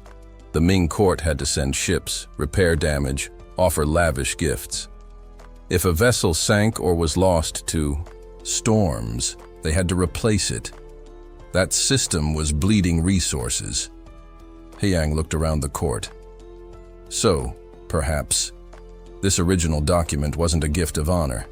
It was a burden they were eager to pass on. And now, we've inherited it." After the passing of Emperor Zhao, the imperial court took swift action to erase all records of the grand expeditions. The costly nature of those ventures had left a mark, and it was decided that by eliminating the documents, future emperors would be less likely to repeat such expensive undertakings. For the Ming dynasty, these records came to represent not a legacy of glory, but a cautionary tale, more burden than benefit. As Yang explained the historical background, King Saong listened thoughtfully. The idea began to crystallize in his mind. Exploration was not merely daring, it was financially draining. One of the ministers, the head of public works, raised a practical concern. If it demands so many resources, perhaps we should avoid it altogether, Yang responded immediately, with a calm but confident tone. "That's not necessarily a problem for us," he said. "The Ming dynasty's situation differs greatly from ours." The king raised an eyebrow. "In what way are we different?" he asked, intrigued. With a sly grin, Yang leaned forward. "It's all in how foreign trade is structured," he said. "The Ming operate on a tribute system. They receive gifts and send gifts in return. But we have the chance to do things differently. We can embrace bilateral trade." The court fell into a murmur. The concept was unfamiliar to most present. "Bilateral trade?" someone echoed. "What does that mean?" Yang clarified. "Unlike the tribute model used by the Ming, bilateral trade is based on mutual exchange. Instead of one side presenting offerings to gain favor, both nations agree to trade goods that are essential or valuable to each other. It's practical, efficient, beneficial for both." The ministers considered the idea in silence, the wheels turning. The notion of trade, built on equality rather than ceremony and extravagance, was novel and potentially revolutionary. Curious and intrigued, King Sang leaned forward slightly and asked for a more thorough explanation. Hyong, composed and respectful, nodded and began to speak. "In essence, Father, we'll operate based on a trade model. The royal court will oversee transportation and guarantee the merchant's safety. In return, we'll impose taxes and modest fees to ensure the kingdom profits from the exchange." He paused for effect, then added, "With this arrangement, we can import essential goods for daily use at far lower costs. Additionally, since we'll be the primary supplier, we can regulate market prices." King Sang considered his son's words, his expression thoughtful. Nearby, the Minister of Taxation raised a concern. Essential goods for daily life. Are such things even found abroad? We already produce most of what we need within Ocean. and with considerable quality. Before anyone else could respond, Hyong interjected, "Ministers, have any of you considered pepper?" The Minister of Public Works suddenly sat up straighter, as if a forgotten memory had been triggered. "Pepper, that's right. I nearly forgot." Hyong resisted the urge to sigh aloud. "They really don't realize how tasteless food can be without it," he continued. "Our current supply of pepper comes only in small quantities from Arab traders. That's why it's so prohibitively expensive here." Another minister voiced a concern. "But do we really need to import it? If the public becomes too enthusiastic, we risk draining our kingdom's silver reserves." The Minister of Public Works responded immediately. "That's true, but trying to halt the flow of currency completely may cause worse problems. Smuggling would rise, prices would spiral, and corruption would flourish. People would bribe officials to get what they want anyway." Another minister nodded in agreement. "He's right.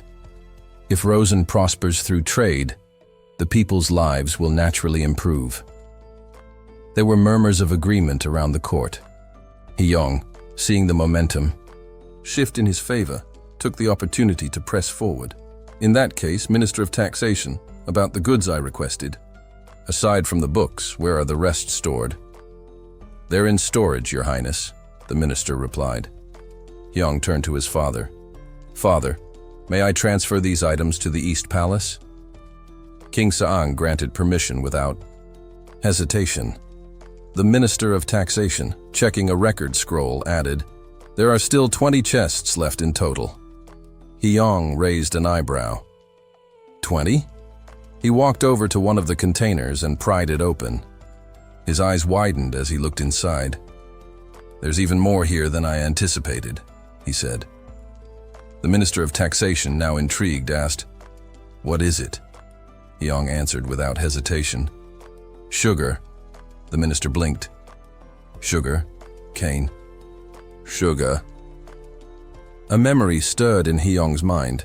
His teacher, Sam Chan-po, had once told him that sugar was an extremely valuable ingredient during the Joseon period, prized for its rarity. Because sugarcane was difficult to cultivate, sugar was not just a foodstuff, it was a luxury.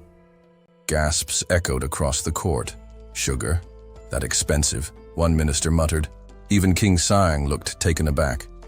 "Hyong, you are the heir to the throne, yes, but 20 chests of something so extravagant?"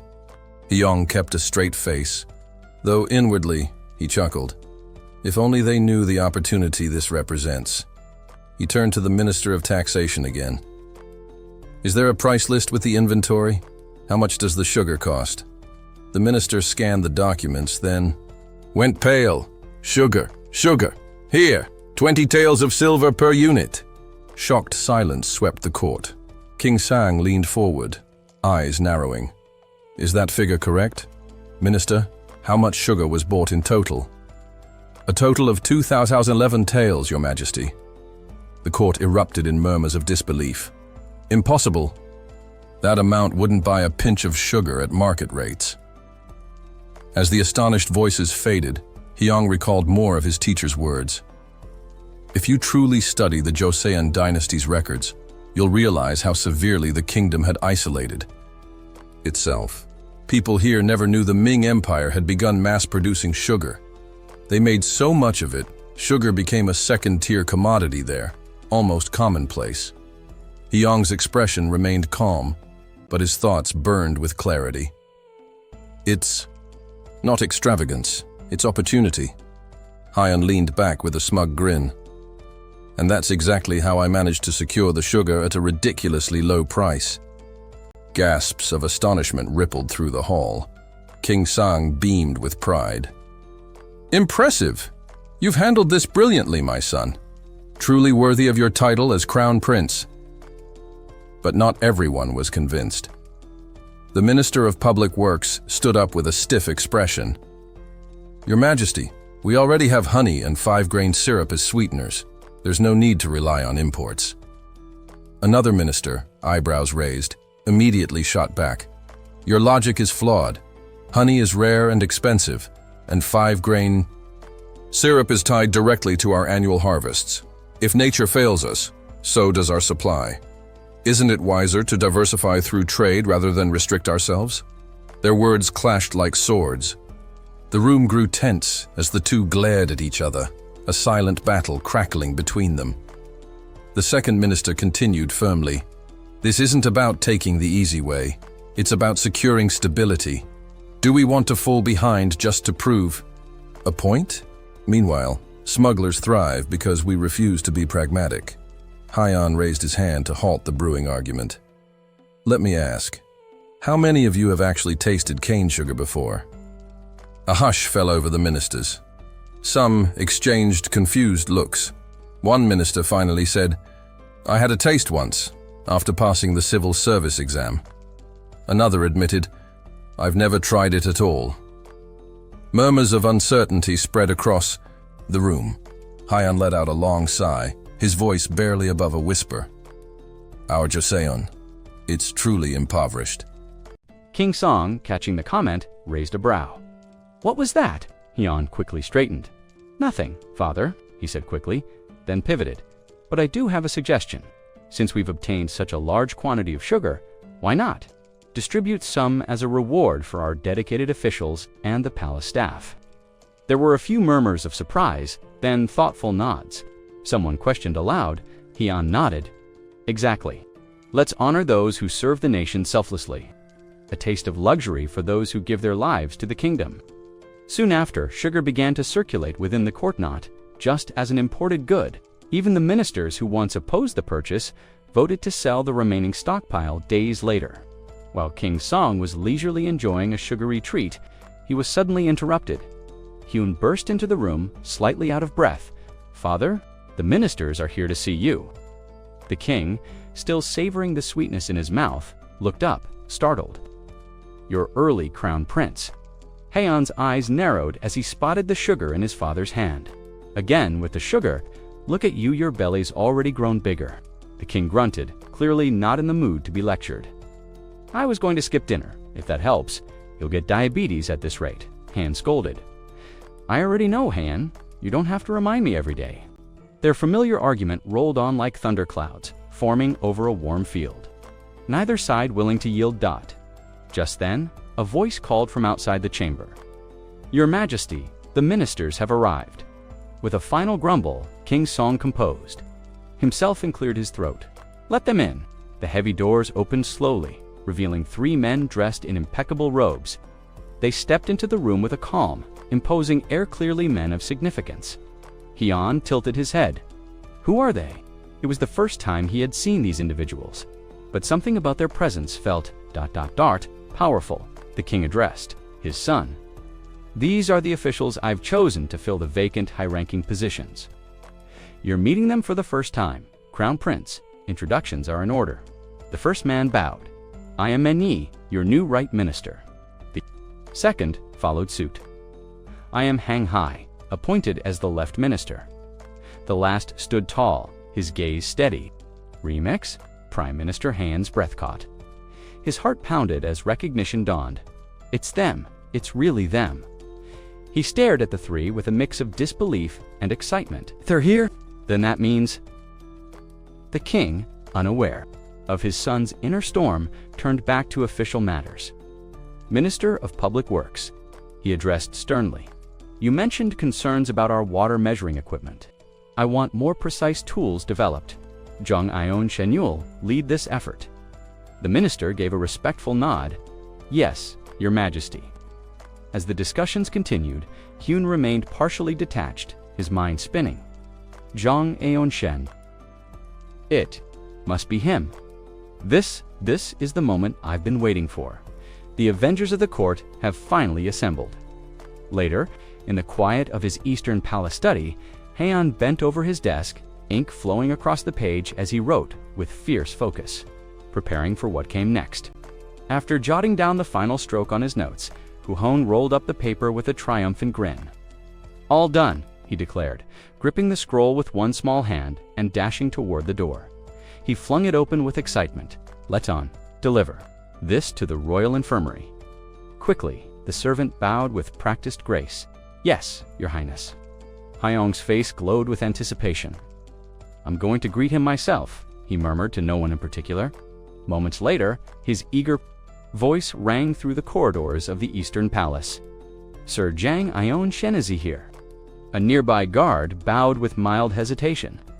"He isn't in the royal infirmary at the moment, Your Highness." Hailung's hopeful expression faltered. "He's not.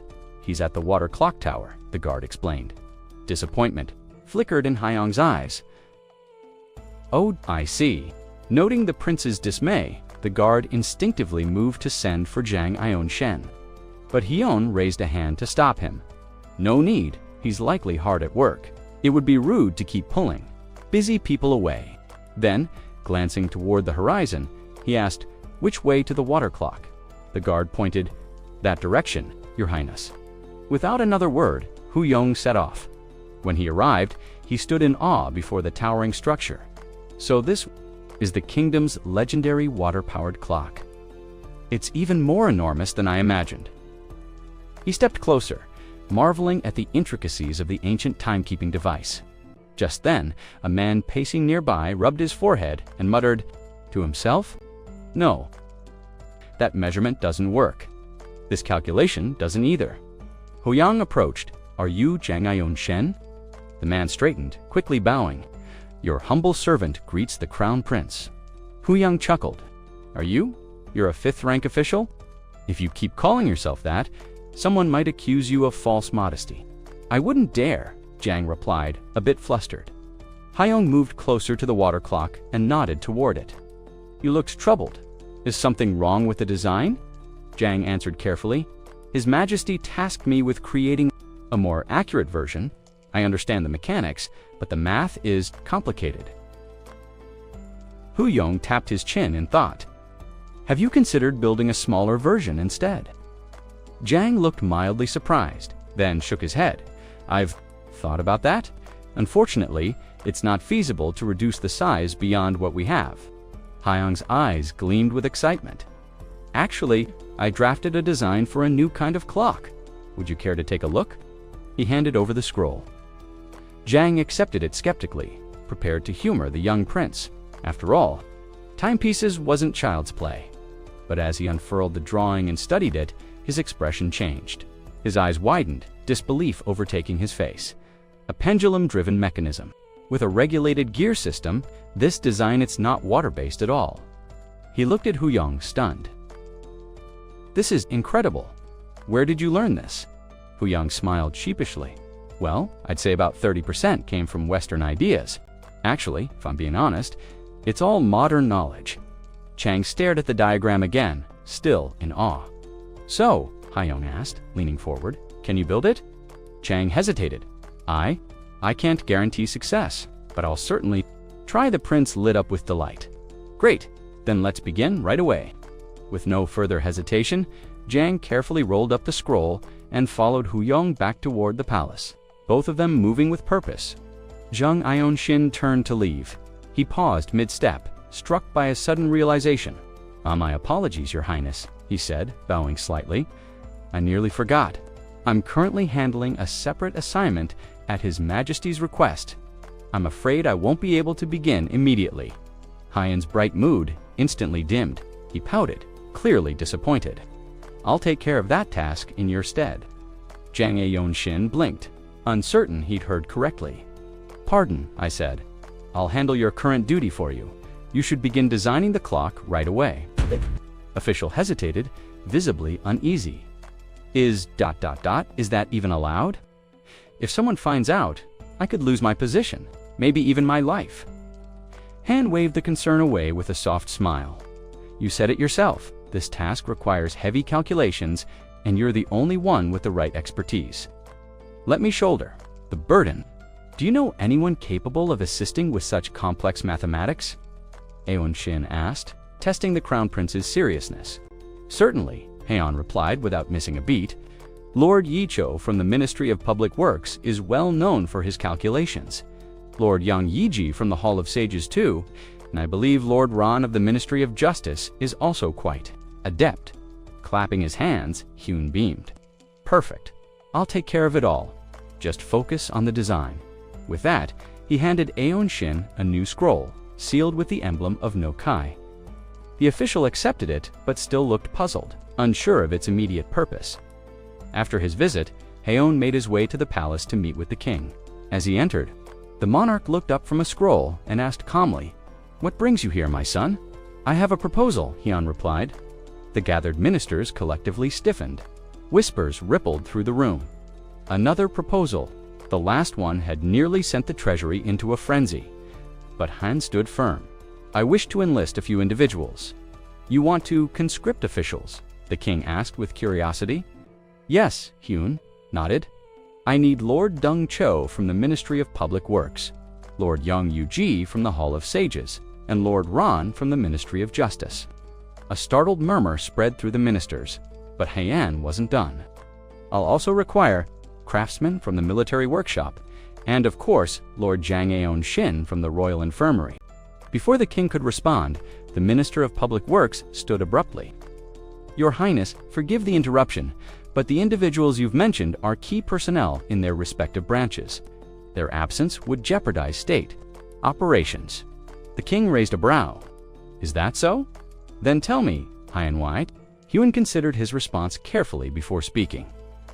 "I want to develop new inventions to strengthen Osan designs that will benefit both the military and the common people." "Inventions?" the king echoed, intrigued. "I already have 10 drafts. Drawn up in my study at the Eastern Palace," Haeon explained. "They're early-stage models, lacking precise calculations. That's where these experts come in. With their help, we can pioneer innovations that could elevate our nation's power and prosperity." "A tiger with wings, father." The king looked at his son for a long moment, trying to gauge whether the boy was overly ambitious or simply farsighted. The ministers, still unsure of what to make of it, remained silent. The following day, at the Eastern Palace, 3 high officials sat around a low table, examining blueprints laid out before them. "It's been a while, Lord Jiang," said Lord Dung Yi, nodding politely. "Indeed, Lord Dung," replied Lord Jiang. "It's good to see you." Lord Dung turned to the matter at hand. The Crown Prince said, "You're designing a clock. Is that accurate?" "Yes." Jiang confirmed, unrolling a large parchment. "This is the design His Highness sketched himself." The officials leaned in to study the diagram. Lord Young Yi-ji stroked his chin thoughtfully.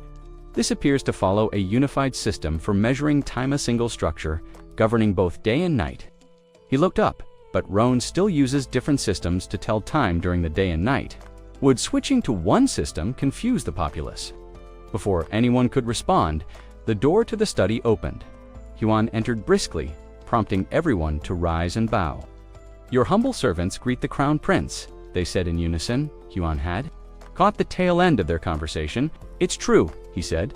"The current timekeeping method changes with the seasons. It's outdated. A consistent system would benefit both governance and daily life." The officials nodded slowly, seeing the logic in his words. "But may we ask," said Lord Ron cautiously, "why have you summoned us, Your Highness?" In response, Huan placed a thick stack of documents onto the table with a soft thud. "I need your help solving these." The officials stared at the stack. Pages and pages of densely packed numbers. "You want us ... to solve math problems?" Lord Young asked, half incredulous. Haeon smiled radiantly, hands clasped behind his back like a child showing off a prize. "Would you kindly solve them for me?" His cheerful expression did little to ease their unease. Who brings together the Empire's top officials just to assign them math homework? They all silently wondered. Lord Jung Ansu of the Royal Infirmary and Lord Li of the Ministry of Justice stood frozen, eyes wide, utterly speechless. The Crown Prince had just handed each of them a parchment filled with complex-looking equations. They were not prepared for this kind of ambush. When the scroll reached Lord Yun Aichi from the Hall of Sages, his brow furrowed in alarm. "What exactly is this?" he asked cautiously. Hai Yang, standing confidently before them, gave a casual wave of his hand. "Just a few basic math problems, nothing too difficult. Think of them like sweets. Solve them first, questions later." But sweet they were not. The officials, though esteemed in their respective fields and known for their intellect, now sat squinting at the scrolls, chewing their quills.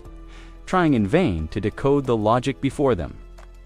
Lord Li Jiang's face grew paler with each question, especially one that asked for the formula to calculate irregular land area. Lord Jiang could only sigh and lean on his hand, muttering something about wishing he had an abacus. Haiyang watched them silently for a while. When he checked their completed answers, his expression dimmed. "This is worse than I expected," he murmured. "The top score is just 70. This won't do. We seriously need to introduce Arabic numerals, and they need proper math training too." But with his schedule already packed, the thought of teaching dozens of court officials himself felt impossible. Then a thought struck him. "All right," he said aloud, snapping his fingers.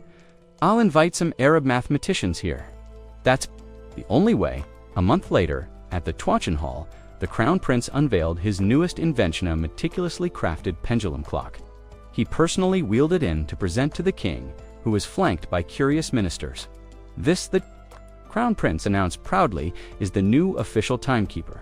It will replace the outdated water clocks." He gestured grandly. "One will be installed in the palace, and others across all 6 ministries. From now on, every official in Osan will know the time down to the second." The king leaned forward, with a broad grin, visibly impressed. "Brilliant work." He immediately turned to the Minister of Public Works. "Begin installation at once in the palace and across every ministry." "Yes, Your Majesty." The minister replied with booming enthusiasm. The rest of the court murmured in admiration. Another marvel from the Crown Prince. "Truly remarkable," one whispered. "Our lives will be so much easier now," another added. But their optimism was short-lived. Within weeks, chaos reigned. The ministers, unfamiliar with the new timekeeping system, began showing up late to meetings at Tuachen Hall. The king, already annoyed, waited with a stormy expression. When they finally arrived, he pointed to the new clock looming over the chamber. "Tell me," he demanded, turning to the Minister of Personnel and the Minister of the Household. "What time is it right now?" Both ministers looked at the clock, as if it were a cryptic artifact. Cold sweat broke across their foreheads. We beg your Majesty's forgiveness," they cried, bowing low at the Ministry of Rights. A similar scene played out. "You still haven't completed your assignments?" The head minister shouted at his aides. One of them trembled. "Please, sir, we just need a little more time.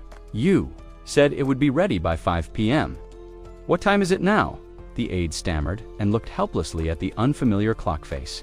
Elsewhere, in the Ministry of Public Works, the shouting was even louder. "When will the report be ready?"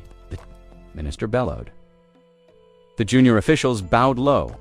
"We'll work until 7 p.m. if needed, sir." The minister glared at them. "You think it's 7 p.m.? It's 7 in the morning, you fools. Have you been napping since sunrise?" No, sir. We wouldn't dare. Didn't you all graduate from the military academy? And yet here, you are struggling to read a clock." Meanwhile, in the streets near the Eastern Palace, the commoners were no better off in a busy tavern. A group of tradesmen grumbled over mugs of rice wine. "This cursed contraption has ruined my business," one of them shouted. "Who in their right mind thought this would help?" Another barked, "I want to find whoever invented it and beat some sense into them." The Minister of Public Works. Clearly, someone yelled, "I quit." Back at the palace, the king strolled with Haiyang through the gardens, seemingly unfazed by the uproar. He turned to his son with a warm smile. "Thank you, Haiyang." The Crown Prince blinked in surprise. "Thank me? For what?" The king chuckled. "Because of you, the entire court has never been so... animated." Haiyang looked away, trying not to smile. At the very least, things were never boring around here anymore. We're not wasting time like we once did. Hyung said modestly. "You're too kind, father," he added, with a respectful bow. "I'll continue working hard and bring you even more useful inventions." The king chuckled and affectionately ruffled his son's hair. "You're too modest, Hyung. Truly, I'm proud to have a son like you." After a pause, the king leaned forward with interest. "Tell me, do you need anything else to continue developing your ideas?" Hang's lips curled into a mischievous smile. "Well, if you insist, there is one thing." "Oh," the king asked, now fully intrigued. "Tell me." "It's nothing major, Huang replied, feigning nonchalance. Just a small independent building. The king nearly fell from his chair. A separate building, eyes gleaming with excitement. Hung nodded eagerly. Yes, a proper workspace would make all the difference. While building the clock, I struggled so much because I didn't have the room. My desk was buried in blueprints, and scattered parts I even had to eat on the floor. The king hesitated. A whole building might be excessive, don't you think? Hung let out a dramatic sigh and threw up his hands like a frustrated child. If I had a proper space, I could have already built so much more. Seeing his son's sincere frustration and the dramatic glimmer of tears, the king finally relented. All right, I'll speak with the ministers. Give me a few days. 5 days later, the Institute for Scientific and Technological Development of Osan was born. When the ministers arrived for the opening, they found themselves standing in front of a space barely larger than a closet. A gentle breeze drifted through the tiny room, carrying the scent of fresh wood and old books. One of the officials blinked in disbelief. This is a government department. The Crown Prince, though slightly underwhelmed himself, stayed optimistic. It's small for now, but trust Manhwa results will be enormous. In time, no one will dare look down on us. Another minister asked, "So, what exactly are we meant to do here?" Hyung smiled and gestured them inside. "Glad you asked. Come take a look." Inside, he unfurled a neatly drawn diagram and stood proudly beside it. "This is the organizational structure for our institute," he began, voice full of excitement. "We're here to make Osan stronger through science and technology." He pointed to the chart. "I'll serve as the director. Beneath me are 2 core divisions. The Basic Sciences Division, responsible for fundamental research in fields like mathematics, chemistry, and architecture. The Applied Sciences Division, which will turn our discoveries into tools and innovations for everyday life." The ministers looked at one another, murmuring in admiration at the clarity and ambition of the design. Hyung began assigning roles. Lord Dunn, Lord YG, and the Minister of Public Works will join the Basic Division.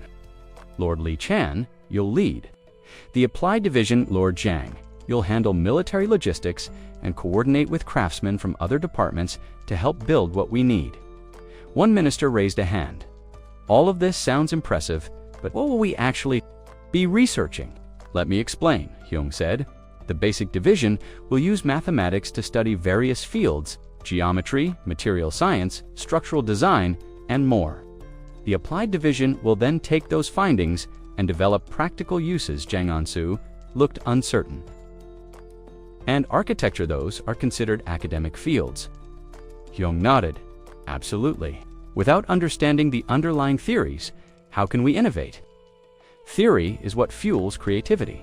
Lord Yong folded his arms and gave a slow nod. Hyung added, "Also, if any of you know officials skilled in mathematics, recruit them immediately. And if our local talent isn't enough, bring in Muslim scholars." That raised some eyebrows. Jang On-soo looked bewildered. "Muslims? Aren't they just merchants from Ran Hyung?" answered calmly. "They're renowned for their mathematics. It's said Muslims have been active on the peninsula since the Silla dynasty. Their knowledge will benefit our research immensely. If there's resistance, simply tell them it was my decision." He let the thought linger, then pivoted. Lord Li Chung nearly dropped his fan. "What?" Hyung smirked. "Ah, I knew that would catch your attention. Nothing sweeter to a military man than an offer to upgrade his weapons." With a firm bow, Li Chung responded, "I will see it done, no matter the cost." The Crown Prince's eyes sparkled with satisfaction. "Excellent. But before anything else, we'll need someone well-versed in firearms. Do you know anyone who fits the bill?" Lord Li nodded without hesitation. "Yes, Your Highness. General Choi Hazen comes to mind. He currently oversees the Bureau of Military Supplies. His background is impressive, son of the renowned General Choi Suzum, who once served under the Joseon Dynasty. If I'm not mistaken, he's now stationed at the Ministry of War." Hai Hong's face lit up with excitement. "Perfect. Then let's head to the Ministry of War immediately." Li Chan responded dutifully. "As you command, Your Highness." Upon arriving at the ministry, the Crown Prince was greeted promptly by an imposing figure who approached with disciplined grace. "I assume His Highness wishes to speak with me," the official asked. The man was none other than General Choi Hazen himself, stoic, upright, and the embodiment of military rigidity. At first glance, Hu Yang felt a pang of intimidation. So this is the legendary Choi Hazen, he thought. He really does radiate authority. But brushing aside his initial nerves, the prince stepped forward with a warm smile. "It's an honor to, finally, meet you, General. I've heard much of your service." General Choi regarded the prince silently for a moment, then gave a subtle, respectful nod. Though his expression remained stern, his voice was calm. "Thank you, Your Highness. The honor is mine." Relieved by the general's gracious tone, Hu Yang motioned for everyone to be seated. "Let's talk. I'd like to propose something." "Unconventional, Your Highness?" "Yes," Hai Yong replied. "I'm inviting both you and Lord Li Chan to help me design and build something new, something that could change the tide of our military's future." Intrigued, General Choi asked, "May I ask what exactly we'd be designing?" "I want to advance the weaponry of our army," the prince said plainly. The word weapons made the general sit up straighter. Hu Yong continued, "Let's face it, our military can't rival the sheer numbers of the Ming Dynasty. Even in hand-to-hand combat, Japan has gained the upper hand. Our forces are falling behind." General Choi slowly nodded. "I must admit that's true. And we're facing financial strain," the Crown Prince added. "Recruiting and maintaining a large army is no longer feasible. But if we focus on improving the quality of our weapons rather than quantity, we can still turn the tide. We need efficiency." The general offered a mild protest. "With all due respect, Your Highness, our spears and swords are already crafted to the highest standards." "I agree," Hu Yang said, "but I'm not referring to traditional weapons. I'm speaking of something different. Gunpowder, Lord." Li's eyes widened in disbelief. "You mean firearms? Cannons?" The prince gave a sly, confident smile. "Exactly." Both men exchanged a look. For a moment, they were uncertain. A child barely past his 10th year. Speaking of revolutionizing warfare with such clarity and conviction, it was unnerving. Sensing their doubt, Haiyong added, "Don't worry, I'll explain everything in detail soon. But for now, I want to observe what we currently have. Can we arrange a demonstration of our artillery's capabilities?" Li hesitated. A demonstration would require the king's authorization. Without skipping a beat, Hu Yang rose to his feet. "Then I'll speak with my father myself." Later, in the royal chamber, the king looked mildly surprised by the request. "A cannon demonstration," he repeated. "Why is this just a game?" To you, but the young prince's earnest expression softened the king's skepticism. Though he didn't fully understand Haiyang's motives, he approved the demonstration nonetheless. On the scheduled day, as the soldiers prepared the cannons, and the air filled with the scent of gunpowder, Crown Prince Hu Hong stood on the observation platform with a focused gaze.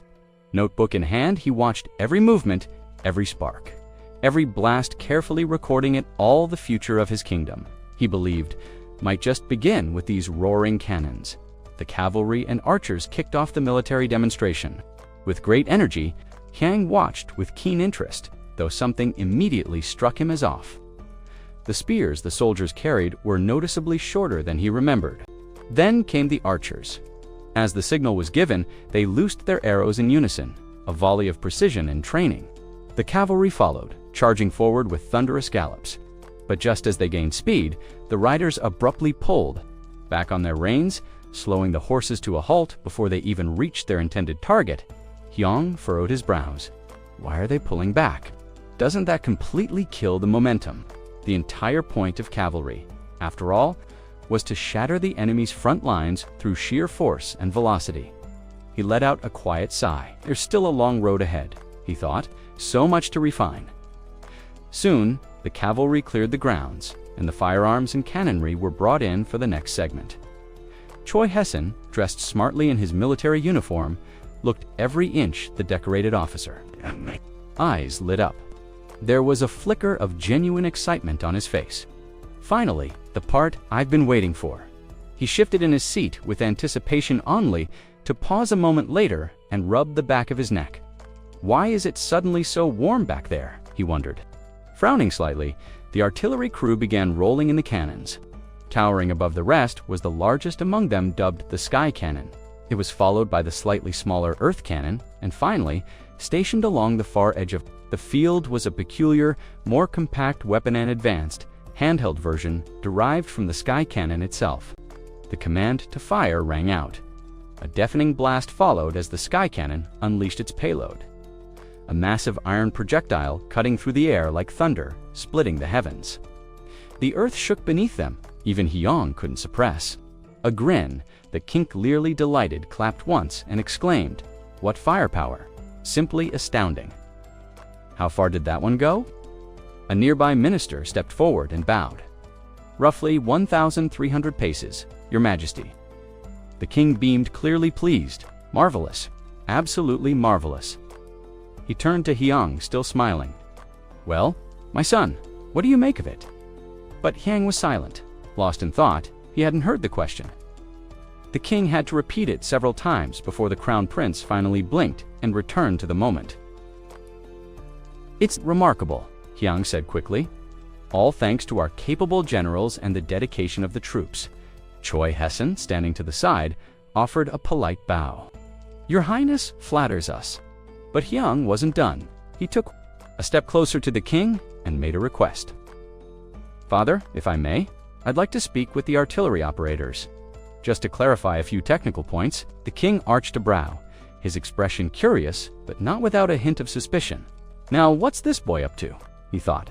The scene transitions to the military training grounds, where soldiers are busy manning cannons.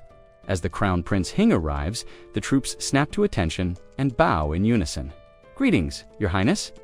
Hing responds with warmth, walking among them with pride. "Thanks to your dedication, this nation remains at peace. I am truly grateful for all of your efforts." The soldiers modestly bow again. "Your Highness flatters us." But Hang's eyes narrow as something odd catches his attention. "Now that I think about it, why are your armors all different from one another?" he asks, folding his arms. The soldiers reply without hesitation. "We brought our own armor, Your Highness." Hing nods slowly, realization dawning. "Ah, that explains it. That used to be the custom in the days of Rosen, didn't it? Soldiers supplied their own armor back then too." He pauses, then sets the matter aside for now. There's something more important to check first. Turning to General Choi, he asks, "Are all the cannons and handheld weapons accounted for?" "Yes, Your Highness," Choi replies, pulling back a heavy tarp to reveal an impressive arsenal neatly arranged swords, spears, handheld cannons, and larger artillery. Hang's eyes light up with awe. "Incredible. I never imagined I'd witness such a sight in person. The craftsmanship, the sheer scale, it's beautiful." Choi, slightly puzzled by the prince's reaction, watches silently as Hing steps forward for a closer look. Inspecting the weapons, he notes something significant. They're still using wooden cannons without braces, no built-in stoppers to concentrate the gunpowder's force. He mutters thoughtfully, "Of course, brace-mounted cannons haven't become standard yet. It's understandable that these older models are still in use." Just then, something catches his eye. "Wait, is this one made of wood, but fitted with a brace?" he asks, gesturing to a particular cannon. Choi confirms, "Yes, Your Highness. We've begun experimenting with that configuration." Resting his chin in his hand, Hing murmurs, "Improvements are happening, but clearly a complete overhaul is needed. The question is, where should we begin?" Deciding to leave the larger cannons for now, he shifts focus to the handheld ones. He turns back to Choi with a barrage of technical questions. How's the penetration power of these handheld cannons? Do the Juran army troops wear armor? Do Choi replies. Some wear light armor, others heavy. It varies. Hing presses further. Then let's say someone in light armor is hit, what happens? Choi hesitates, then answers as best he can. "I haven't seen it with my own eyes, but our scouts from the north reported a Juran warrior killed at around 40 paces. That's approximately 50 meters. The Crown Prince nods slowly, absorbing the information. "Understood. I've seen enough. Let's return." As they walk, Hang's thoughts spiral. So many variables, so many moving parts. But where do I even begin? After the drill concludes, Hing publicly praises the troops. "Well done, everyone. I've arranged for food and drink. Enjoy it to your heart's content." The soldiers erupt with cheers. Long live His Highness, thank you. But even in the midst of their celebration, Hing's thoughts remain elsewhere. Something doesn't add up. I need answers. I can't ignore this anymore. Unable to suppress his curiosity, he calls over to artillerymen from the cannon and handheld teams. The two look at each other, puzzled but obedient. Yes, Your Highness. Hing gives a sly grin. Come with me. I've got a few questions for you. Before diving into his inquiry, he adds with a polite smile, sorry to keep you from the feast. The two soldiers shake their heads quickly. No need to worry, Your Highness. We're honored. Really? Then I'll get right to it. Although they seem cheerful, both men are quietly nervous. Why is the Crown Prince interested in us? What's going on? Hing asks with a serious tone. Tell me, are there any challenges when using these handheld cannons? Discomfort? Technical difficulties? Speak openly. The soldiers exchange glances. One finally replies, it's not uncomfortable exactly, but they are hard to manage. Hing raises a brow. Go on. Well, most of the handheld cannons require mounting on poles for firing, but even the strongest gunners can barely get off more than 2 shots before their arms give out. They're heavy and the aim shifts easily. Hang nods, intrigued. So accuracy drops significantly at long range. Yes, Your Highness. If the target's close, we can hit it. But the farther it is, the more unreliable the shot becomes. Let me try, Hing says, reaching out. He lifts the cannon mounted on a pole and immediately understands the issue. The front end is heavy too heavy. The center of gravity is off, he mutters, adjusting his grip. It tilts forward. Could the weight alone be the cause? He stares at the weapon, deep in thought. Intrigued, the Crown Prince leaned in and asked, Tell me, General Choi, how much does this handheld cannon weigh? Choi straightened his back and responded, 3 gun and 8 ryo, Your Highness. He nodded thoughtfully, then followed up. And the length? The general paused, then said, They vary, Your Highness, but even the shortest ones are at least 4 feet long. Hing furrowed his brows. So, the sizes differ. Choi hesitated again, clearly uncomfortable. That depends on which unit of measurement you use, Your Highness. There are inconsistencies. The Crown Prince blinked in disbelief. Waitar? You saying that the rulers themselves are different lengths? You're telling me there's no standard? In truth, Choi said quietly, these cannons were tribute items from various regions. Each one was crafted independently. Hing sighed and rubbed his temple. So the problem isn't just with balance and weight distribution, it's deeper than that, he thought. He turned his attention back to the cannon. How much gunpowder is needed to fire one of these? Choi gave him the exact quantity. The Crown Prince's jaw dropped. He stared in silence for a moment, then muttered, That's more than I expected. His eyes narrowed, and he looked like he might need a physician on standby. Choi stepped forward, alarmed. Your Highness, are you feeling unwell? I'm fine, Hing replied, shaking his head slowly. It's just, I didn't realize the firepower requirements were so extreme. Now that he had cleared up the last of his questions, he gave a small wave. That will be all, General. You're dismissed, Choi saluted. Yes, Your Highness. He gestured for the soldiers beside him. Hey, San, let's move out. Hang didn't even glance back as they left. Instead, he flashed a satisfied grin and called after them, Good work, everyone. The 2 soldiers beamed, responding in unison. Thank you, Your Highness. But as they walked off, they exchanged puzzled glances. What's with the Crown Prince? One whispered. Why is he so interested in this stuff? He's still young, the other replied, probably just curious. Unbeknownst to them, Heng had already pieced together the bigger issue and he was quite pleased with himself for figuring it out. As Crown Prince Hing walked beside General Choi Hyansen, he turned and asked, General, does it really take 2 people to operate a handheld cannon? General Choi gave a small nod. Normally, yes, Your Highness. Still intrigued, the Crown Prince pressed on, but I've heard it can be done alone. True, the general admitted. If absolutely necessary, a soldier can brace the cannon under their right arm or hold it in their right hand while lighting the fuse with the left. It's not ideal, but it works in a pinch. Hing sighed, a little dismayed. That sounds terribly inconvenient. The general smiled wryly. Indeed, That's why we prefer a two-man operation. But that, of course, creates manpower issues. It limits how many artillerymen we can field. Hing nodded thoughtfully. I see. Then we'll start by solving the handheld cannon problem first. His mind wandered back to his previous life, back when he was Kim Gin-ho.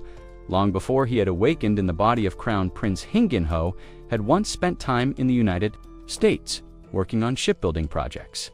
There, he'd befriended a group of passionate military hobbyists.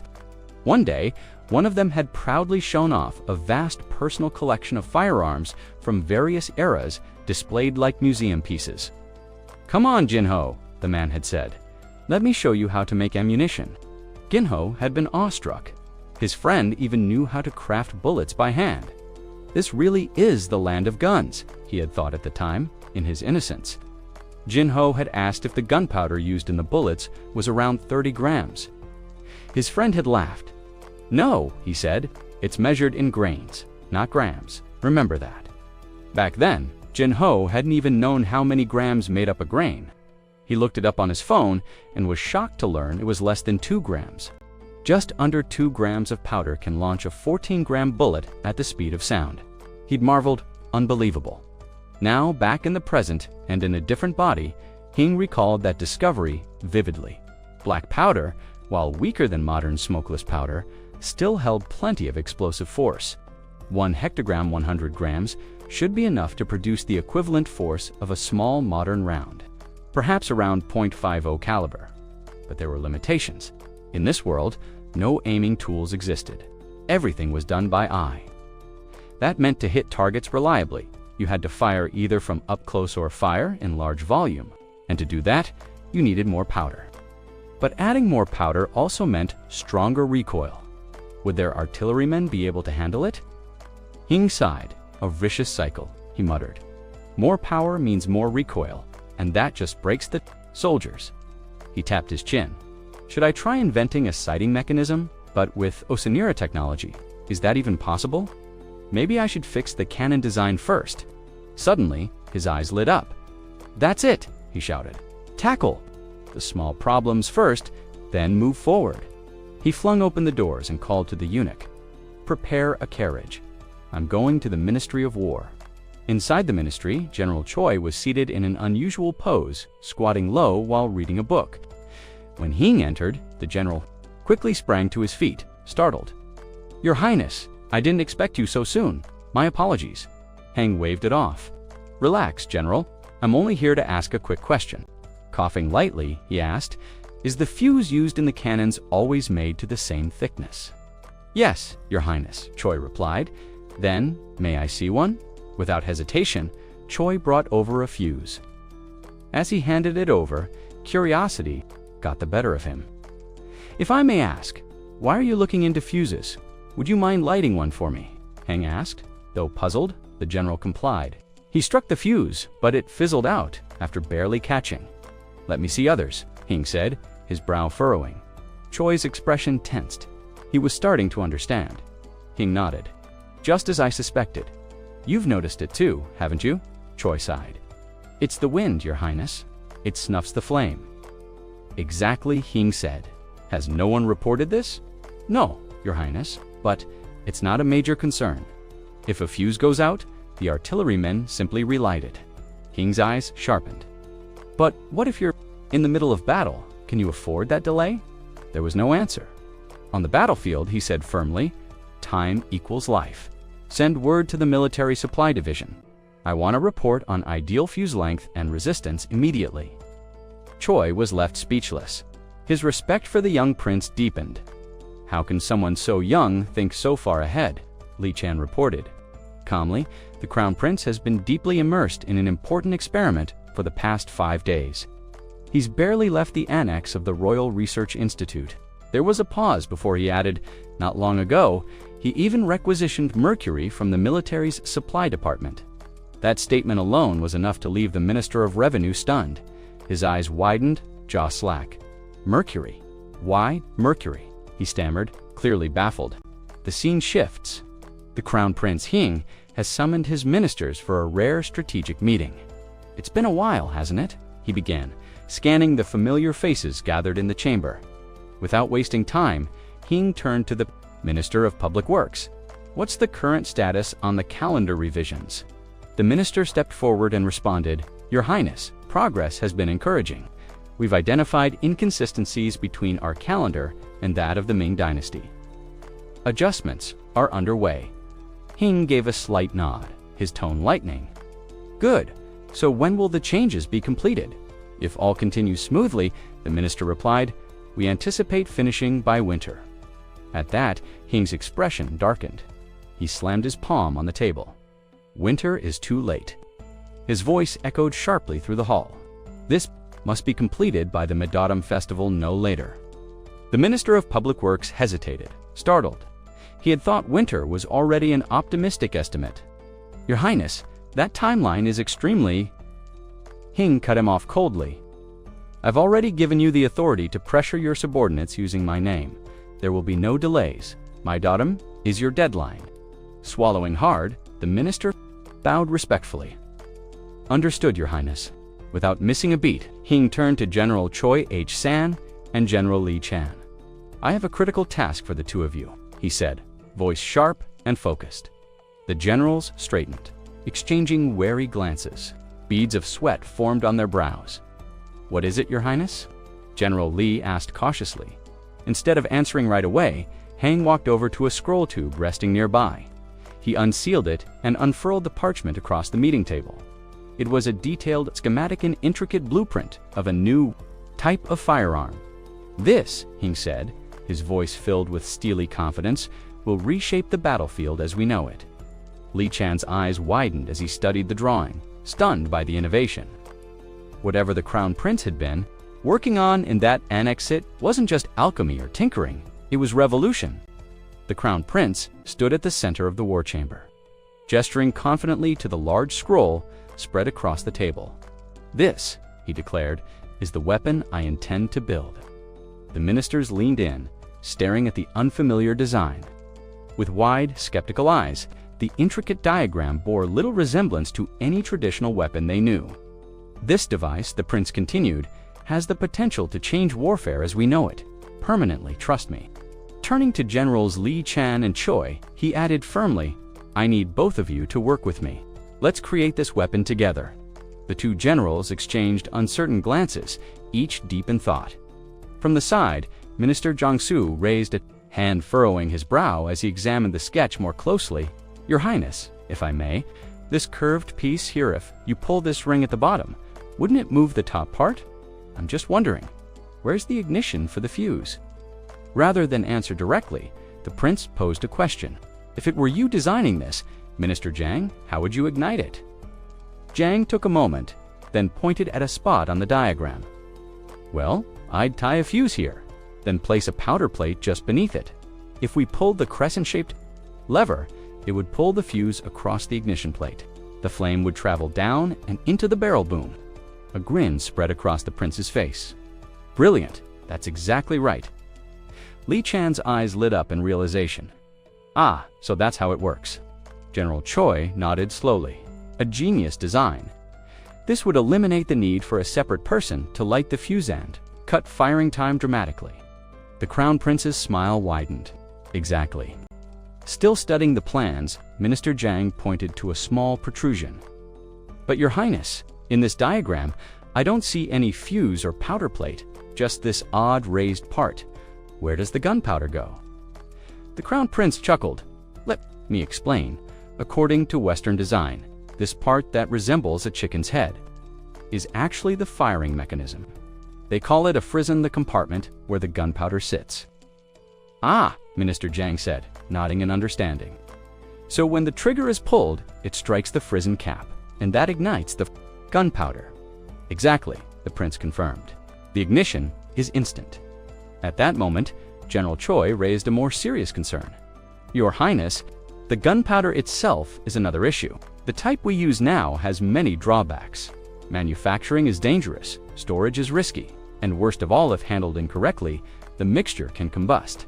On top of that, saltpeter absorbs moisture to isolate. That's why we mix it with sand during transport." He paused, clearly worried. "Even if we create this firing cap, if the gunpowder fails, the weapon won't function. The Crown Prince nodded in agreement. Your concerns are valid, General, but I have a solution. From beneath his robe, he retrieved a small pouch. The room fell silent as he untied the cord and poured a small amount of fine powder onto a sheet of parchment. This, he said, is my own formulation.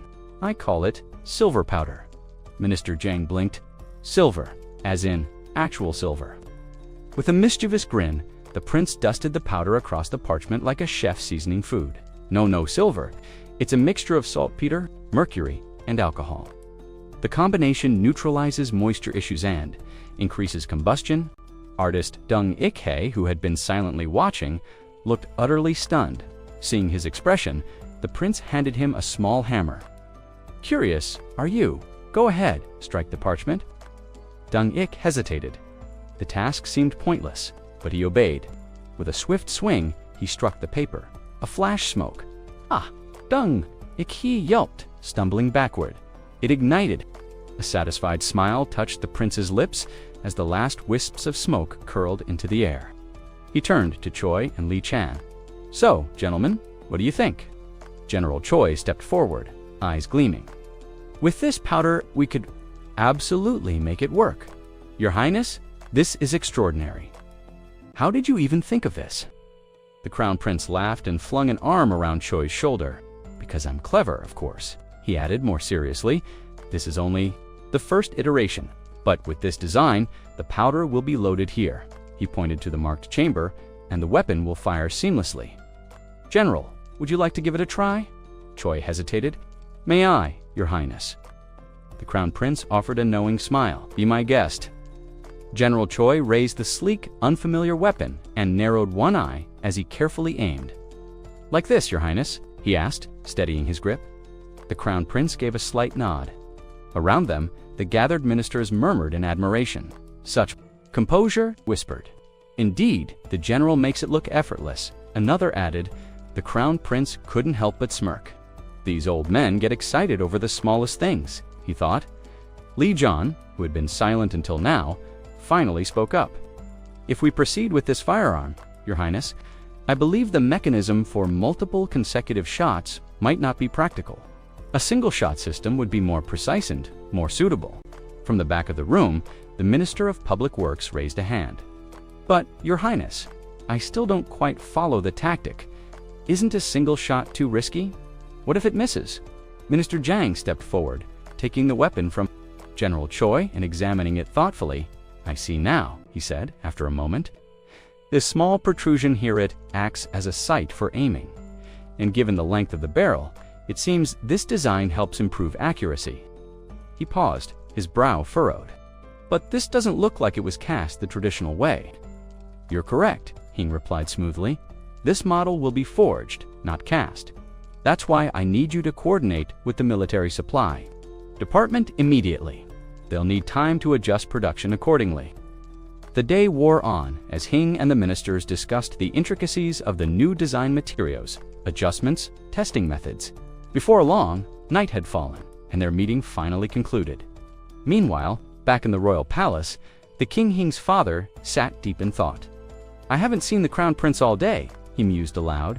Even yesterday he was nowhere to be found. What is he up to? One of the eunuchs bowed respectfully. Your Majesty, the Crown Prince has just returned to the palace. As if summoned by the very mention of his name, Hing entered the hall. The ministers exchanged knowing glances and whispered among themselves. Speak of the devil. Hing approached the throne, bowing with proper decorum. I hope your Majesty is in good health. The king regarded him carefully. You've been absent from court quite a bit lately. What exactly have you been doing? Hing stood tall and replied evenly. I was preparing a report to present to you, further detailing the most recent developments at the Institute of Science and Technological Advancement. At that, the eunuch stepped forward and handed the king a thick document bound in fine leather. This, the Crown Prince said with calm confidence, contains the full progress of our latest work. Your Majesty. The king opened the report and began to read. His eyes scanned line after line, expression shifting from curiosity to astonishment. Are all of these results accurate? He asked, clearly taken aback. The king's eyes scanned the document in disbelief. he read a section again, slower this time, as if the words might change.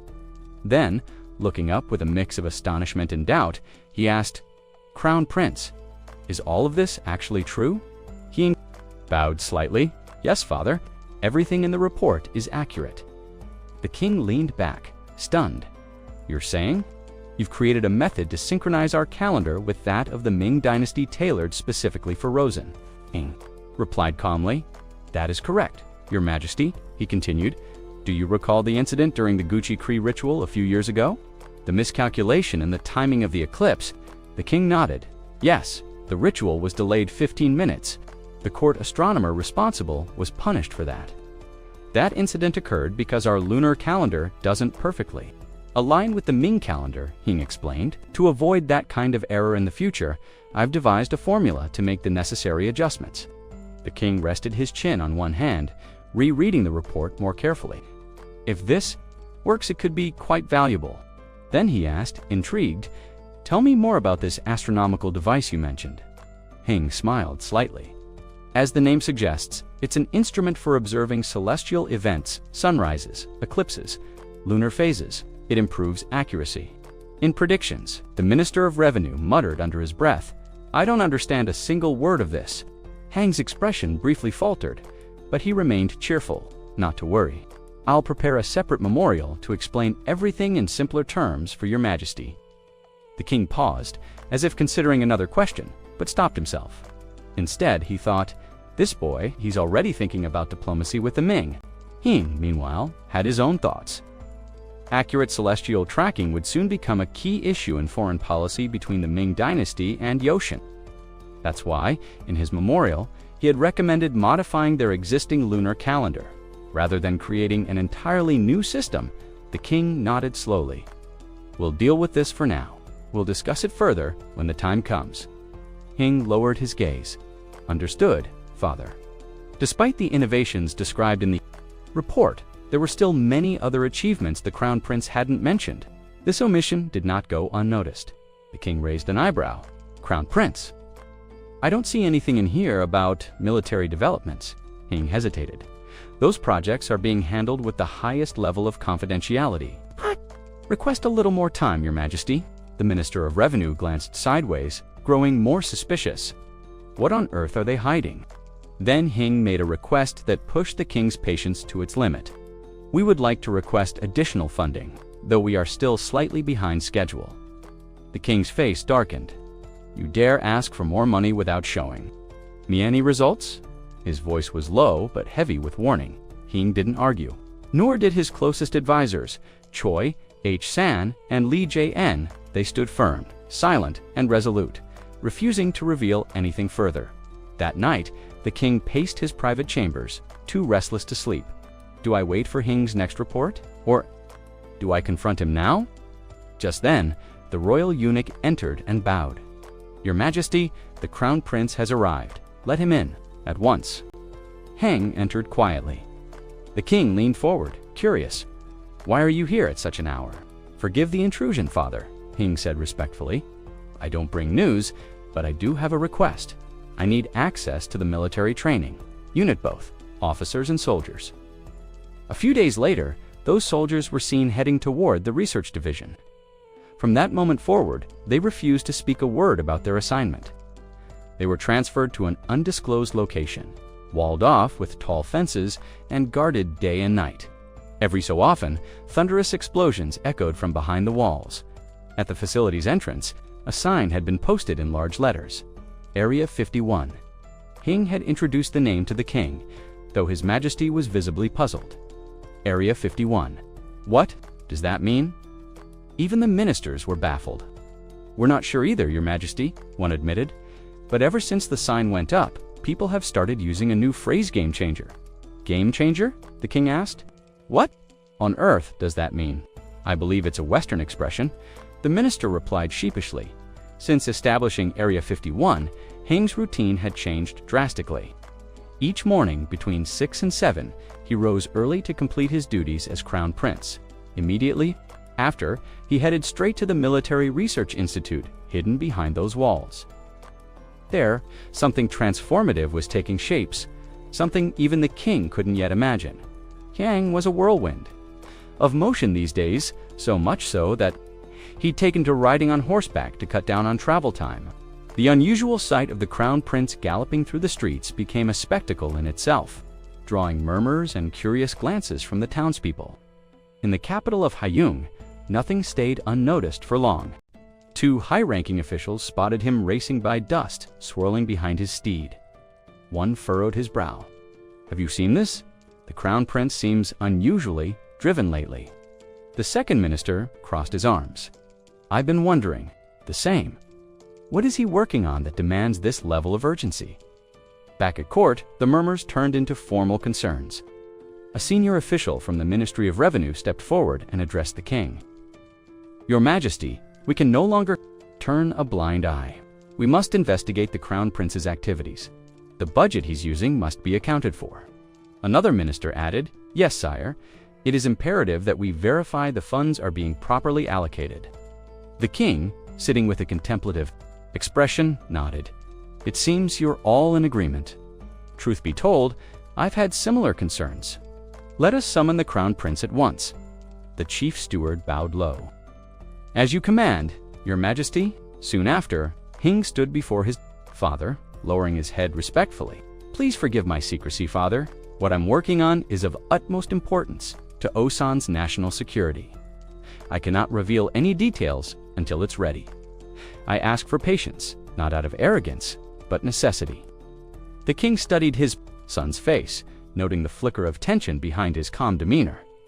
"I understand the value of discretion," he said carefully, "but I cannot authorize further funds without seeing progress. Transparency is still required, even in matters of secrecy." 2 ministers glanced at each other, their expressions a mix of confusion and curiosity. Was the king truly preparing to probe his own son's secrets? Hing, seeing the storm brewing, drew a deep breath. "Then I asked for 5 more days. That's all I need to show you everything." The king paused, then gave a measured nod. "Very well. In 5 days, we'll inspect this secretive research institute of yours." 5 days later, the courtyard of the research facility was buzzing. Ministers, officials, aides all gathered outside the gates in anticipation. When the king arrived, the crowd bowed low. Hang stepped forward, his face alight with energy. "Father." "Welcome," he greeted. The king looked around, impressed by the scale of the operation. "It seems your work has expanded. There are more people here than before, though I must say, they all look absolutely exhausted." Hing gave a sheepish grin. "Ah, you must be imagining it. Father, let us head inside." As they entered the main chamber, the king's eyes swept over various items on display. He gestured to one of them. "Aren't these the same types of devices developed by Minister Young, but these look like miniature versions?" "They are," Hing replied. "They're just models, demonstrations, not the actual functional prototypes." The king raised an eyebrow, skeptical. "This alone doesn't justify the resources you've used." Hang chuckled, a mischievous glint in his eye. He hurried over to a large, reinforced door at the back of the room. "What you've seen so far is just a glimpse," he said, placing his hand on the door handle. "The real results are in here." With a theatrical flair, Hang pushed the door open. The king stepped inside, and his eyes widened at once. The room beyond gleamed with intricate inventions and polished mechanisms, each arranged neatly on display shelves. The aura of true innovation filled the air. What are these?" the king asked, voice rising with excitement. He took a step forward, then another, like a child stepping into a treasure vault. "Let's see it all," he said eagerly. "Lead the way." Hing gently tugged on the king's sleeve and spoke in a low, respectful voice. "Father, what you're about to see is highly confidential. Aside from you and the senior ministers, I ask that all other officials remain outside." The king gave a solemn nod. Understood. He turned to the gathered officials and ordered them to wait beyond the chamber doors. Only the ministers accompanied him into the room. Once inside, the king surveyed the strange instruments and prototypes laid out on the tables. His gaze shifted toward Hing. "Did you and the scholars at the institute develop all of this?" Hing nodded enthusiastically. "Yes, father. These devices are the result of months of hard work. Many brilliant minds have contributed. The king smiled warmly, clearly pleased. I see you've all done well. As he walked past the table, something curious caught his attention, a long metal rod. He picked it up and examined it. And what exactly is this? What's it used for? That's a device we call a leveler, Hing explained. It measures horizontal and vertical alignment. If the small iron ball rests perfectly at the center, it means the surface is completely level. He paused, then added, though this version is still a prototype, it's not quite final. The king tilted the tool in his hands, watching the ball shift. Fascinating. But tell me, why is such precision necessary? For construction purposes, Father, Hing said, especially in the building of astronomical instruments. Even the slightest imbalance could distort the readings. Everything must be perfectly level for accuracy. Outside the chamber, murmurs spread through the palace as passers-by noticed the gathering. Inside, the king gave an approving nod. I see. So theoretically, this leveler could be used in the construction of government buildings as well. Hing hesitated slightly, his voice careful. Forgive me, Father, but it's still too early for that. The device isn't quite ready for practical use yet. Why not? The king asked. It's still in the experimental phase, Hing said. Once the design is finalized and tested thoroughly, I'll submit an official report. The king nodded again, understanding. Very well, I'll await your findings. His attention then shifted to a different item on the Tabola miniature ship model. Intrigued, he lifted it. This appears to be a warship. Did you design this? Yes, Father Hing replied proudly. It's a scale model of the largest warship based on Western design. The king's brow furrowed as he studied the unfamiliar shape. It doesn't look like one of our own. You're saying the West has already built something like this? Hing nodded. Yes, this model follows the exact proportions of their largest naval vessel. The king, still holding the model, asked, where are the oars? Hing chuckled. This ship doesn't rely on oars, Father. It's powered entirely by wind. The king moved to another part of the table and picked up another model. And these weapons? Cannons, Hing answered. With proper calculations, a ship of this size can carry as many as 80 of them. The king's eyes widened. 80 cannons, astounding. He turned to Hing with admiration. You've made me proud, my son, Hing beamed. Thank you, Father. I'll do everything I can to make this vision a reality. The ministers nearby exchanged glances, equally stunned by the scale of the design, but then the king noticed a smaller model sitting beside the warship. He squinted at it. What's this? A bowl of noodles? Hing laughed. No, Father, that's a representation of an iron ship. The room fell into stunned silence. The king and ministers spoke almost in unison. An iron ship. A few months earlier, Hing had first voiced his ambition to build a vessel entirely from iron. At the time, it had been met with disbelief and ridicule. An iron ship? That's absurd, one minister had said. Even children know iron sinks. But Hing had responded with confidence. It's not impossible. We simply haven't discovered the method yet. Curious, the ministers had pressed him. What do you mean? In reply, Hing had called over a eunuch. Bring me a bronze cup and a large basin of water. Yes, Your Highness, the eunuch had said, hurrying off to fetch the items. When the basin arrived, Hing performed a simple demonstration. Holding the cup in one hand, he dropped it into the water. Observe. Even iron can float under the right conditions, he said. The ministers leaned in. Intrigued, Hing explained, if an object is solid and touches only a small surface area of water, it sinks. But if it's hollow and spreads out its weight over a larger surface area, it can float. That's because, as we increase the volume while keeping the mass constant, the overall density decreases. The demonstration was simple, but the implications were revolutionary. One of the ministers thoughtfully stroked his beard before asking, what exactly is this density? The Minister of Public Works, who was standing nearby, chimed in quickly. We studied this concept back at the Foundational Institute. It refers to how tightly packed matter is mass divided by volume. He gestured to the plans on the table. So, if we use strong iron sheets and bind them together properly, we can construct a ship from iron. Hing nodded with approval. Exactly, that's the basic idea. It's not as complicated as it sounds, but skepticism lingered. Another minister raised his hand. But how do we join these iron plates without leaving gaps? One leak and the whole ship could sink. Heng gave a cheerful, almost too innocent smile. Well, that's your job. I'm leaving that part to your department for research. A collective sigh rippled through the ministers. Internally, many wondered if it wasn't too late to submit their resignations. Later, Heng stood before the king to explain why a miniature wooden model had been placed in the royal hall. The minister of revenue bowed slightly. Your Majesty, with all due respect, constructing an iron ship is no small endeavor. The king asked, "Do you think we'll be able to develop a method to make it work?" Heng answered confidently, "We already understand the principle. Now we simply need to discover the technique to apply it." The minister hesitated before pressing further.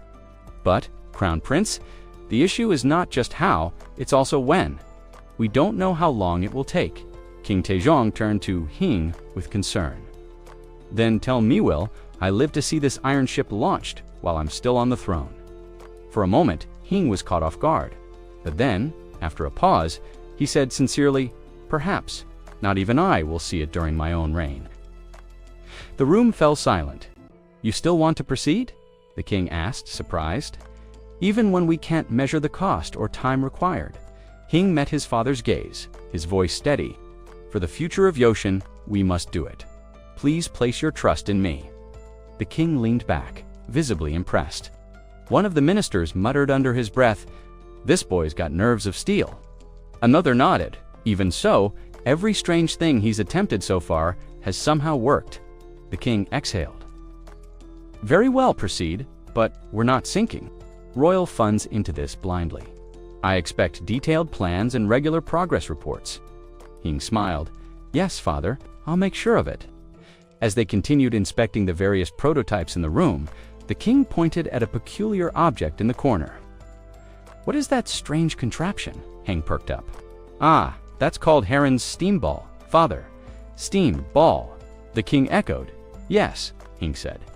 "It's a device invented centuries ago by a Western scholar. It's used to demonstrate the power of steam. When heated, it spins rapidly. It's essentially one of the earliest models of steam propulsion." The king studied it closely, then turned back. "Let's say we manage to build this iron ship. It'll be much heavier than a wooden one. Using sails and oars won't be enough to move it. How do you plan to make it move?" "That's exactly what I've been thinking about," Heng said, almost bouncing with enthusiasm. "Which is why I'm proposing a new research initiative, and I'll need everyone's cooperation." He gestured to a court eunuch nearby. "Bring the device we requested from the military supply department." "Yes, Your Highness," the eunuch replied and hurried off. Moments later, he returned carrying a mechanical apparatus as the ministers gathered around. The device began to spin, gradually increasing speed. The clicking of gears and the humming sound drew murmurs of awe. Heng looked around at their faces. "Have you ever noticed what happens to a pot lid when rice is cooking? The pressure from steam is powerful enough to lift even a heavy lid." He paused and then declared with conviction, "This is what I want to call the steam engine." The miniature steam engine roared to life, its wheels spinning so fast they were a blur. The ministers watched in astonishment. "Incredible," exclaimed the Minister of Public Works. "Just fire and water, and it turns like a whirlwind. This definitely deserves further study. Imagine if we could use this to power ships. No more waiting for the wind or relying on rowers." Heng raised a hand, gesturing for attention. "It's not just for ships." Minister Li Zhang blinked, clearly confused. "You mean it could be used for something else?" "Exactly," Heng replied without missing a beat. "What if, instead of horses, we used this to pull carriages?" That idea sent a wave of disbelief through the room. Both Minister Li and the Public Works Minister exchanged stunned glances. Replace horses with steam?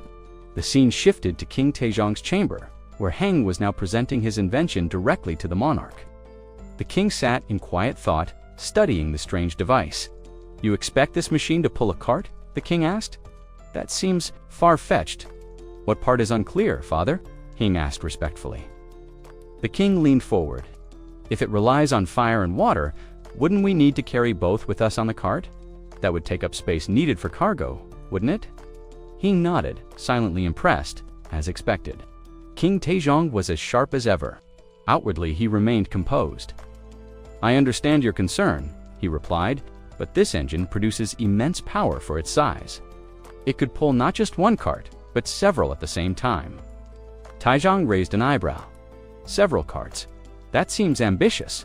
With a confident smile, Hing stepped aside and opened a concealed door. Inside was a room filled with unfamiliar machinery. The king and his ministers followed him, in their eyes widening. "What are all these?" one minister gasped. Yang beamed with pride. "This is the culmination of my passion, my vision brought from the 21st century, a working model of a railway system." He turned to a nearby servant. "Prepare the locomotive." The king observed skeptically as Hing connected the steam engine to a wheeled platform. "You put it on rails?" the king questioned. Lighting the fire beneath the miniature locomotive, Hing dropped a glowing coal into the furnace. The water boiled, steam hissed, and then, with a mechanical histomodel train, began moving. "It's working!" the king exclaimed, clapping in excitement. Hing nodded. "This is just a prototype, but I believe we can make it real. If we succeed, we could travel from Hanseong to Busan in a single day, from the southern coast to the farthest reaches of Yosan by sunset. With railways, Yosan would beat with life again." Still watching the train, the king turned. "What do you mean by the heartbeat of Yosan?" Hing's tone grew serious. "Right now, our people live and die where they are born. The mountains divide us, travel is hard, trade is slow. But if we can connect our land with railroads, people will move, goods will flow, ideas will spread. We would enter a new era of prosperity." Ministers Kim Jang and Prime Minister Min Ah-young were stunned. "It sounds like a dream," one whispered. The king, however, remained composed. Hing studied his father's face carefully, searching for signs of support or hesitation. While the potential was immense, they all knew bringing this vision to life would demand vast resources, funding, and political will. The path ahead would not be easy, but perhaps, just perhaps, it had begun. Realizing the importance of the matter, the Crown Prince instructed the Minister of Public Works to present their proposal directly to His Majesty. The minister respectfully complied and, with the help of another official, brought forth a towering stack of scrolls and documents, carefully placing them before the king. King Taejong's eyes widened in disbelief. The pile was massive, far more than he expected. He picked up the first volume and opened it, only to be met by dense lines of tiny script and diagrams. It was a sweeping national development blueprint, so intricate that he muttered under his breath, "I've come to despise quill pens." Standing nearby, Hing calmly explained, "These are long-term strategic initiatives, Your Majesty. They're designed to fortify Yoshan based on our topography, population clusters, resource networks, and economic makeup." As the king thumbed through the volumes, he began to count them in his head. 30, 35, 40, 42 in total. With a sigh that held both awe and exasperation, he remarked, "Well, I suppose they're worth reading." He then instructed the left Prime Minister to review the documents with the rest of the council. Once the matter was handed off, he made another request. "Father, there's one more thing I must ask. The Research Institute is woefully understaffed. None of us are getting the rest we need, not even me." Curious, the king turned to the Minister of Public Works. "Is this true?" he asked the minister, looking utterly exhausted, nearly broke down. "Your Majesty, the Crown Prince, is leading multiple projects simultaneously. We're all stretched to the breaking point. The workload is staggering, and no one is getting enough sleep." "Then why haven't you brought in more people?" the king asked, frowning. The minister hesitated before replying honestly. "Word of the workload has spread far and wide. Few dare to volunteer. Many came hoping for advancement, but as soon as someone new joins, His Highness launches another initiative. The Research Institute is barely 6 months old, and yet we've produced an astonishing volume of work. We simply can't keep up." The king clenched his jaw as if preparing to scold someone, but then, surprisingly, he chuckled. "Hing, you're certainly not one to sit still, are you?" Scratching his head sheepishly, Hing grinned. "Father, your insight is truly unmatched." Recognizing the seriousness of the situation, the king nodded. "Very well, I'll address the staffing issue. But let me be clear, sustaining this kind of research effort will require considerable funding. We'll need to hold a proper discussion before committing further resources." Hing, though visibly disheartened, accepted the verdict. "I understand, father." The king studied his son for a long moment, then added thoughtfully, "But I have the feeling you haven't shown me everything yet. I've already allocated significant funds to the Institute. This can't possibly be the full extent of your work." Hing's face tightened. He knew exactly what the king meant. Of course he'd figured it out, with a knowing glint in his eye. The king said, "I believe it's time we went to see it for ourselves, don't you?" Hang nodded. He understood. His father was referring to the Institute's most secret facility, Area 51. At dawn, the king and Hing rode side by side on horseback through the palace gardens, enjoying the fresh morning breeze. The king smiled and said, "It's rather pleasant, riding together like this, wouldn't you say?" Hing nodded brightly. "I agree, father. It's a rare moment of peace." After a few minutes, the king's curiosity was piqued. "By the way, what does Area 51 feet even mean?" Hing blinked, momentarily caught off guard. "Oh, that. It's nothing really. Just a catchy name," he said with a sheepish chuckle, trying to play it off. The king gave him a mildly suspicious glance, but said nothing more as they continued their ride. Before long, they arrived at a high-walled compound. "This must be the place," the king said, observing the tall gate. "Yes, father," Hing confirmed. As they approached, 2 guards stepped forward, halting them with firm voices. "Stop. This is a restricted zone. Authorization required. Present your token." The king frowned. "How dare you address me like that?" Hing quickly interjected. "Please don't be upset, father. Even I need clearance to enter. The security here is extremely strict." From his sleeve, Hing retrieved a small emblem embossed with the Yinon crest. The guards snapped to attention, saluting crisply. "Permission granted." The king raised an eyebrow as he watched them perform an odd but precise gesture. "That's a strange salute," he muttered. Inside the secure gates, they rode onward. The king glanced around and remarked, "You've put a lot of emphasis on security here. It's essential to protect the work being done." Father Hing said earnestly, "There are secrets here that must not fall into the wrong hands." The king kept his thoughts to himself, quietly wondering just what kind of secrets required such precautions as they reached a large iron door. 2 officials stood waiting, General Choi Haisan and the chief steward, both standing at attention. The general saluted in a style different from the previous guards, more traditional, more ceremonial. "Your Majesty," General Choi said respectfully, "thank you for visiting. Our team has worked tirelessly." The king noticed the soldiers around them were dressed in uniforms that bore unique markings. "Curious," he asked, "and what exactly is your work here?" "With your permission, sire," the general began, "our focus is the advancement of military technology. We're researching improved explosives, enhancing cannon designs, and testing new firearms. We're also devising updated battlefield strategies." The king gave a slow nod. "I see. I'd like to witness some of this progress firsthand. Could you show me around?" "Of course," General Choi replied, gesturing ahead. "But from this point forward, we must proceed on foot." He signaled for the gates ahead to be opened.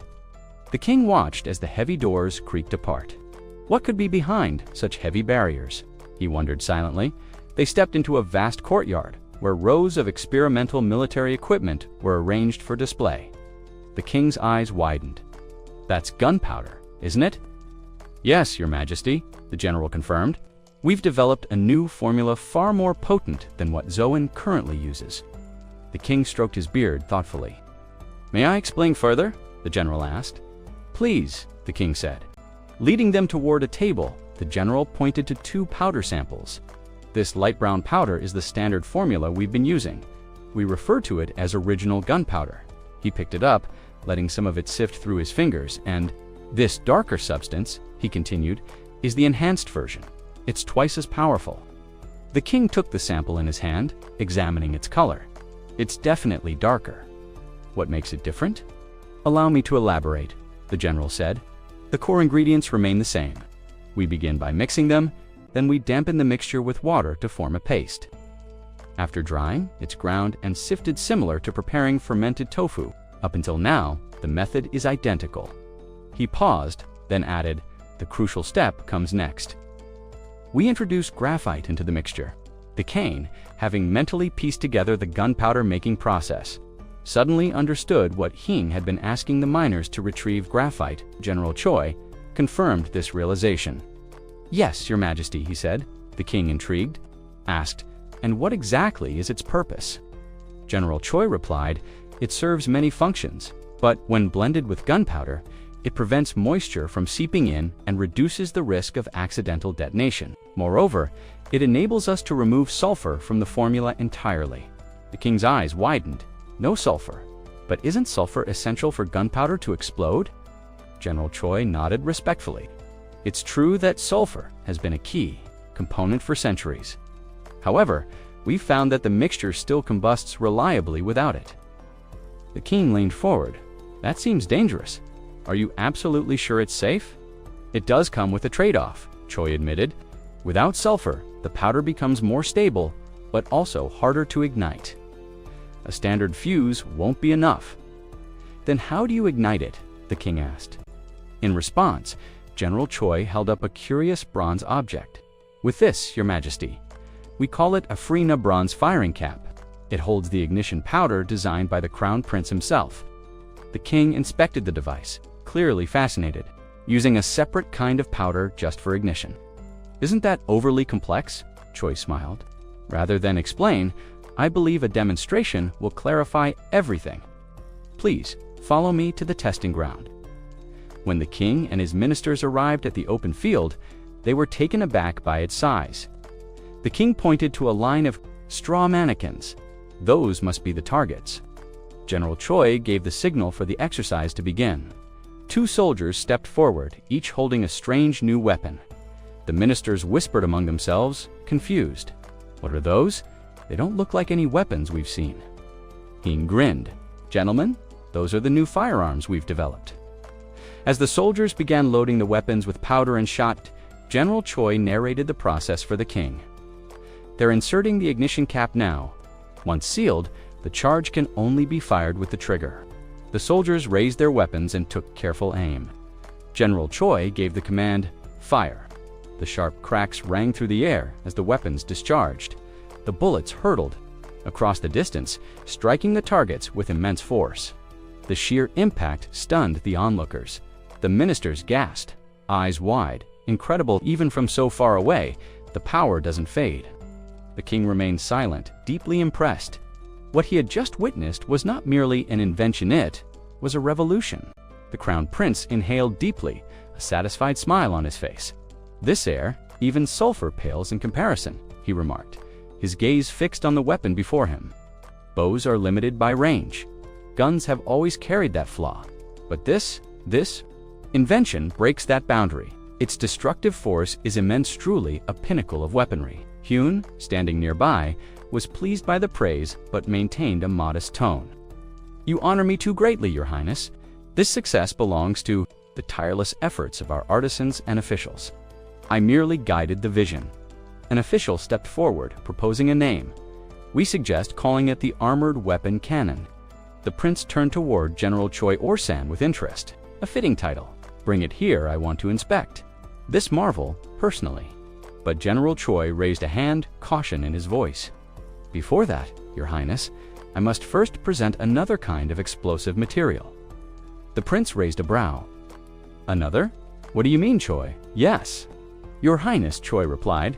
"To the left, we have the standard gunpowder currently in use. Next to it is a compound called explosive silver, developed by the heir for use with bronze spears. Beside that, you'll find cotton-based gunpowder, derived from cloth fabric. On the far left is a refined variant known as armored gunpowder, an improved version of the cotton powder. Finally, we've produced a volatile liquid, a specialized explosive oil, also designed by the heir." The prince's expression turned. "Wary explosive silver? Is it forged from actual silver?" The heir quickly interjected. "No, Your Highness. It is named for its gleam.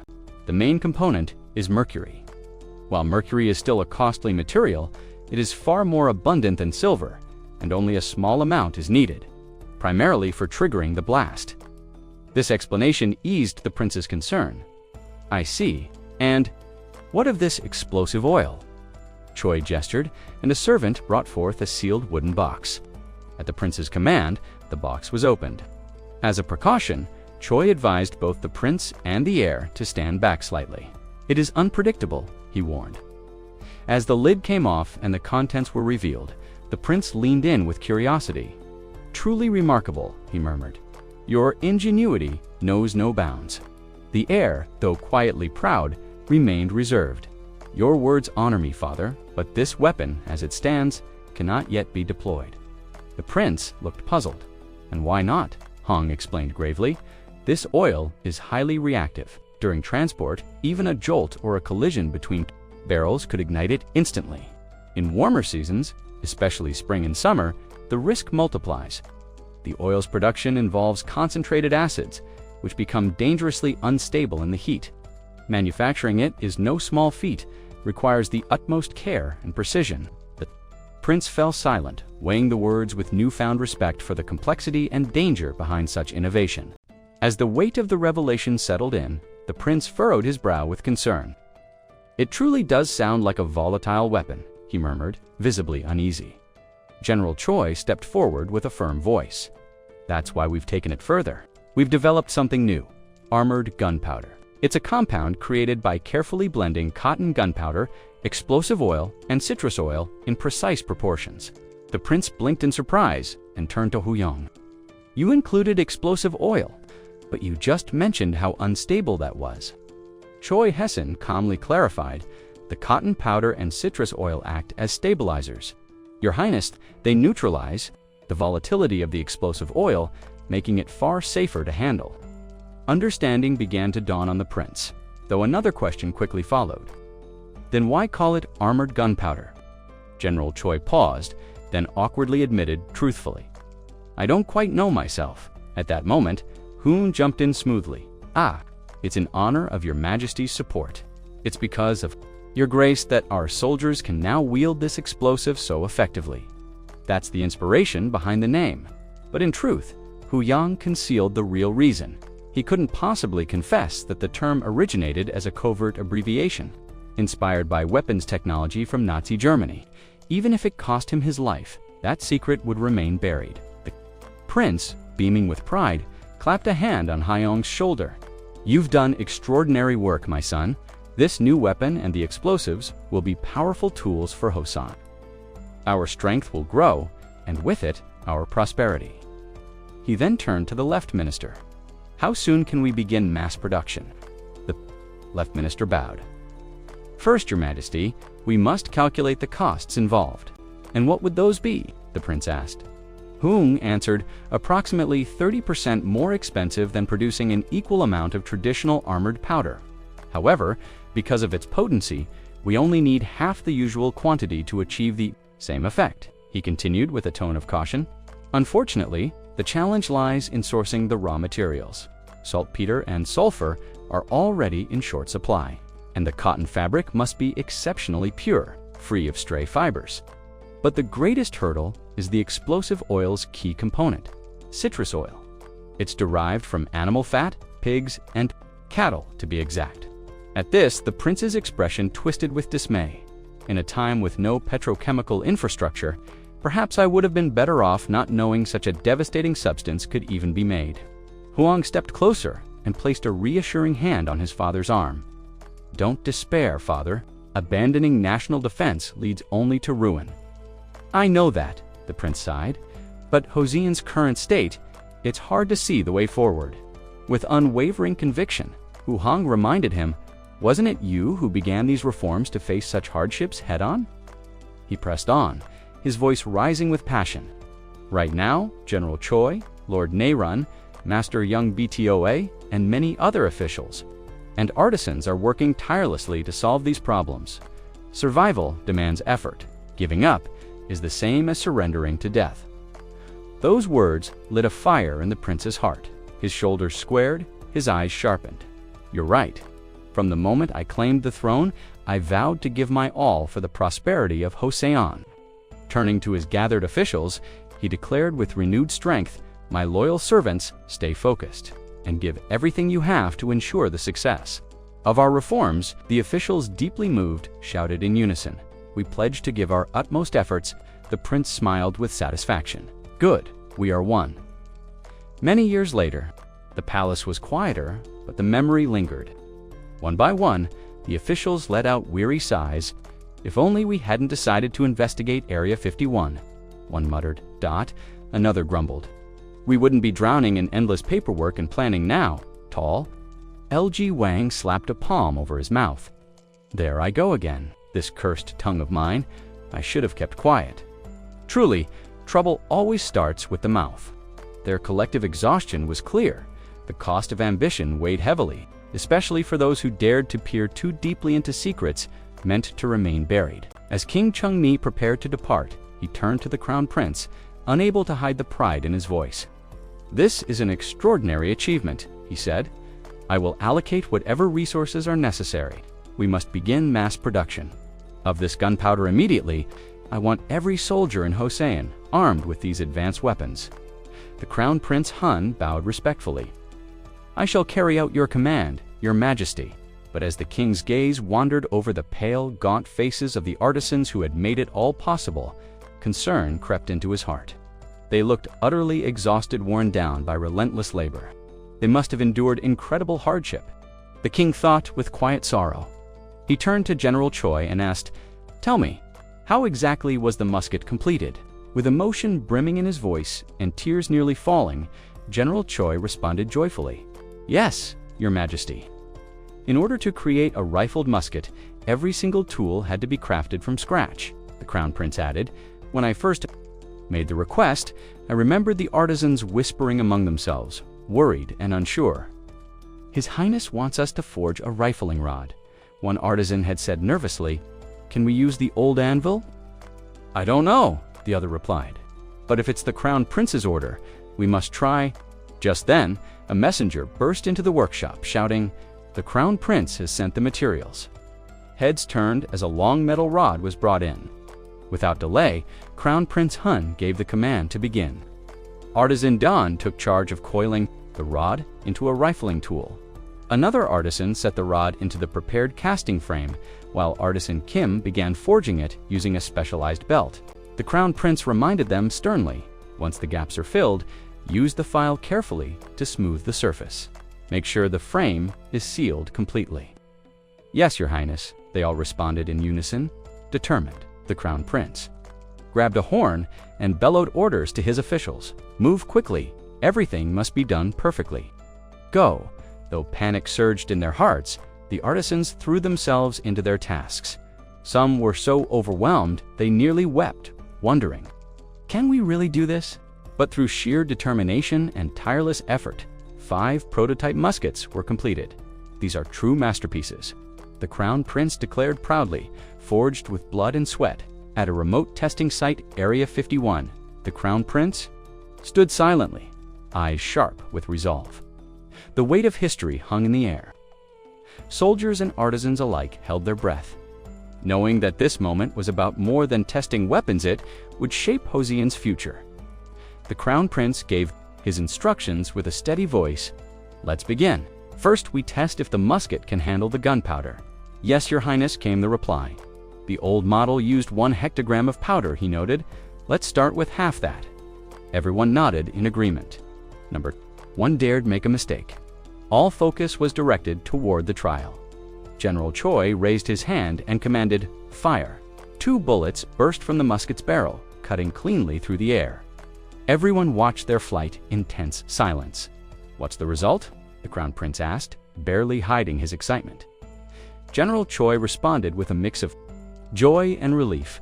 Using half a hectogram of both types of gunpowder caused no issues. The Crown Prince nodded thoughtfully. Very well. Let's gradually reduce the amount to find the optimal charge. The old musket's effective range was 40 paces wheel. Use that as our standard. Yes, Your Highness. The testing continued under the Crown Prince's keen supervision. As the results began to take shape, a cheer suddenly erupted from Iron.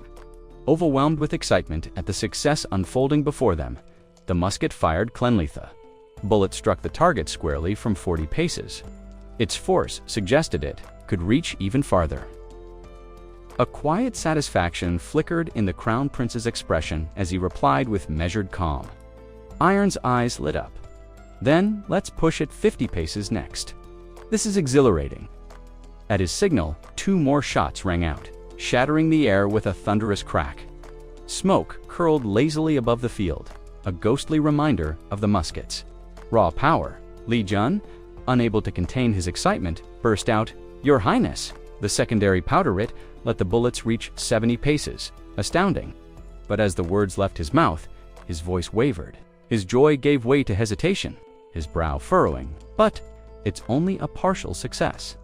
This sudden change in tone made the Crown Prince glance at him, curious. "We fired over 20 rounds," Li Jun continued, "more subdued now. Only a few hit the target. The bullet paths are erratic and accuracy is low." The prince nodded thoughtfully, a sharp observation as expected. His gaze turned distant, reflective. It's time, he thought, to introduce them to that. But is accuracy our only issue? He asked aloud. The process of cleaning and reloading the musket also seems far too slow. What if we skipped those steps altogether? Li Jun blinked. But Your Highness, if we do that, the bullets could fall out. Then make bullets that fit the barrel properly. The Crown Prince replied coolly. Test it. Yes, Your Highness, General Choi answered, though inwardly he bristled. We already knew that. Why ask? The Crown Prince saw their confusion, but offered no clarification. Let them solve it on their own, he thought. Experience teaches better than instruction. Confidence grows through struggle.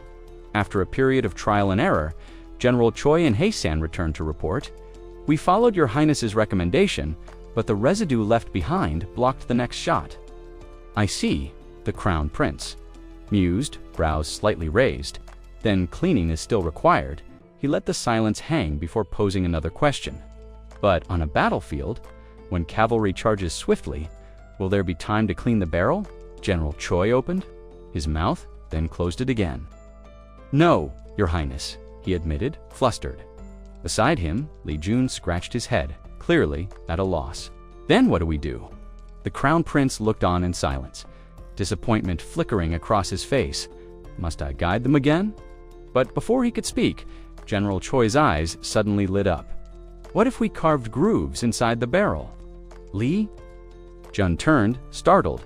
Grooves? Yes, Choi said, gesturing toward a nearby stream. Look at that water. See how it follows the grooves carved into the earth. Fire has flow too. If we carve a channel in the barrel, the gunpowder residue might be expelled alongside the flame. Li Chen's eyes widened. That's actually worth trying. The Crown Prince gave a faint smile. Good, they're starting to understand. I don't need to intervene, after all. But the momentum was soon interrupted. A craftsman stepped forward, hesitant. General Choi, sir. How do we carve those grooves? The question hit like a splash of cold water. General Choi's excitement deflated. We're back at square. One, he muttered. The Crown Prince chuckled quietly. This path is far from over. Each step brings them closer. The artisans threw themselves into the challenge, working through sleepless nights. Eventually, they developed a tool capable of etching grooves inside the barrels. Long muskets were crafted, each with grooves ranging from 3 to 15 dot, yet during further tests, new issues emerged. General Choi Hae-san and Jang I-in returned, concern etched on their faces. Li Jun sighed. So in the end, cleaning is still part of the process. An official, troubled, asked, what are the exact results? Li Jun paused, then explained, each groove count has trade-offs. With fewer than 6 grooves, power stays high but residue builds up fast. With 9 or more, there's less residue, but the bullet loses power. Li Jae let out a long sigh, the weight of the discussion pressing on his shoulders. So, what's our next step? Is the 9-groove design our best option? He didn't sound convinced, and for good reason. The problem with 9 grooves, he added, is the significant drop in power. Another official chimed in. What if we reduce it to 6 grooves? No good, Li Jae responded immediately, shaking his head. That introduces another problem. Gunpowder residue becomes much harder to expel. We're back to square one. Everyone fell into uneasy silence, minds turning furiously, but finding no solid ground. From his place nearby, the Crown Prince observed quietly, eyes scanning the room. Would someone finally offer a breakthrough? Then, unexpectedly, Jang Yeo spoke up. What if we spiraled the grooves? The room stiffened. Even the Crown Prince said, stepping forward. Curiosity piqued. Explain your idea.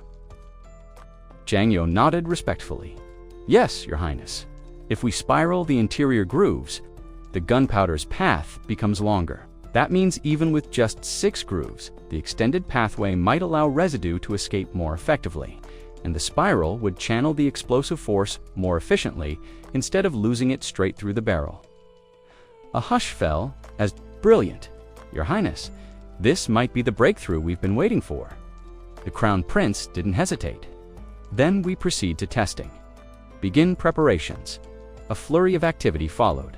Numerous prototypes were built and evaluated, each test bringing them closer to perfection. Eventually, a voice rang out with excitement. The 6-groove spiral musket 1.5 turns us ready for final testing. Lee Jae stepped forward with purpose. Make sure to document everything: range, accuracy, firing power. We're not just testing, we're learning. As the tests commenced, the Crown Prince watched the officials bustle with energy and focus. Pride filled his chest. They truly grasped the core of innovation, he thought. Give them the right environment, and they could change the world. They could even win a Nobel Prize. A smile touched his lips. My people adapt fast and improve even faster. Just then, both Lee Jae and Yan In-soo shared a glance and odd chill brushing the back of their necks. Why does it suddenly feel unsettling? They both wondered, shivering slightly. Everyone was absorbed in their tasks when Leo suddenly furrowed his brow. He stared at the instruction sheet in his hands, mumbling, "This doesn't make sense." At that moment, General Choi H. Sand happened to walk by. Noticing Lee Jae-en's puzzled expression, he paused and asked, "Is something wrong?" "It's nothing serious, General," Lee Jae-en replied, still staring at the paper. "But according to Gain In-soo's instructions, we omitted the spiral grooves in the musket barrels. Oddly enough, accuracy has improved dramatically. What do you make of it?" General Choi's expression turned thoughtful. "That's strange indeed. Enhanced performance is welcome, of course, but not understanding the reason behind it is unsettling." As the two men stood in silence, trying to make sense of the anomaly, a craftsman nearby hesitantly spoke up. "Forgive me for interrupting, but might it be that the grooves make the bullet spin when it's fired?" General Choi blinked, intrigued. "Explain what you mean." The craftsman stepped forward, humble but confident. "I was trained in fletching, sir. When I attach feathers to arrows, I always set them at a slight angle.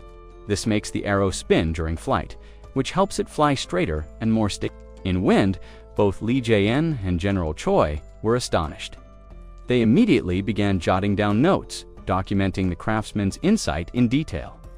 The findings were quickly prepared into a report to present to King Chung Nien. When the king reviewed the documents, his eyes sparkled with realization. So this is why the Crown Prince and the ministers guarded this secret so closely.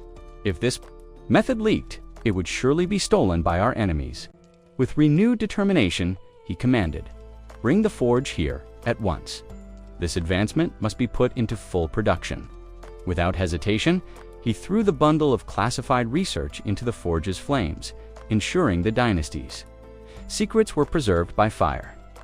He turned to the Crown Prince, his face glowing with pride. "You've done well, my son. This is a historic contribution. It is only by your blessing and guidance, Father." The king's attention shifted to the artisans, particularly intrigued by their unusual attire, strangely reminiscent of what he'd seen in Area 51.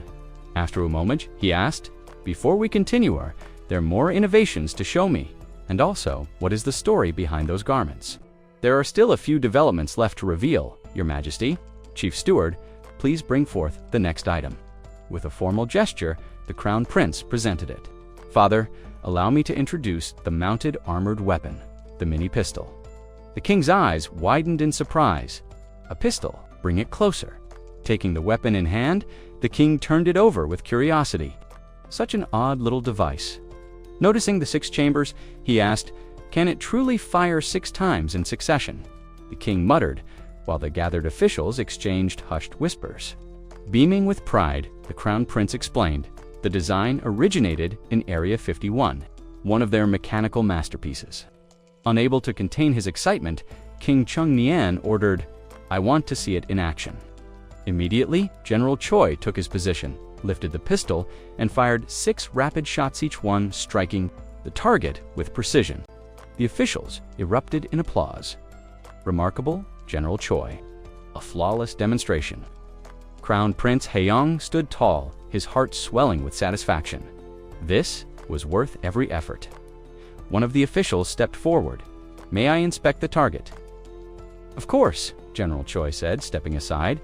The official rushed to the dummy and closely examined the impacts. After a brief moment, he turned back to report, visibly awed. "Your Highness, with such devastating accuracy, any enemy within 30 paces would be eliminated on the spot." Kane's eyes widened as he blurted out, "Are you absolutely sure?" "Yes, Your Majesty," the official confirmed firmly. Overwhelmed with joy, the king broke into a wide smile, unable to hide his pride. "You've all achieved something remarkable," he said. "Seeing how drained you are from your efforts, I can confidently say the Deputy Minister's praise was more than justified. You've worked tirelessly, standing tall yet humble. Crown." Prince Yang gave a respectful nod. "Your Majesty is far too generous." Still marveling at the accomplishments, the king asked with keen interest, "You've done well, my son. Now, tell me what of the armor." Hyung bowed slightly and replied, "Forgive me, father, but there's still another weapon I have yet to present." The king's eyebrows shot up. "Another one? Just how many more are there?" Despite the approaching lunch hour, the crown prince remained unwavering. "The next demonstration is of the firebomb, father. As for lunch, it can wait." Kane chuckled softly, amused by his son's obsession. "This boy is truly enamored with firepower," he thought as they continued walking. Soon, they reached a location far from the palace grounds. The king looked around, noting the distance. "This is quite removed from the royal estate," he remarked. "We needed a large, open area for a safe test," Hyung explained. When they arrived, Kane found himself staring at a broad field dotted with dummies arranged at various distances. His curiosity piqued. "What kind of firebomb needs this much space? Did you clear all the trees for this?" "Yes, father," Hyung affirmed. "To prevent wildfires, we made sure the entire area was thoroughly cleared." The king and the gathered officials watched with growing intrigue as the crown prince stepped forward. "This," Hyung announced, "is our latest innovation, the firebomb. We propose naming it the F-Kit Tran Lai." A wave of excitement rippled through the officials. F-Kit Tran Lai. One said, "That sounds like a modern version of the heaven-shaking thunderbolt." "Isn't that the legendary weapon from the ancient Jin kingdom?" Another chimed in. "Yes, quite similar. Though I think the addition of F-Kit implies it uses some form of rocket propulsion." Crown Prince Hyung stood off to the side, watching the reactions with quiet satisfaction. No matter the life, he thought, I wouldn't dare miss these historic moments. A true classic among classics. While the seas were governed by the Northern Compass, he mused, the land now bowed to the power of the F-Kit Tran Lai. Just the night before, deep inside Area 51, a crucial meeting had stretched long past midnight. Tension filled the chamber as high-ranking officials debated the weapon's final design. Suddenly, a voice cut through the silence. "Which one should we go with him? K1, MK2, or maybe MK2.1? Crown Prince Hyung, seated at the head of the table, furrowed his brow. "What exactly is MK? Several officials exchanged knowing glances. One muttered, "Here we go again. This might take all night." A weary official stood and began to explain. "Your Highness, the designations represent different detonation types of the Tran Lai MK1 scatters, shrapnel in all directions after explosion. MK2, on the other hand, spews fire outward upon ignition, causing the projectile to spin and emit both flames and metal fragments. As for MK2.1ites, a modified version that uses an iron plate to contain the explosion before releasing its payload more forcefully." Before he could continue, Jang In-yu, another senior official, quickly stepped in. "Apologies, but please hold your explanation for a moment." The Crown Prince's face darkened. Slamming his palm onto the table, he barked, "Why are we even discussing this further? We've already committed to producing both models." But our final choice is MK 2.1, the 21st century's answer to warfare. This meeting is over. Everyone, go rest. Caught off guard by the sudden command, an official hesitantly asked, "But Your Highness, what about you?" Hyung grinned, eyes gleaming with inspiration. "I've just had a breakthrough. How could I possibly sleep now? You're all in my way dismissed." With that, Jang and Yu motioned to the others. "Come, gentlemen." The Crown Prince clearly knows what he's doing. Back in the open training field, King Chung Neon stood with a furrowed brow, his eyes fixed on the unfamiliar contraption sitting atop the wooden table. It resembled nothing he had seen before, strange metal shell, gleaming under the morning sun. With a note of skepticism, he turned to General Choi. "Are you telling me this device was developed here? This fight kit?" he asked, voice laced with doubt. General Choi bowed respectfully. "Yes, Your Majesty. The Crown Prince himself devised it from the earliest concept to its final form." The king blinked in surprise, brows rising. "Is that so? I'm intrigued. What's the principle behind it?" General Choi hesitated, unsure how best to explain such a complex mechanism. But before the silence could stretch too long, Crown Prince Hyung stepped forward with calm confidence. "Please, Father, allow us to show you first. We'll explain everything after the demonstration." With a sharp command, two soldiers hauled out a large iron cannon. They moved quickly, knowing what was at stake. General Choi's voice rang out with warning, "Please take cover behind the wall. The area is not safe during the firing." Following orders, the attendants and officials ducked behind the brick fortification. The soldiers loaded the fight kit, gently placing it into the cannon's barrel, then scrambled for shelter. From a safe distance, a voice cried out, "Fire!" A burst of flame and thunder erupted from the cannon. The projectile launched like a comet, shrieking across the field. The king leaned forward, watching its arc. Then nothing. A moment passed. The missile hovered at its target, but no explosion followed. The king turned, puzzled. Nothing happened. He asked General Choi, didn't take his eyes off the projectile. "It's about to detonate, Your Majesty." No sooner had he said it than the missile erupted in a massive explosion. A blinding flash lit the field, followed by a violent shockwave. The officials shielded their faces as smoke billowed into the sky. As the smoke cleared, the destruction came into focus. Dozens of practice dummies lay shredded, torn to pieces. The sheer force of the explosion left many speechless. "Your Majesty, are you all right?" one official asked urgently. The king coughed and waved off concern. "Yes, just startled." He rose, slightly unsteady, and looked across the ruined field, still transfixed by the carnage. Another official murmured almost to himself, This is the power of a single firebomb. If such a thing were used in war," another said, "the battlefield would become a nightmare." King Jung's voice was low, filled with awe. Can this destruction truly come from just one device? He turned to General Choi. "Tell me, how does the fight kit work?"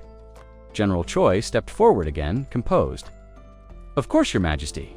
The outer shell is built with a thin yet durable casing, strong enough to survive the launch, but designed to break upon impact. Inside, it is filled with small iron pellets to maximize the shrapnel effect." He paused, then continued. "We also skip mixing clay into the gunpowder, which preserves its full explosive strength." The king looked astonished, deeply impressed. "Ingenious, truly ingenious. But tell me, can this be produced in large numbers?" General Choi nodded, pleased by the question. "Yes, Your Majesty. As long as we are provided with sufficient gunpowder, mass production is entirely feasible." One official stepped forward, still wary. "But General, even with materials, doesn't it take highly skilled artisans to craft something like this? Isn't Area 51 already short on manpower?" General Choi gave a knowing smile. "That's a valid concern, Deputy Minister. But the Crown Prince anticipated this during the design process." He then recounted a recent strategy meeting. Crown Prince Hyung, along with Jiang Yunga, Lin, and General Choi Han Jungge, Eon, had gathered around a table strewn with scrolls and tools. The prince had personally drawn a detailed blueprint. "This," General Choi had said at the time, "is the official design of the fight kit Tranton, light-crafted entirely by His Highness." When presented, the other officials had been baffled. "Don't understand any of this," one had muttered. Male and female threads. What does this mean? Prince Hihong had smiled patiently. The problem with crafting a full sphere and loading it with gunpowder is inefficiency. Instead, divide it into two halves. One hemisphere is carved with a male thread and the other with a female thread. This makes assembly easier, faster, and safer. By intricately weaving the components together, a perfect spherical structure could be formed. Incidentally, this also revealed the principles behind bolts and nuts mechanical concepts now brought to life through innovation. When the prototype reached its target, the resulting blast was overwhelming in both force and sound, far beyond anyone's expectations. The two officials witnessing the explosion stood frozen in astonishment. "This power, it's astonishing," one whispered. "If we can equip this for our soldiers, our advantage will be absolute." General Choi turned toward the young strategist. "Shall we inform His Majesty?" he asked. Crown Prince Huyang, calm as ever, shook his head. "Not yet. We've more to perfect. The thinner the shell, the more concentrated the energy. Let's begin by gradually reducing the shell's thickness and observe the results." The artisans, led by their gifted blacksmiths, worked relentlessly. After many iterations and sleepless nights, Li Jian burst into the courtyard, his face alight with excitement. "Your Highness," he called out, "we've determined the minimum shell thickness that can endure both launch and impact 3 units, less than the original design." Haiyung's eyes sparkled. "Excellent. Now let's add gunpowder and see how the results vary." Still in awe, Official Iron bowed. "Yes, Your Highness." Once more, the artisans poured themselves into the craft, refining every detail of the weapon. Though weary, they pressed forward. By morning, another trial commenced. The reduced thickness held Iron reported with a mix of relief and excitement, but the Crown Prince frowned slightly. "Very well, report our findings to my father. However," he added thoughtfully, "the blast radius is too wide. It poses a danger to our own forces. We must find a way to narrow the radius without losing its destructive power." The directive was like a boulder dropped on the shoulders of the artisans. They retreated into a huddle, whispering anxiously among themselves. "How do we focus the power without reducing it?" one murmured. Another, rifling through pages of blueprints, sighed deeply. "His Highness demands the impossible." From a distance, Crown Prince Hoyang observed their struggle, then approached with a soft smile. "Any progress?" he asked. "Not yet, Your Highness," one artisan admitted. "We're still exploring possibilities." Hu Hong nodded. "Try this what? If we line the interior of the bomb with thick clay and embedded small lead pellets into it, once dried, the clay will secure them tightly. It may reduce the blast radius while preserving the force." The artisans were stunned. "Of course, that could work. Your Highness, that's brilliant." Hung offered a gentle smile and turned to leave. "Carry on. I'm counting on you." Once he was out of earshot, Li Jian muttered, still awestruck, "Did His Highness know the solution from the beginning?" "If so," General Choi replied, equally bewildered, "then all our sleepless nights were in vain." "Trickster," one of them grumbled half-heartedly. Yet that trick had ignited a transformation in the artisans. By being challenged to think for themselves, they had gained a deeper understanding of their craft. Their newfound confidence turned them into master craftsmen capable of producing firebombs in great quantity. Without flaw, General Choi, his tone now confident, remarked, "Mass production will be no problem." News of their success reached the king. He listened in silence, then leaned back, visibly impressed. "This boy," he murmured. "There are no words." A sudden question struck him. "One more thing. I've wondered this since the first test. Why didn't the firebomb explode immediately on impact?" General Choi, thoughtful, answered carefully, "Your Majesty, the secret lies in the F-kit trine lid compound." The king raised an eyebrow. "A hidden mechanism?" "Yes, General Choi." "Confirmed. It allows precise control over the timing of detonation." "Your Majesty!" Taeyang exclaimed in amazement. "Truly?" General Choi gave a calm nod. "Yes, by wrapping the fuse around a bamboo tube, we're able to control exactly when the explosion occurs." The king's eyes lit up with realization. "So the timing of the blast depends entirely on how long the fuse is." "Precisely, Your Majesty," General Choi replied respectfully. The king's gaze fixated on the bomb, his expression gleaming with wonder. Only we know the precise moment it will explode. "What a subtle and clever advantage," he said, as if he'd stumbled upon a hidden treasure. Off to the side, the Crown Prince had been silently observing. A thought flickered through his mind. This technique has been around since the Fit Trine, created long ago by King Vannin. He approached the king and spoke carefully. "Father, I have now shown you all the weapons." But the king, not ready to conclude, the inspection placed a firm hand on his son's shoulder. "Wait, is there anything else you'd like me to see?" A chill ran down the Crown Prince's spine. Sweat beaded on his brow as he stammered, "Of course, father, please this way." When they reached the next area, the king's eyes widened with delight. "At last, I've been waiting to see this." Meanwhile, the Crown Prince was mentally groaning. "Why isn't he tired yet? I just want to go home." Noticing something odd, the king furrowed his brows. "These uniforms, they're different from our traditional Hosan army attire," explained Boeing slightly. The Crown Prince answered, "Yes, father. These new uniforms were designed specifically for musket-wielding soldiers. We've dyed them green and earth yellow." "Green and yellow?" the king interrupted, puzzled. Anticipating this reaction, the Crown Prince quickly added, "They're meant to camouflage our troops in forests and on open ground. It makes them harder to detect." The king stroked his chin thoughtfully. "But shouldn't soldiers wear bright uniforms to intimidate the enemy? And how will they recognize each other?" "We're still refining those tactics," the prince acknowledged. "For now, these are just test models. They're not yet in full deployment." The king gave a slow nod, considering the answer. But the Crown Prince wasn't done. "There's more. We've been working on improving the soldiers' armor as well." He gestured for everyone to follow him inside a nearby building. "Here," he said, pointing to a set of traditional gear, "is the standard armor currently used by our troops." The king nodded in recognition. "Yes, I'm familiar." The Crown Prince hesitated briefly before continuing. "In truth, many soldiers are unable to afford proper armor.